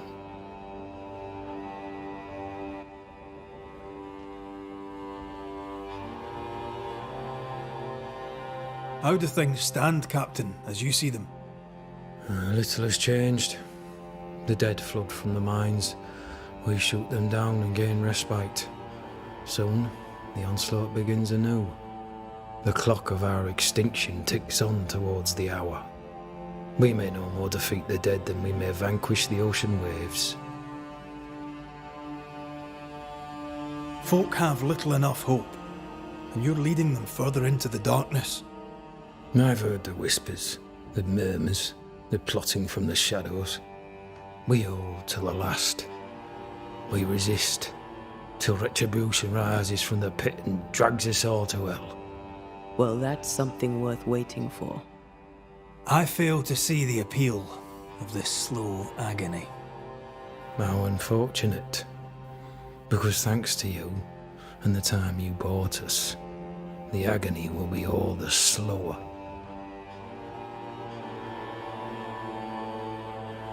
Permission to take my leave, Captain. And if I refuse it? Are you trying to recruit me, Captain? Do you really think I'd take the King's shilling? If I were to offer enough shillings, I'm sure of it. I need no new lieutenants. But if you wish, you may stay. This key unlocks the unused watchtower. You'll bill it while you're here.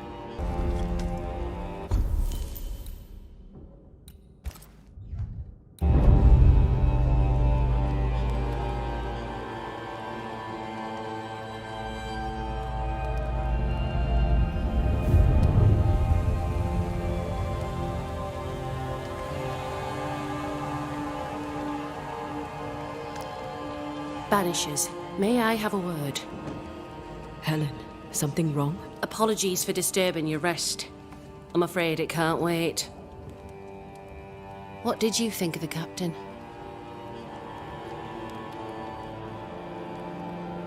I saw an officer alone.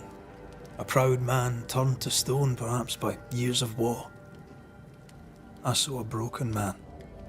I did not see the tyrant you described. Inaction is tyranny. He will not act, but nobly get the hell out of the way. I do not disagree, but the captain needs help. I too was a soldier, broken and haunted. With Anthea's help, I recovered. Pennington may need the same. Leave Pennington to me. The good folk of the fort need your help. You are Banishers. The dead, you'll have noticed, hammer at the gates. I would like you to go into the mines and find out what enrages them so. I would like you to do what the captain will not. And while we deal with the hordes of angry spectres, what shall you be doing? When the mines are purged, I'll oust Pennington.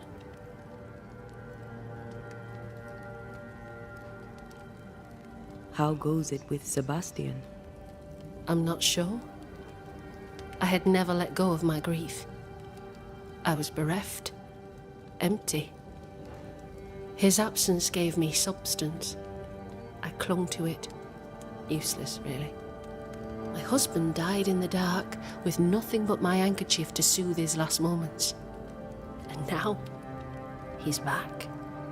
If each worthwhile thing in life is to be lived, and then when it is gone, to be grieved, then what now? I have to believe our love is enough.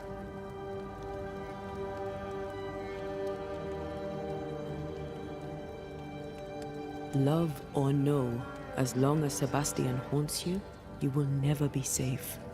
You must accept this. Sebastian haunts me, you haunt Red. What's of safety when we can love a little longer? So we fight to preserve it, fierce and true, for as long as we can. Yes, 'tis a blessing and a curse, yet against all reason, we persist. Let us make the most of time remaining.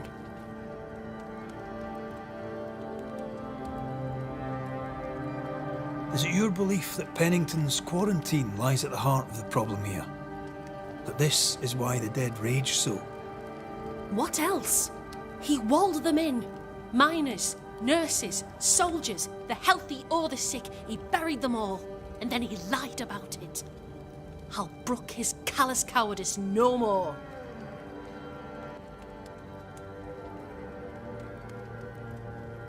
Much goes on around here, and you seem to know about all of it. I try, and I could do something about it if the captain was out of the way.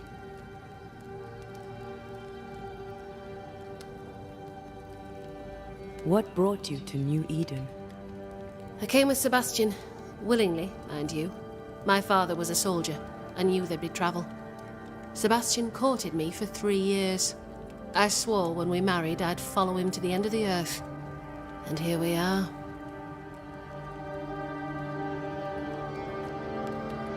How's morale about the fort? The fort has known better days. Not many, mind. It's always been miserable. Folk deserve better. They fought so hard and lost so much. The captain must show them a future.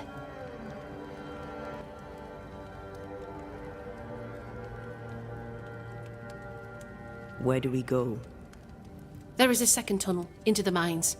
The entryway was walled shut during the quarantine. Getting there will not be easy, but the barricade should fall without too much difficulty. After that, who knows? Underground again? Wonderful. If it soothes you, I too am taking a significant risk. The captain has a penchant for locking people up and leaving them to rot. Some years ago in New Eden Town, the captain locked up an innocent woman. A fate I wish to avoid.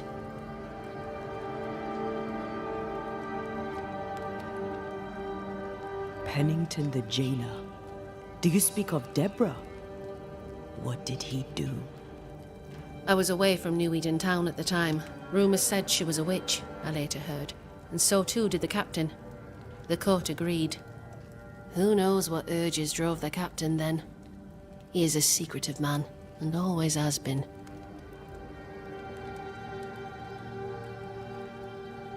We should go. Then it's agreed. When you're ready, you'll investigate the mines. Take the hoist to the waterfall, near the outpost you first found me.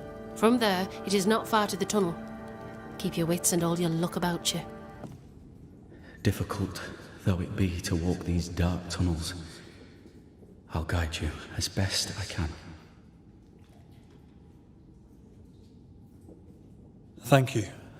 When you're searching for the source of the wrath of the hordes of the dead, it's nice to bring a friend. I fear their anger justified. This place knows much tragedy.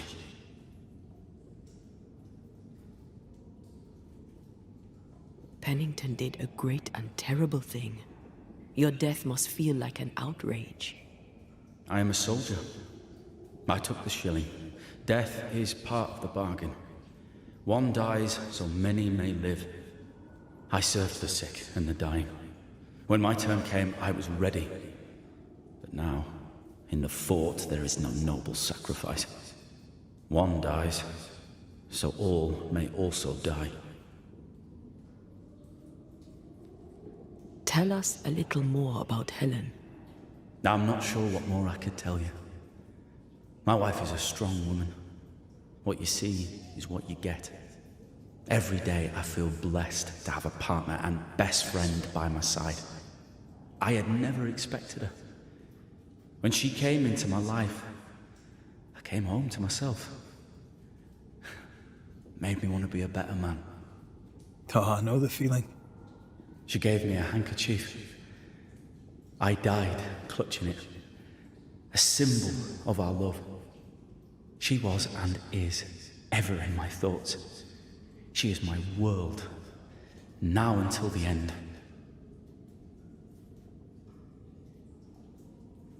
What shall we find down there? The rage of the Forsaken. They trusted him. He betrayed them. He abandoned them. I doubt they can be placated.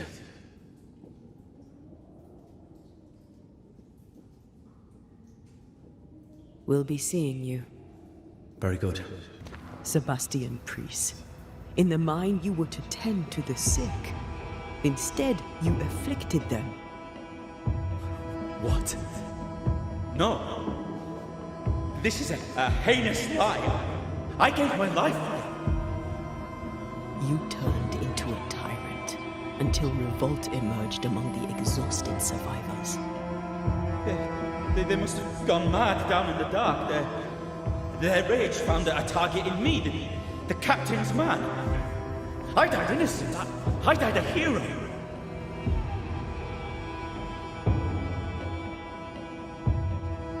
You're a murdering coward. Blame Pennington all you want. We know 'tis a lie. I didn't. I never did that. It's not me. It's all a lie. I love Helen with all my heart. Pennington must pay. You must make Pennington pay for his crimes. These must be Sebastian's remains.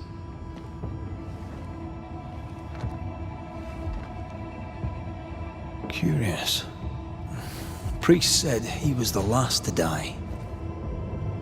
Said he shot himself when hope ran out. That someone stove this fella's head in with a pike.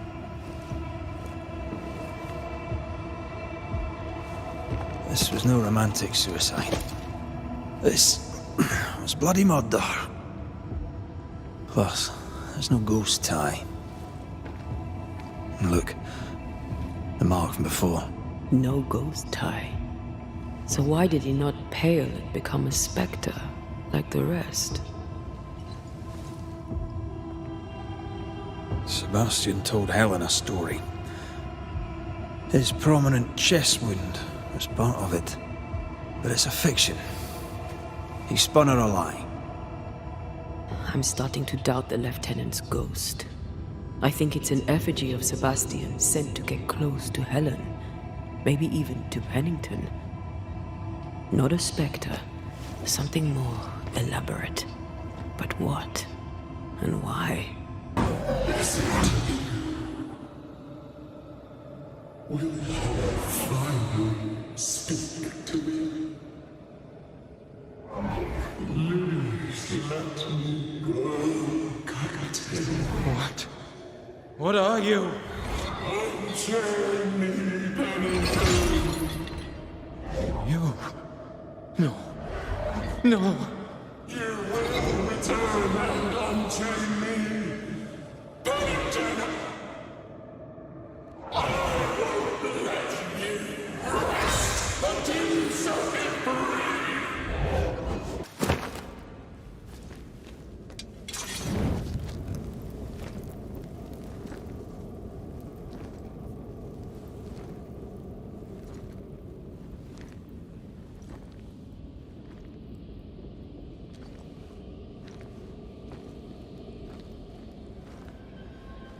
Can you see it?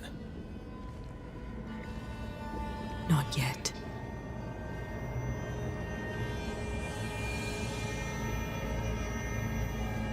I hear you. Pennington. Have you returned, Captain?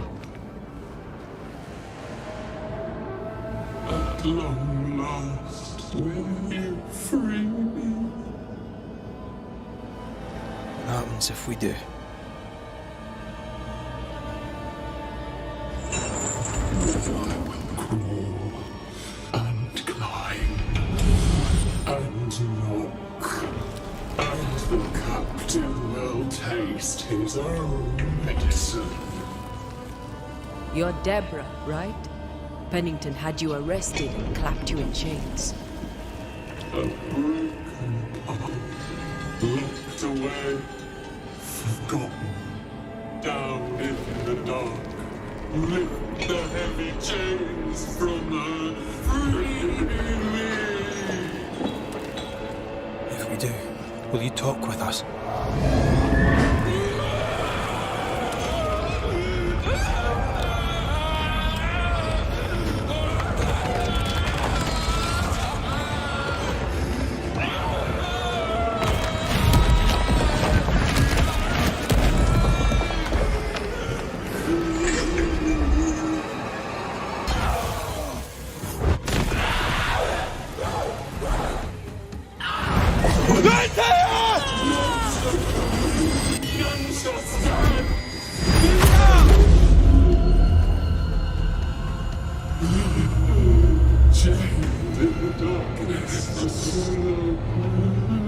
Release her!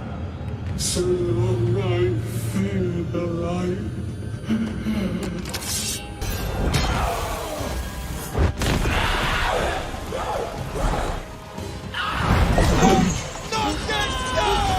Find me!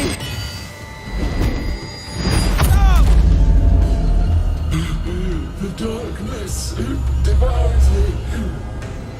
It's me.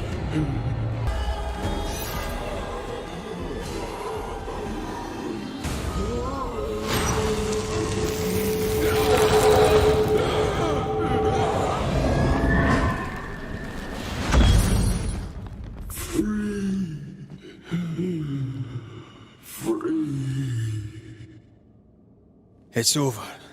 Go in peace. No peace, no pardon, naught but darkness and decay. No. All this must stop and you must stop it. Dark decay and the maddest words of the worst of men. Whose words? Pennington's?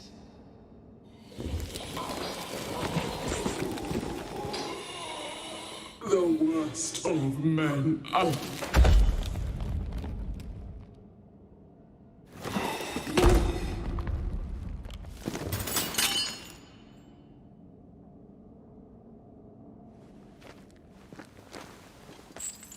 When the maddening silence becomes the darkest night, the faintest voice is welcome as the dawn. Deborah.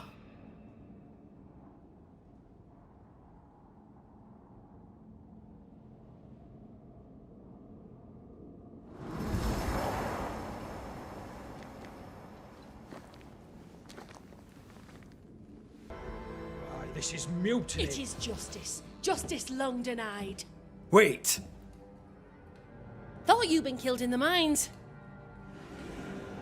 Soon blow lie dead in the mines. Neither one more word nor a move from you. The mines are cleansed of their madness, which is more than I can say for this room. You banished the thing in a pit. Truly? It's gone? Aye. The puppeteer is no more. The siege is lifted. Don't get excited. You're still up to your neck in shite. You've still to answer for what you did, and what you did not. I do not answer to civilians, nor to mutineers. You will answer to the dead. Once a woman in chains cried out and you did not listen. This is why you're cursed. Confess. Your future, and the future of many, depends on it. I'll confess there is no future. I'll confess I led us here to make our final stand. And we still stand. To that I'll confess, and claim the credit. We fall one by one. Then we weep, we rage, but we stay loyal and true. Even the widows must stay true.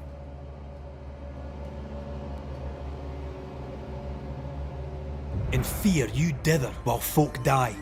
Soldiers will not long stay loyal to a coward. I do not fear a future already written. The die is cast. I dither not. I hold. I hold and watch the end unfold. There's more to this. An older guilt. A deeper fear.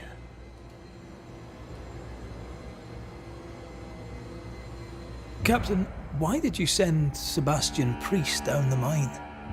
I knew quarantine would be trying. A competent commander was required to keep order, keep them alive long enough to recover. I chose my lieutenant. I erred. He was not competent. All died. Your husband was no hero, Mrs. Priest. You murdered him and now you take his honour too. Another nail in your well-earned coffin, Captain. So Helen, thing is... Not now. She's not ready.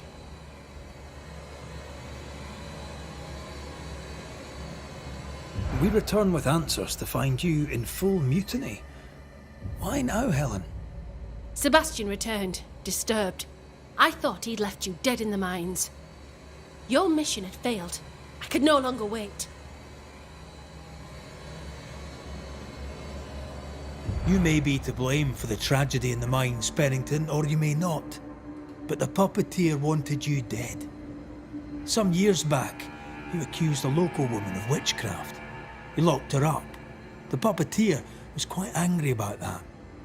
Fairfax Haskell too played a part in the killing of Deborah Comenius. He faced up to his wrongs. Now you will face up to yours. At last the die stopped rolling and my number has come up. I'll tell it now. I'll tell it all.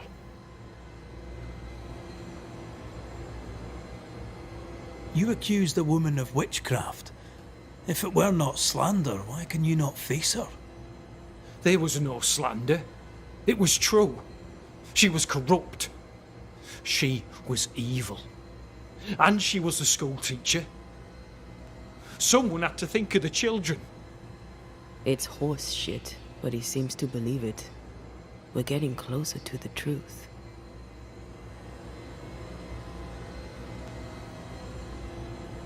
Deborah was no witch. The good and fearful folk of New Eden turned on her to protect themselves, and so did you. You recognized her in the puppeteer, didn't you? I'm sorry. Puppeteer? That's what was in the mines, wasn't it? And you knew, didn't you? How long? For how long have you known? What I know and you do not would fill a library. Sebastian's sway over Helen is dangerous. If she takes charge, so does he. But Pennington is depraved and merits no saving. What's your thinking?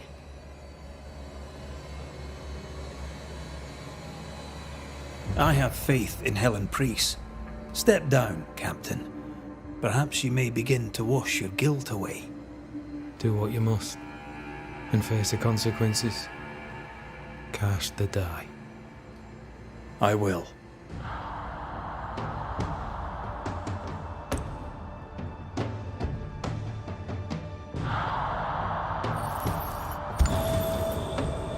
You failed, Captain. As an officer, as a man. You brought a curse upon the people of New Eden. No. The fort needs a leader without blood on her hands. I'll do it. I'll place the blame where it belongs.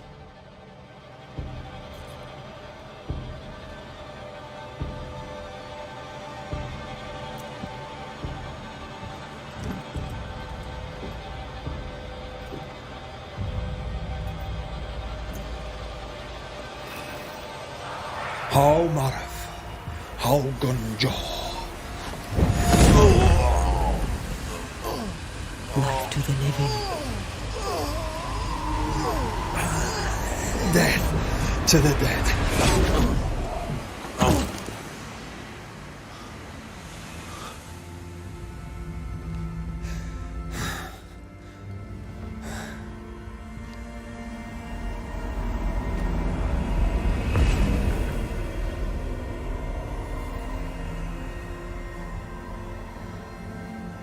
When has a man seen and done too much? As a soldier, a leader, a father. Down with tyranny. Justice prevails. If we are to survive, there is much to do, and survive we shall.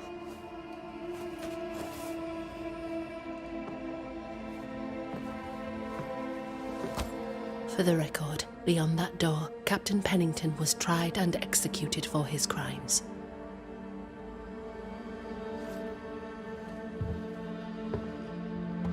We did what was needed. The story you tell is up to you.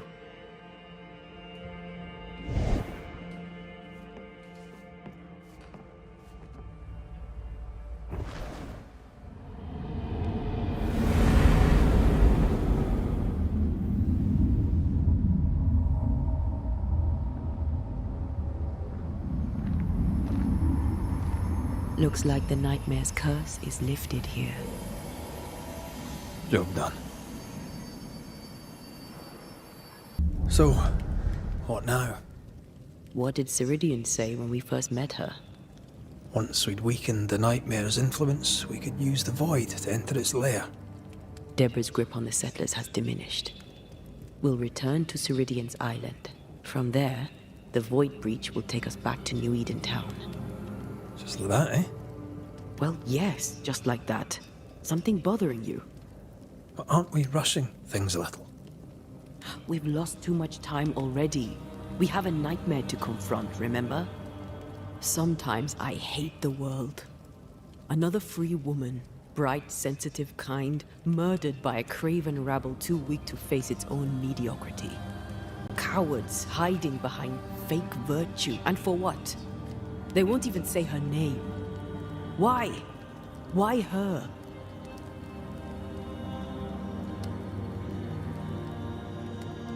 They know no better. They know only fear and hate what they cannot understand. Especially when a woman is involved. It matters not now anyway. A woman died for nothing and it matters not? What matters is what we do now. Which wrong we set right. I've taught you well. When I left Cuba, anything could have befallen me. I was bright, free, talented. Though I had the wrong tongue, the wrong sex, the wrong skin. I defied life. I expected so much more from the world. I was arrogant. Arrogant to believe I needed no one. To shut out my mother and experience curandera. And listen instead to my sister. Your childhood friend. What happened? I had little and wanted more. A dangerous thing when you have our type of talent. Anything could have befallen me, but it didn't. But something did happen. Something happened to Deborah, and then something happened to you, and now we are both paying that price. You still have your life. What's it worth if it's plagued by the murder of all those I killed?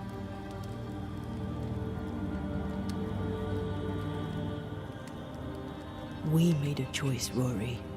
You made it willingly. Aye, I did.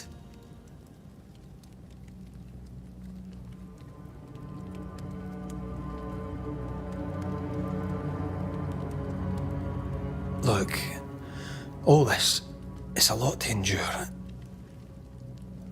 We're both exhausted. I know I am. I cannot tire. I know. I know how hard it's been for you. You have no idea. None at all. I'll do my best to understand, if you'll let me. We should have faith. Look at us. We'll get to where we're going. Shut up, Red. Shut up. This isn't about what we have conquered or what we have achieved or how far we have journeyed. Look at us. Look at me. I loathe what I've become. Can't you see that? I was trying to help.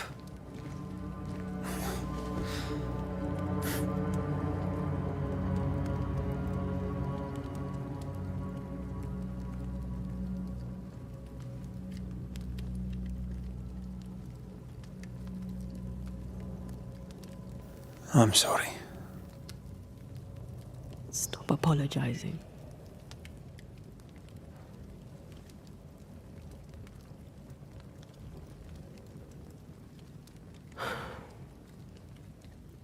Good night.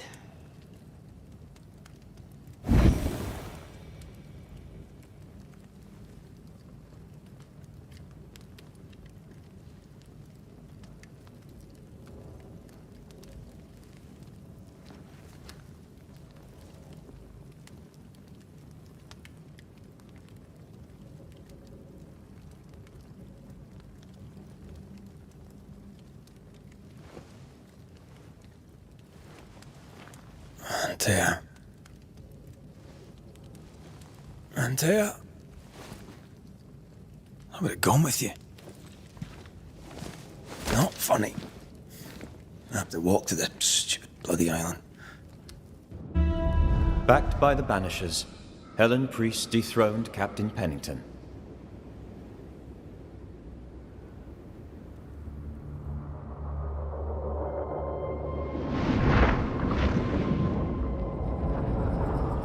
Dark truths were unearthed.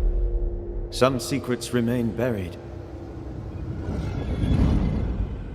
The survivors must now set aside old sins and build themselves lives worth living. But can Helen Priest lead them into the future, chained as she is to her past? I didn't expect you back. I'm working my way back to New Eden Town. There, you're on your own.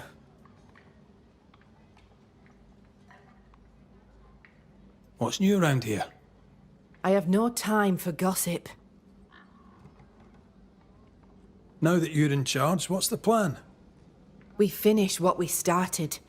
We find the strength to leave New Eden forever. But not yet. They still have too much fear in their hearts, and not enough hope. The region is still dangerous. They may never find the courage they need to leave it.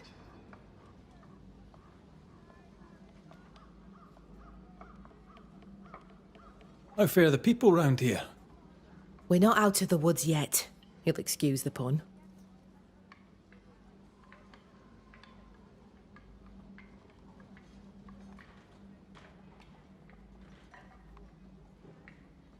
Do you wish to talk about what happened with the beast? You killed my sister. I have nothing more to say to you. Thickskin did what she did, and you were as horrified as I was, and laid the blame when it belonged. You executed her. Yes, I did. I know it seemed cruel, but I contend that it was necessary, or seemed so at the time. Sometimes, Banisher, I wonder if we did not exchange one monster for another. I'm sorry to bring this up, but your sister owed me money. So? I did my part. As the new leader of the camp, the debt falls on you. Let me be sure I understand. You killed my sister, and now you're asking me for payment.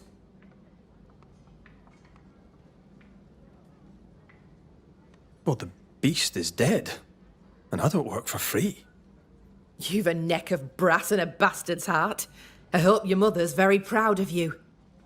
Listen, you don't pay a banisher to get what you want, but to do what must be done. And the beast is dead. Pay me. You may take your blood money for bad work well done, and shove it in your choice of hole.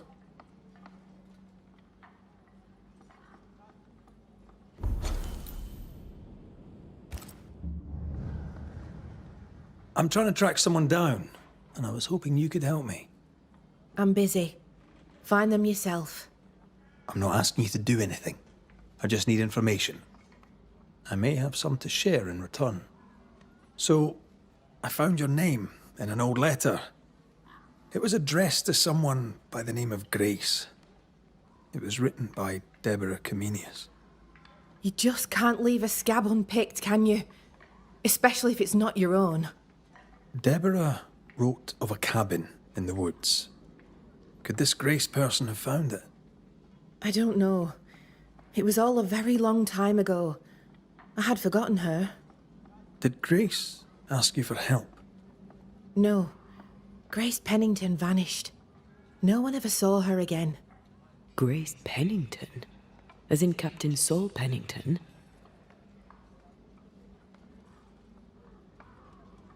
What happened to Grace? I don't know that either. There had been strife with her father. Then she was gone. And the captain spoke of her no more. Deborah wrote the letter in February 1688. When did Grace disappear? Months later, Pennington accused Deborah of being a witch. In my recollection, that moment overshadows all others.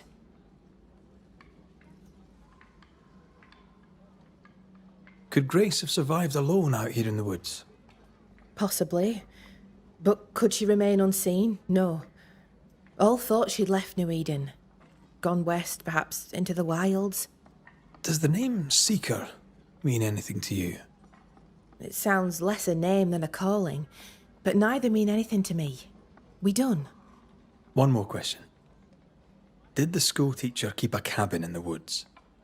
Deborah spent much time walking the woods, trying to understand New Eden, she said. Now that you mention it, I remember a snowstorm. She spent 3 days in a hut not far from here. Southeast, across the drawbridge, along the path towards the mine. If it's still there.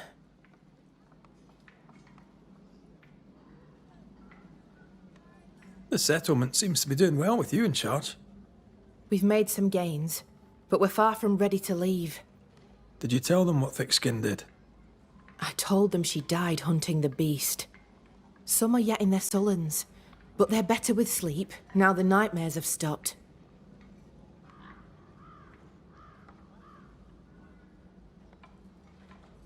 The beast is dead.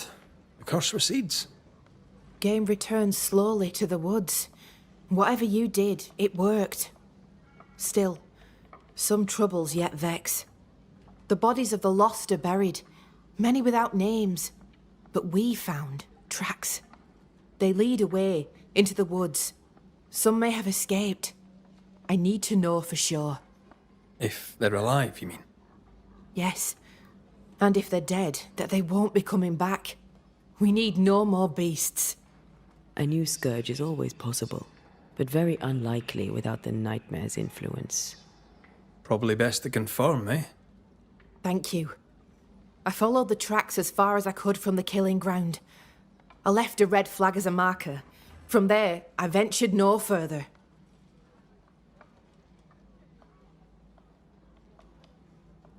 Goodbye to you for now, Kate. Banishers. Excuse the clatter. I've seen worse. Good day to you, Helen. I did not count on seeing you two again. I take it you've returned for a reason. Running this fort on your own can be no easy task. How are things going? Busy. I've been trying to establish a supply route with the Harrows. I believe some yet remain there. Perhaps they'll share their reserves. We could use the supplies. Strangely, my letters go unanswered. We had a little disagreement with the governor. You may wait a little longer for your letter. I see. New Eden is losing its selectmen. A terrible thing, of course. Still, new broom sweep cleaner and all that.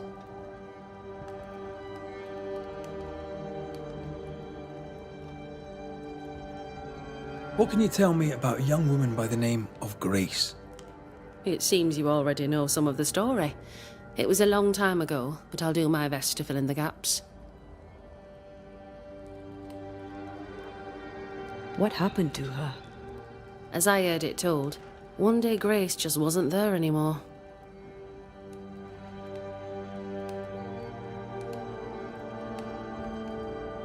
How was their relationship?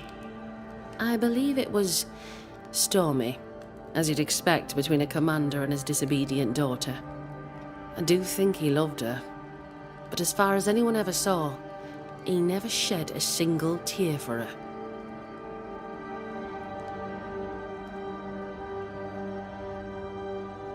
Later, after he exiled her, did the captain try to find his daughter? Not to my knowledge. He did not set off in search of her, nor did he send men. At the time, I thought it strange. Still do. I'll never understand how a man could reject his only daughter. And that, my inquisitive Banisher friends, is all I know about the matter. Go gentle, Helen. Failing that, go hard. Well, ho there. What a pleasant surprise. I was fair and sure that I'd never see you again. Where are you off to? Far away, God willing. Build bridges, say the wise, that people may better understand each other. Build a jetty, say I, so that a ship may come and we can leave. New Eden is a fascinating study for you and I. But for ordinary folk, it is, as I've heard it put, a shite hole.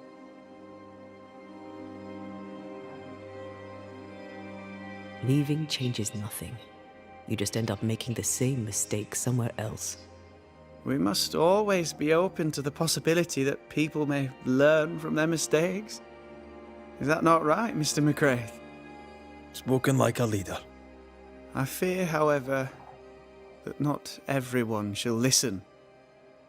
I fear what shall befall them if they stay behind.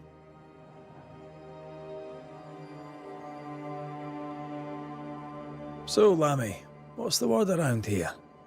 What do you wish to know? Tell me about the settlers. Anything strange to mention? Stranger than usual, I mean. Folk have been quite lovely as it happens. Each tries to do their best and spirits are high. Thinking about it, that's actually really strange.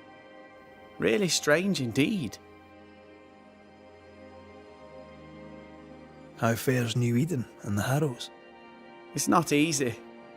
I don't have my father's authority and people fear evil more than ever.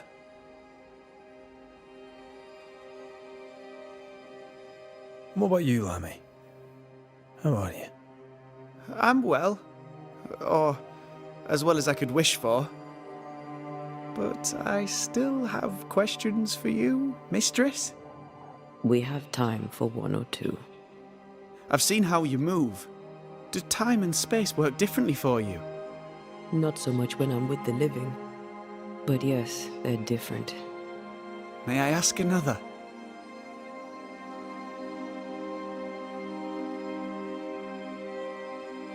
Yes, you may.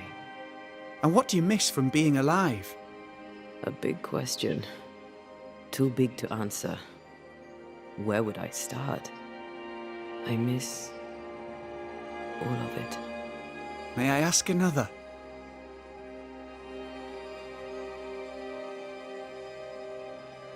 Let's leave it there.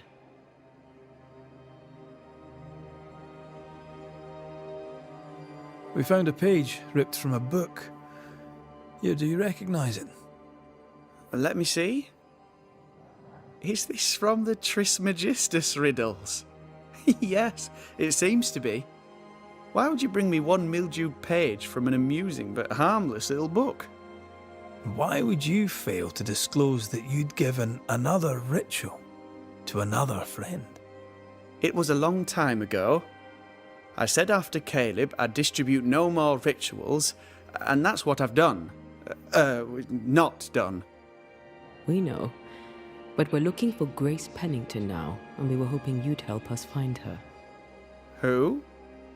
Really, boy? Oh, I'm sorry, Mistress Antea. You said Grace's name, and it is my reflex to protect her.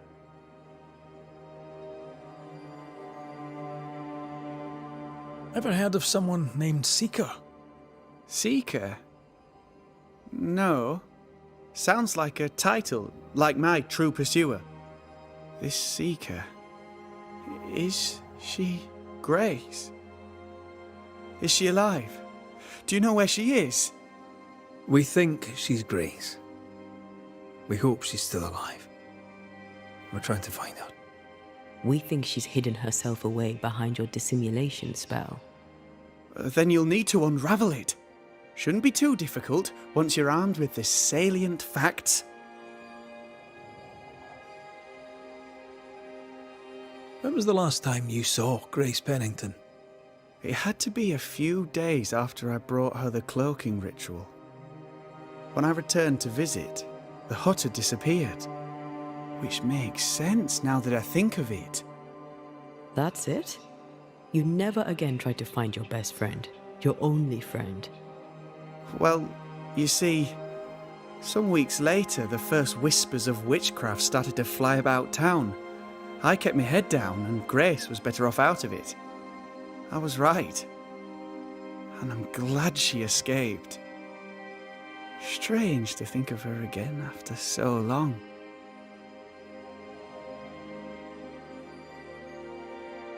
How does the ritual work?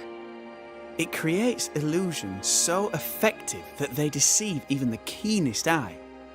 There are more effective cloaking spells, but the Trismegistus riddles do have a simple elegance.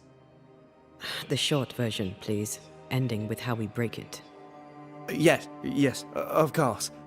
To achieve that, all you need is the caster's full name and the symbol used to make fast the illusion. Grace Pennington and a triangle pointing downwards. Well then, now all you need is a simple counterspell from the same book and... Oh my. What now? I'm afraid I left my copy in the Araloo. In the void. That's just great. Just great. Yes, but in my defence, Once you've retrieved the book, dispelling Grace's illusion will be like a walk in the park, comparatively speaking.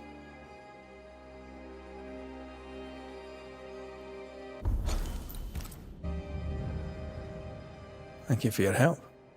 Could you tell Grace that I'm still her friend? I'd be glad to see her again. Once we found her, we'll be glad to tell her.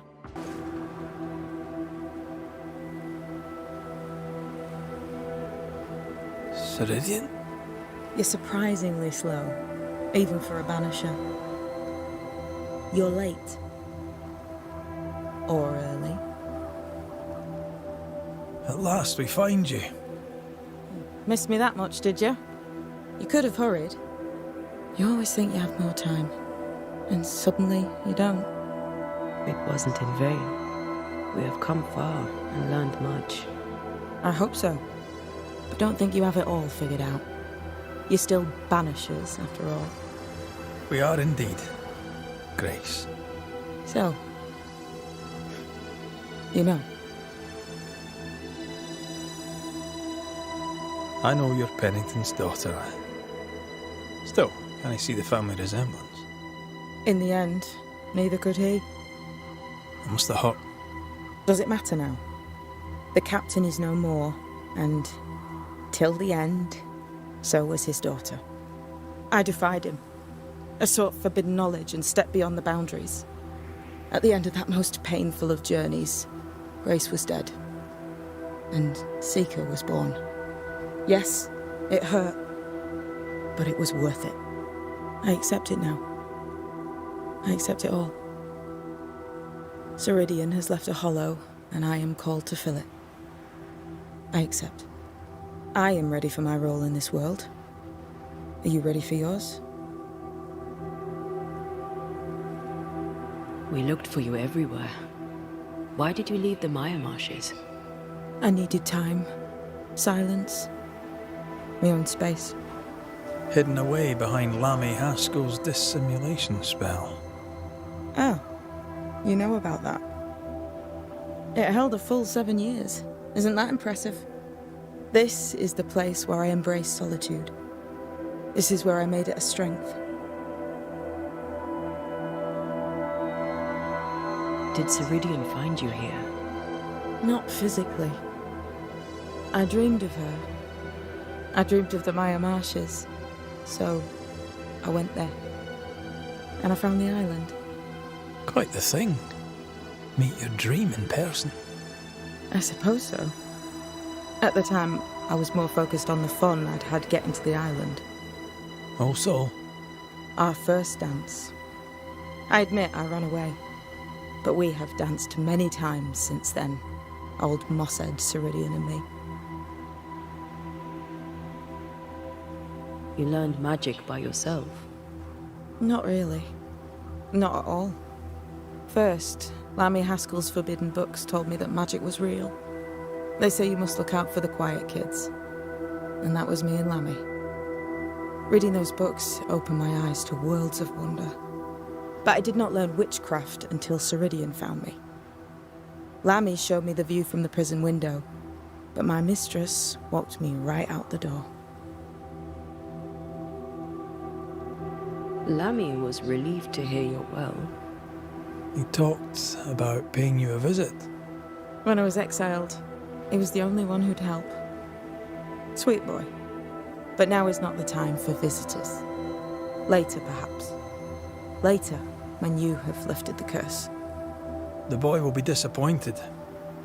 He has a thing for witchery.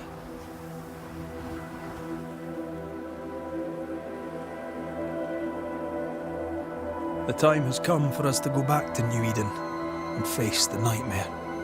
Yes. Balance must be restored. You must face your fate and end the curse. Ceridian said the only way back was through the void. But the pond seemed broken. We need your help. Of course you do. We're listening. Remember Ceridian's words. If you were to defeat the nightmare, your hearts must be open to each other. No barriers. Your bond must be strong. We've never been stronger. This void breach is not like the others. This one leaks. This one sits at the rotten core of the entire region. You must leave whatever still burns in your hearts at the threshold. If you don't, the void will kill you. Do you know where in New Eden Town the void shall lead us? The trick is to focus on your happiest memories and let them take you there. At least that's how it's always worked for me. We'll try. And when at last you succeed, I too shall return to New Eden Town. I shall see you there.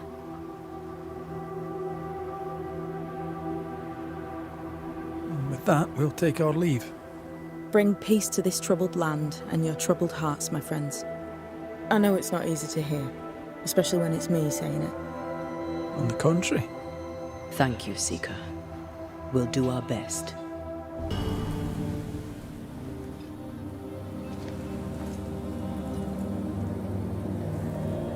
In the fields outside Havana, the air is thick and hot this time of year. The downpour lasts for days. I used to lie on the grass, face to the sky, and let the rain wash over me. I'd come home soaked through, smelling of salt and dirt, and drove my mother insane. I never thought I'd hear myself say this, but I miss it. I miss home.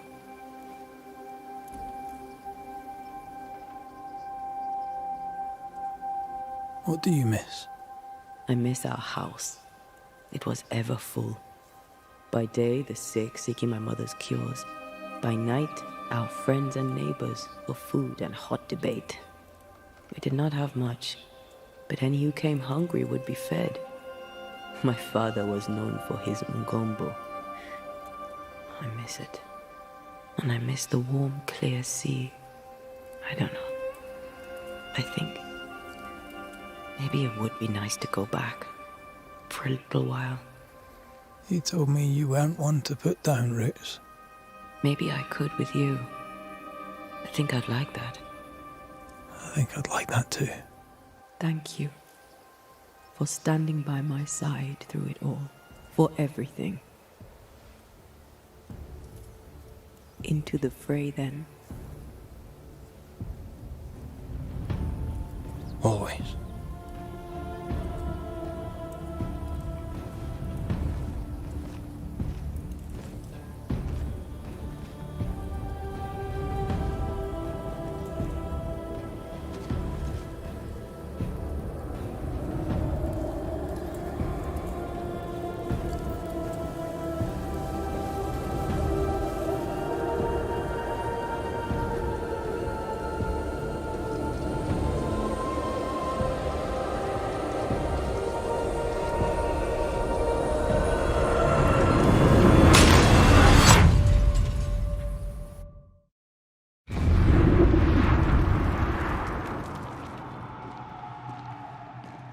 What is it? Baggage I may need to finally face. Let's press on.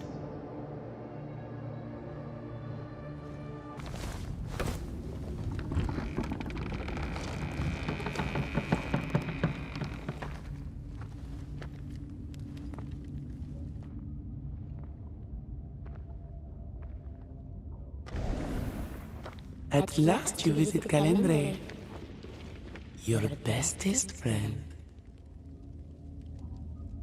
We are not friends, and your name is not Calendre. Perhaps I should name myself by what called me to you.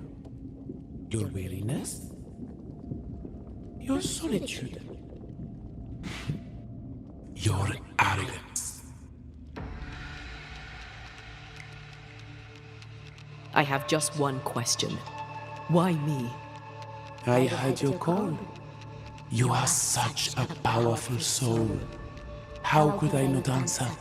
How could I not come and play? The shining craving in your heart lit the way. All I had to do was follow. All I had to do was take you. You failed. I win. Look at yourself, Antea. Look at the man you love. Look at what you've done to him. Is this victory? What are you, exactly? What are you doing here in the void? Because the woman you are killing for sent me here. Because she banished me. Tell me, Rory of the clan McGrath, when you realize you hardly know the woman you love, how does it feel to learn, after all these years together, these things she never deigned to tell you? These things that sit brooding at the very center of her soul. My love for her is unconditional. Yes, your bloodied hands tell the tale.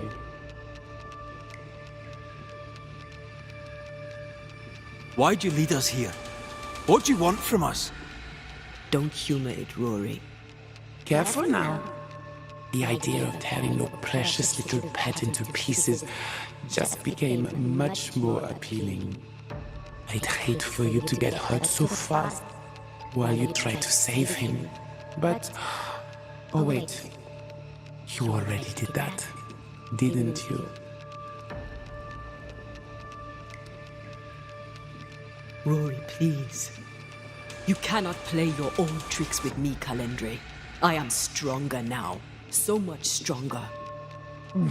Bold of you to claim for a very dead Banisher. I was a little girl when we met. You used me, manipulated me, and made me believe that was love. However arrogant, however angry I was, you changed me, disfigured me. I abandoned my home. I fled from everything and everyone. I thought I had to be alone so that you could never happen again. For that, I forgive myself. But you, Calendre, no. You I do not forgive. What will you do when you have sacrificed your lover's conscience so to reclaim your body? Will you forgive yourself then? I don't need you. I never did. Your tricks don't work on me. Not anymore. I shall not let you go. No, this is my realm now. You sent me here. And now that you have joined me, I shall feed. Then you are still a fool. Antea, Antea. Such a clever girl. So good with words of power. Is that how you seduced your little pet here?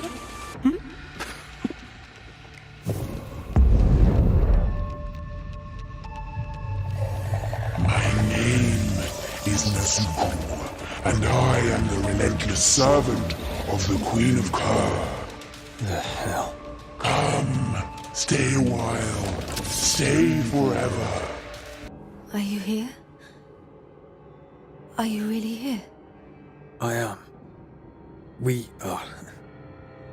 Have you been here alone all this time? No, not alone. Charles visits from time to time. We talk.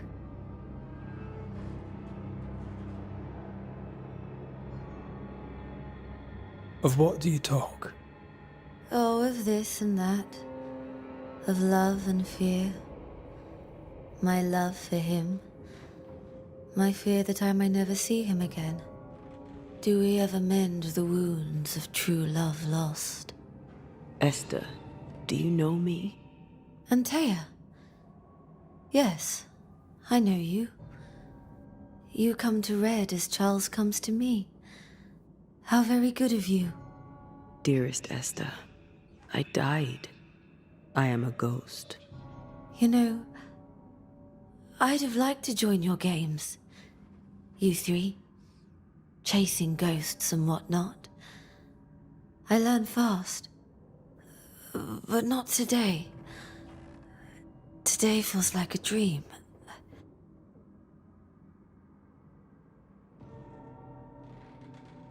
Can we speak of Deborah? Don't say her name. She'll hear you. She'll hear our thoughts. Let her. Truth is not to be feared. Truth is freedom. There's no ending to the story until the truth is told. Red, you are a dear, dear friend. But there is no truth that does not look like a nightmare. And the difference between the two cannot be told.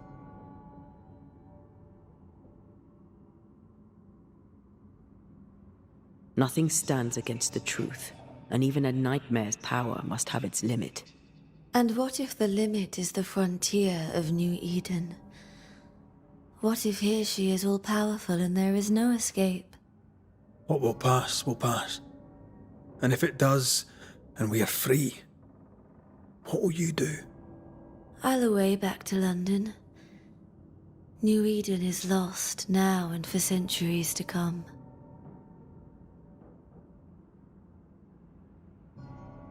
I am a ghost, and ghosts do not dream. This is real. We are here, and so are you. I promise you. Perhaps none of it is real. Perhaps it is all her dream. Perhaps this is the curse. Aye. And maybe life's a dream, but hell's balls, I hope not. New Eden was a dream, you know.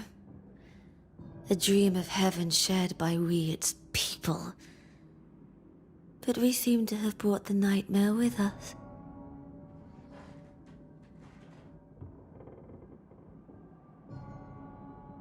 What's going on up at the meeting house? I do not ask about the meeting house, and nor should you. To think that once we worshipped there, that Charles would give his sermons there. There of all places. What awaits us in the meeting house? You know. You know who awaits you there. Behind the eerie overgrowth. The meeting house is her garden now. Her hate is deeply rooted. And her climbing, crawling creepers reach out across the land. Like the tree of blood that grows from out your heart. All things good and bad have their end. And the meeting house is just a place. We'll go there and find a finish. You're a brave and gentle soul, Red McGrath. I shall remember you when you're gone. If remember I still can.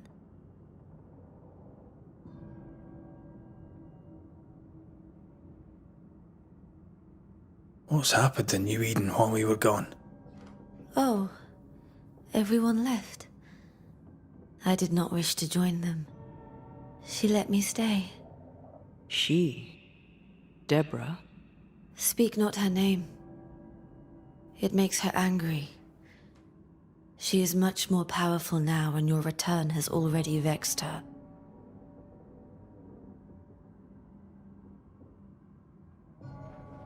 We're here for Antea's body. It is her tie, and the nightmare has it. Yes.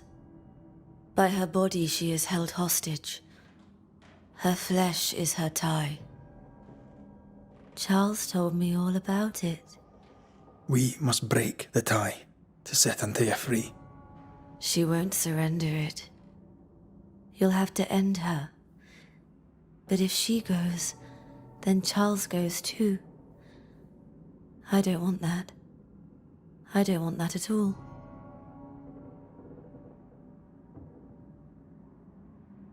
We're not here to vex her, nor to attack her. Antea just wants what's hers. Last time, Red McGrath, you escaped with your life. Do you think she'll let you do it again? I'm rather hoping she will, aye. She knew I'd come back. What else was I gonna do? Which of us has choice when free will is a lie? None has choice. Each is another's glimmer of hope, sparkling futile in the darkness.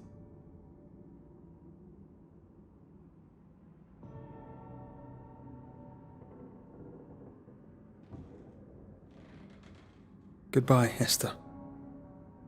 Perhaps we'll meet again. Perhaps we shall. It's so very pleasant to speak to new old friends. From time to time. To time. 'Tis strange to be back. It's strange to sleep near the place where you died. Still, rest you should. You'll need it. And you can't bathe twice in the same river. It's not the same river and you're not the same man. And yet nothing shall ever be the same again. Aye. You'll come back changed. And you'll come back to find that I am changed. Of course we'll have changed, but we'll be alive, with a lifetime of changing stretching out before us. And we'll be together. For better or worse. Since we returned to New Eden, I've felt like something's on your mind. What are you not telling me? That night in this room, I asked you for caution. I worried you'd act rashly, and you promised me you would not. Then you did it anyway. I thought you'd gone to the meeting house without me. I died to save you. Is that why your ghost returned? Is that why you stayed? Yes, I stayed because I was angry. Angry with you. I think I've known that for a while now. The anger lingers. Part of me resents you yet. For my pain and my fear. For my suffering. For my dying.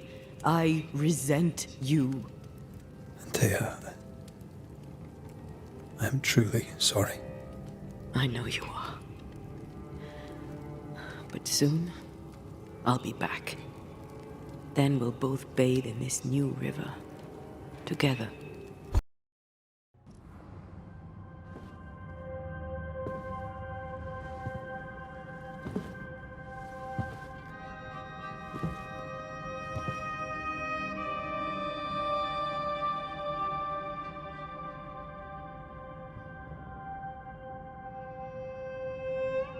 So, the circle is complete.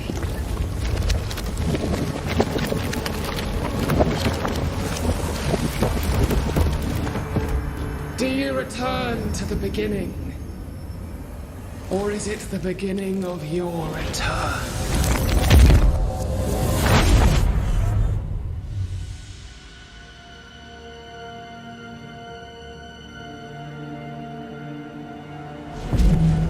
A paradox. How clever. How it pleases you to play with time. I do not play. Deborah, we know what happened to you. We know what they did to you. What they did. What they do. I shatter yet. We're not here to hurt you. You have my body and I want it back. That's all. Help us. Because we can help you. No, you cannot.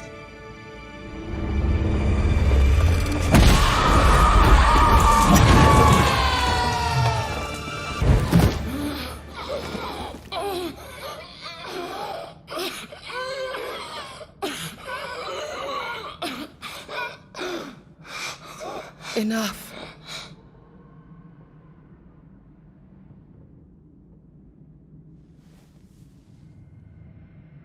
You are me, yet you oppose me.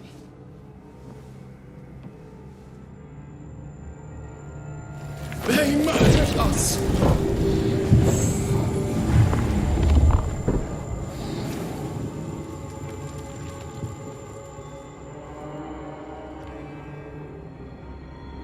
Make them pay. No. They do not deserve our rage, not these two. All deserve our wrath. They crushed the breath from us. You know this. You asked for this.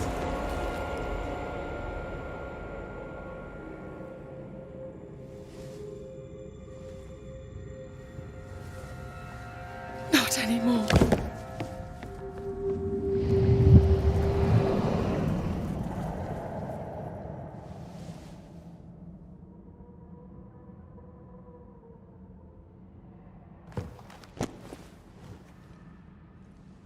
It's over. You have been heard. The truth is out. No! Come back! Feed upon the pain, the treachery, the outrage! No more. It hurts. Behold my wrath!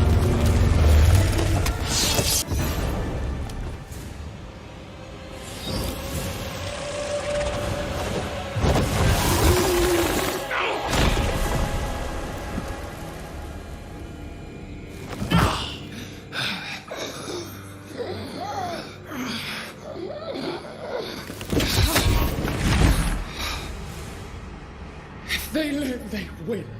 All of them. Enough pain now. There must be a reckoning.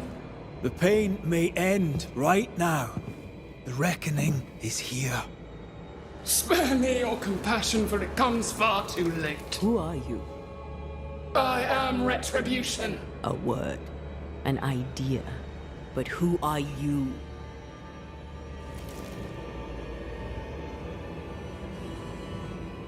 I am her fury. No longer. I am their nightmare!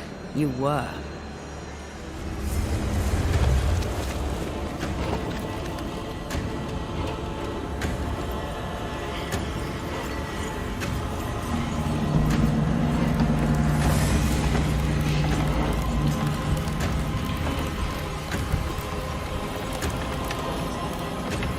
You believe you've won. It will not be so easy.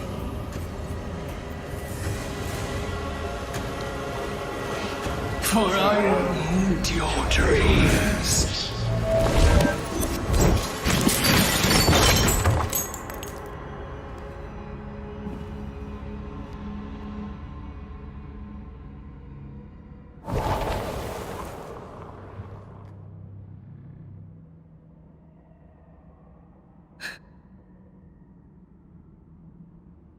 Is that an end to it?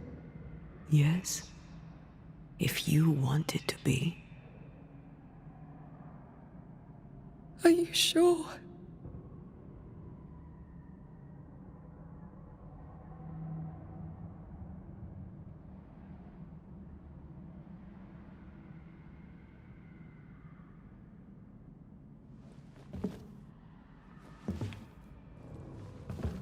In your hand you weigh my death. The last stone laid upon my broken body. I'm so very sorry. Will you leave? Are you ready? I have lingered so very long.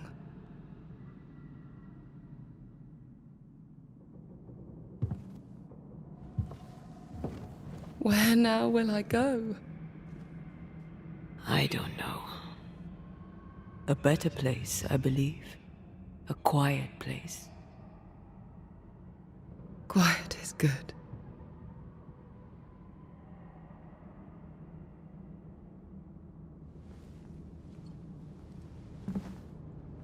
Deborah Comenius, mere words can ill describe your suffering.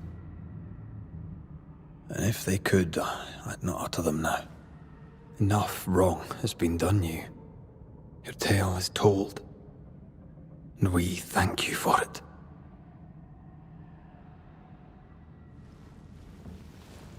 You are hurt. And free to go.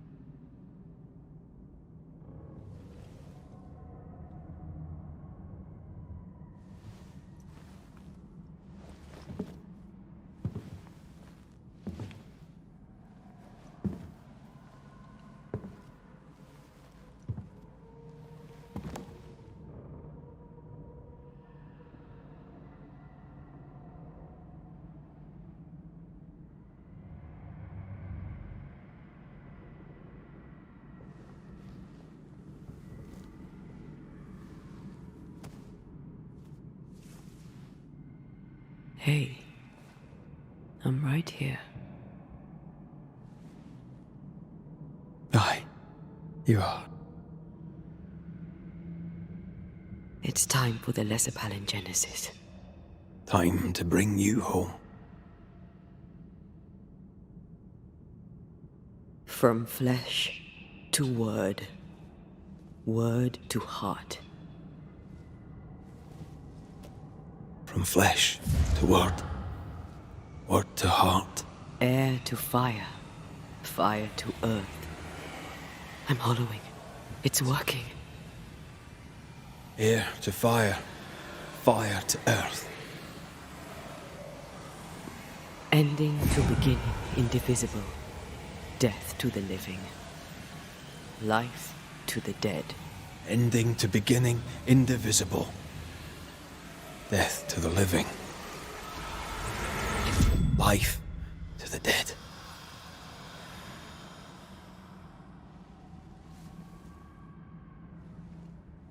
Antea. Antea!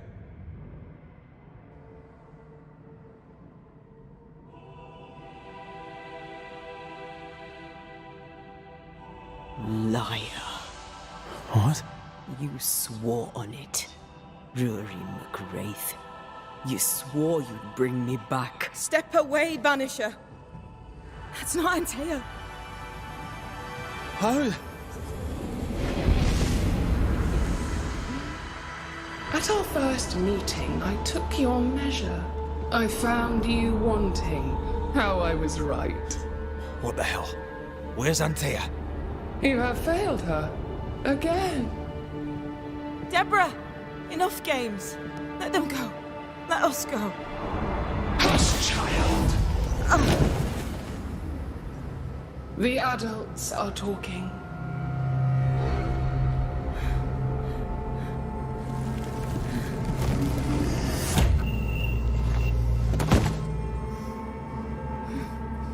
No! Leave her! She's innocent! Innocence is another name for buried guilt. She's not done with us. Not by a long way. Not for a long time. Find me. Find us. Traitor, oathbreaker, rat! You forsook your one true love! For this you deserve a reward. The same reward over and over! No! Let her go! Please! Let her go! I beg you, no! Take me instead! Let her go!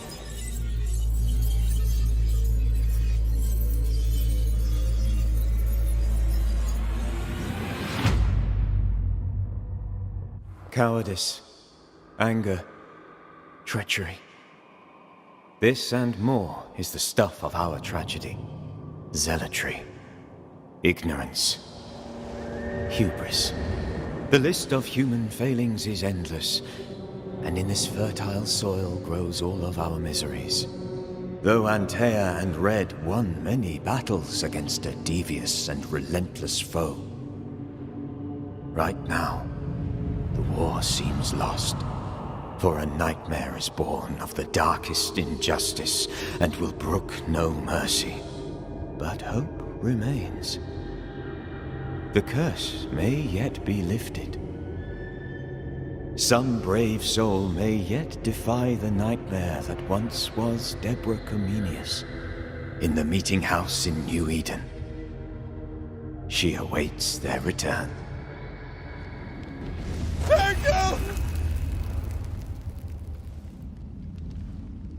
Ah, you're awake.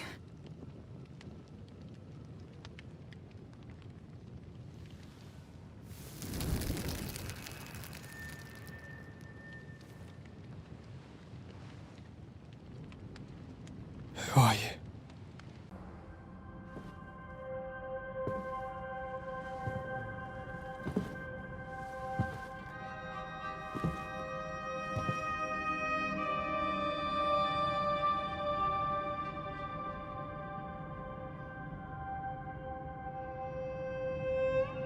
So, the circle is complete.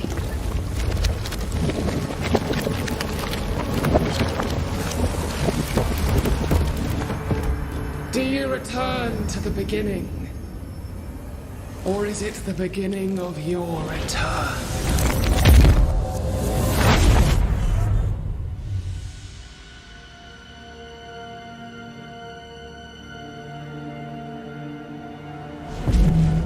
A paradox. How clever. How it pleases you to play with time. I do not play. Deborah, we know what happened to you. We know what they did to you. What they did. What they do. I shatter yet. We're not here to hurt you. You have my body and I want it back. That's all. Help us. Because we can help you. No, you cannot.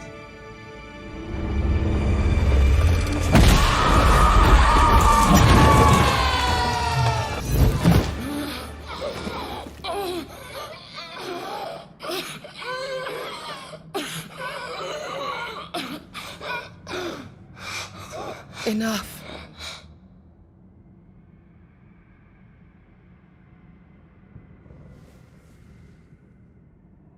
You are me, yet you oppose me.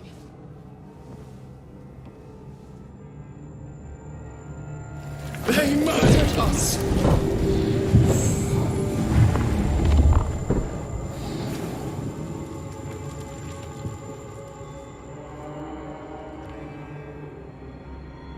Make them pay. No. They do not deserve our rage, not these two. All deserve our wrath. They crushed the breath from us. You know this. You asked for this.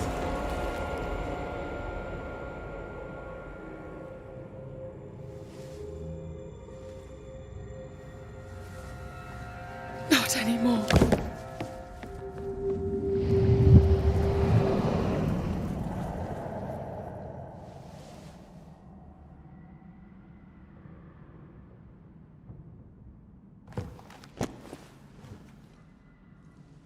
It's over. You have been heard. The truth is out. No! Come back! Feed upon the pain, the treachery, the outrage! No more. It hurts. Behold my wrath!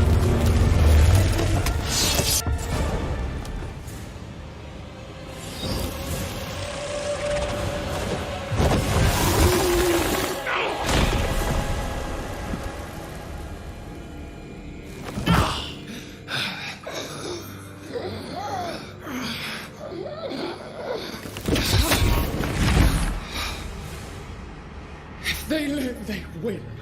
All of them. Enough pain now. There must be a reckoning. The pain may end right now. The reckoning is here. Spare me your compassion, for it comes far too late. Who are you? I am retribution. A word. An idea. But who are you?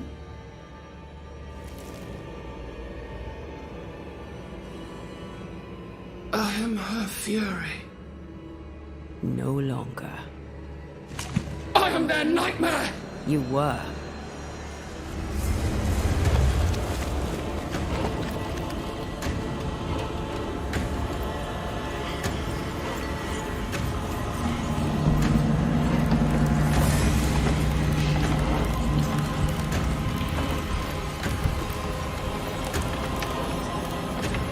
You believe you've won. It will not be so easy.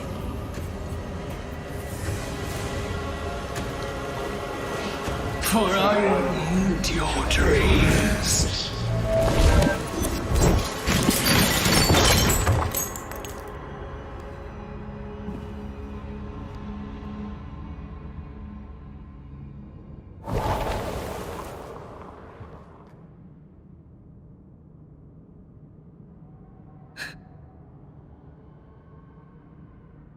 Is that an end to it? Yes. If you want it to be. Are you sure?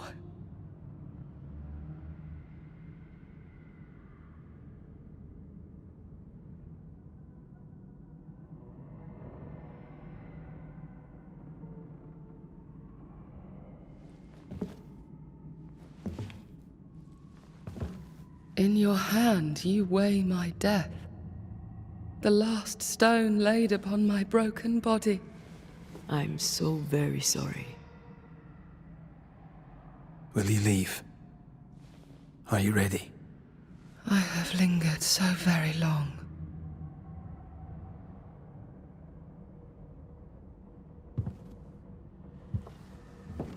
Where now will I go?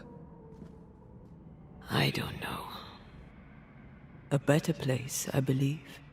A quiet place. Quiet is good.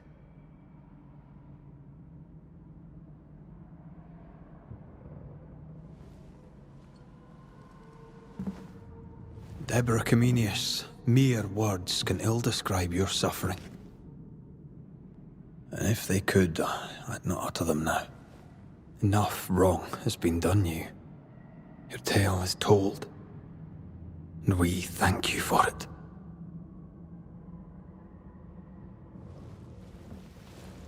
You are hurt.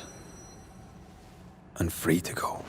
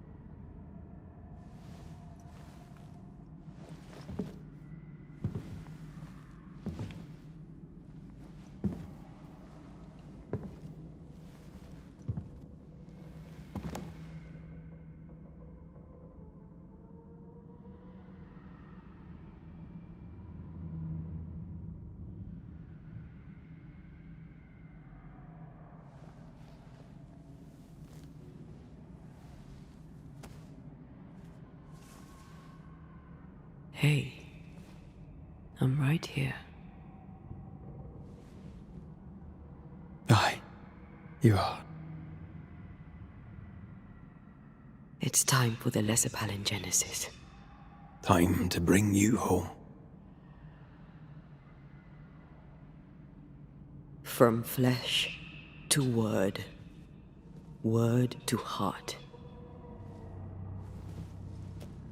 From flesh to word. Word to heart. Air to fire. Fire to earth. I'm hollowing. It's working. Air to fire. Fire to earth. Ending to beginning, indivisible. Death to the living. Life to the dead. Ending to beginning, indivisible. Death to the living. Life to the dead.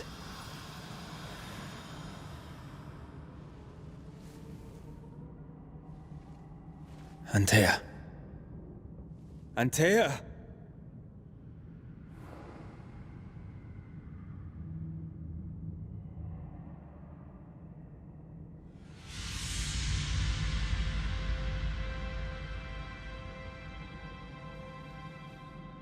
Bread.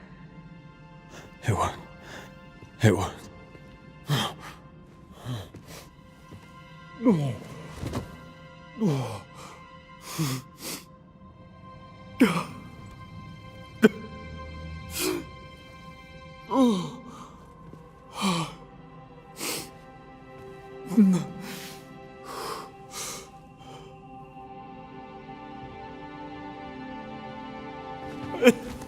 You're back.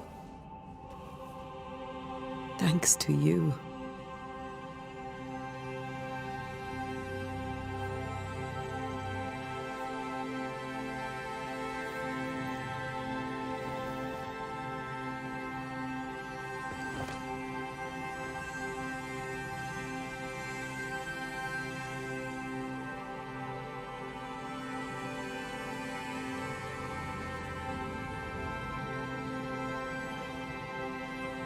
us is left.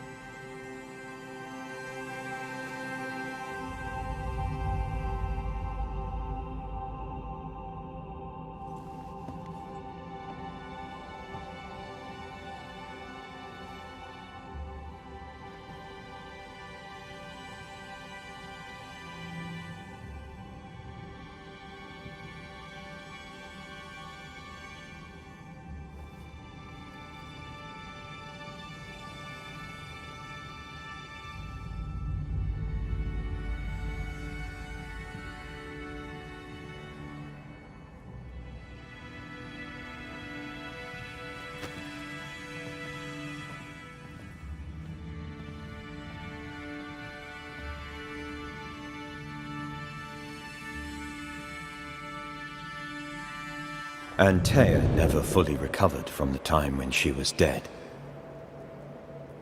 And the things he'd done to bring her back had changed Red too. Some say you should fight for what you want. But some fights, I believe, are best lost. Battered by their ordeal at the hands of the Nightmare, the lovers must rebuild from the wreckage. A new and stronger union. For better, or for worse. Now, far from the place where New Eden once stood, Red and Antea will renew their love. A shared interest will bind them once more. A taste for forbidden fruit.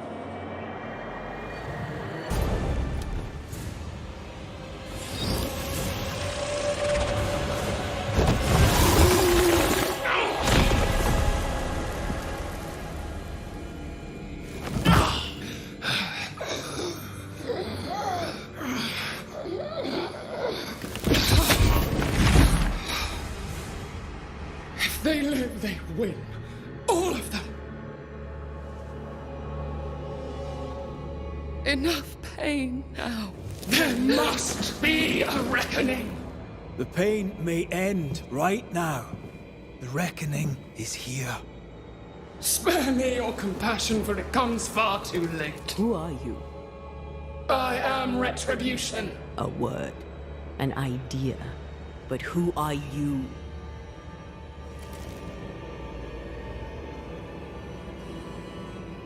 I am her fury. No longer. I am their nightmare! You were.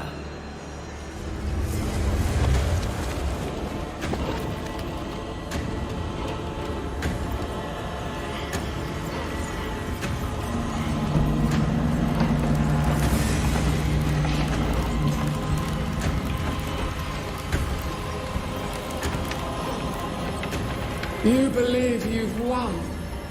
It will not be so easy.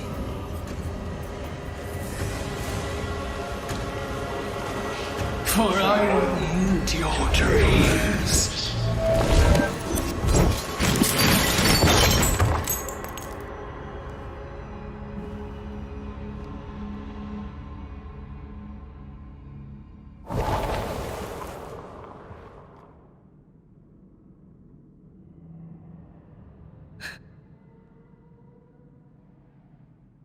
Is that an end to it? Yes. If you want it to be. Are you sure?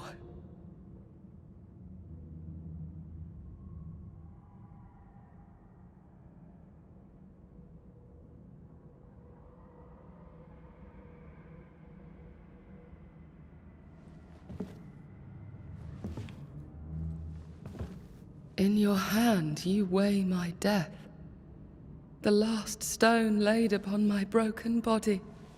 I'm so very sorry. Will you leave? Are you ready? I have lingered so very long.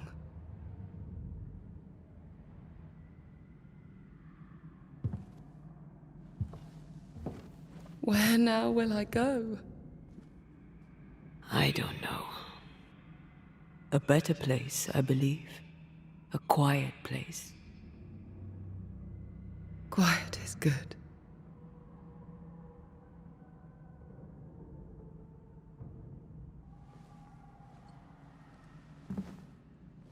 Deborah Comenius, mere words can ill describe your suffering.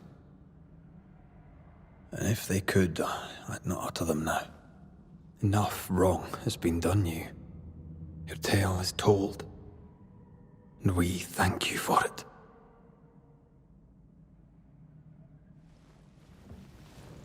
You are heard, and free to go.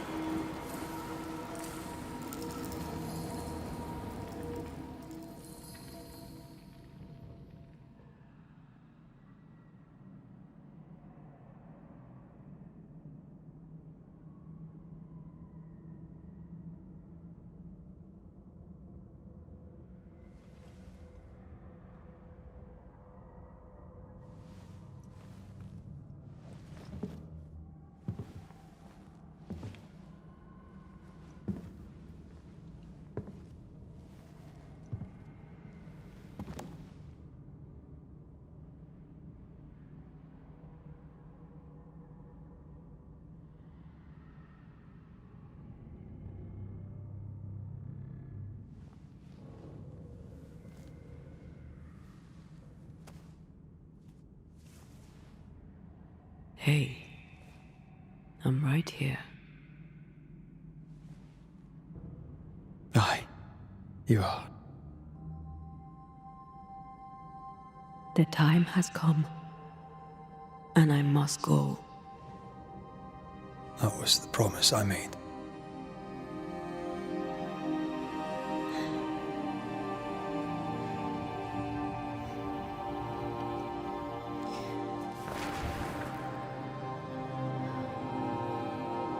We've done good work here. We've made my death count for something. Someday, we'll meet again. Take all the time in the world.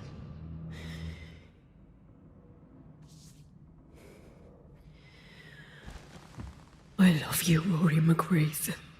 These years I've spent by your side have made me a better man. You've taught me to survive. You've taught me to live. Thank you. From my heart of hearts, thank you. Farewell, my love. Death for the dead. Life for the living.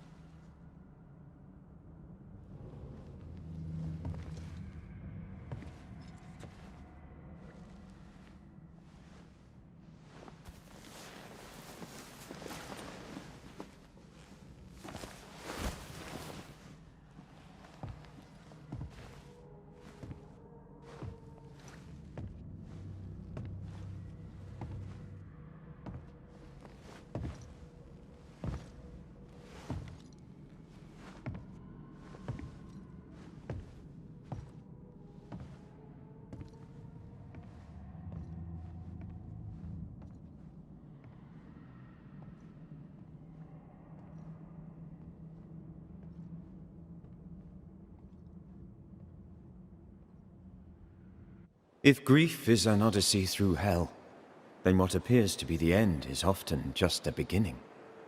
New Eden never recovered. For years, neither did Red. But in time, the pain of Antea's loss faded, and only the bittersweet beauty of their love lived on in his memory. Who knows? Perhaps, years from now, a legendary Scotsman, his hair grey, shall sit with his children and many apprentices and tell them a story. The tale of his beloved Antea. Of how she lived, and how she died, and how together, in New Eden, they lifted a curse and defeated a nightmare.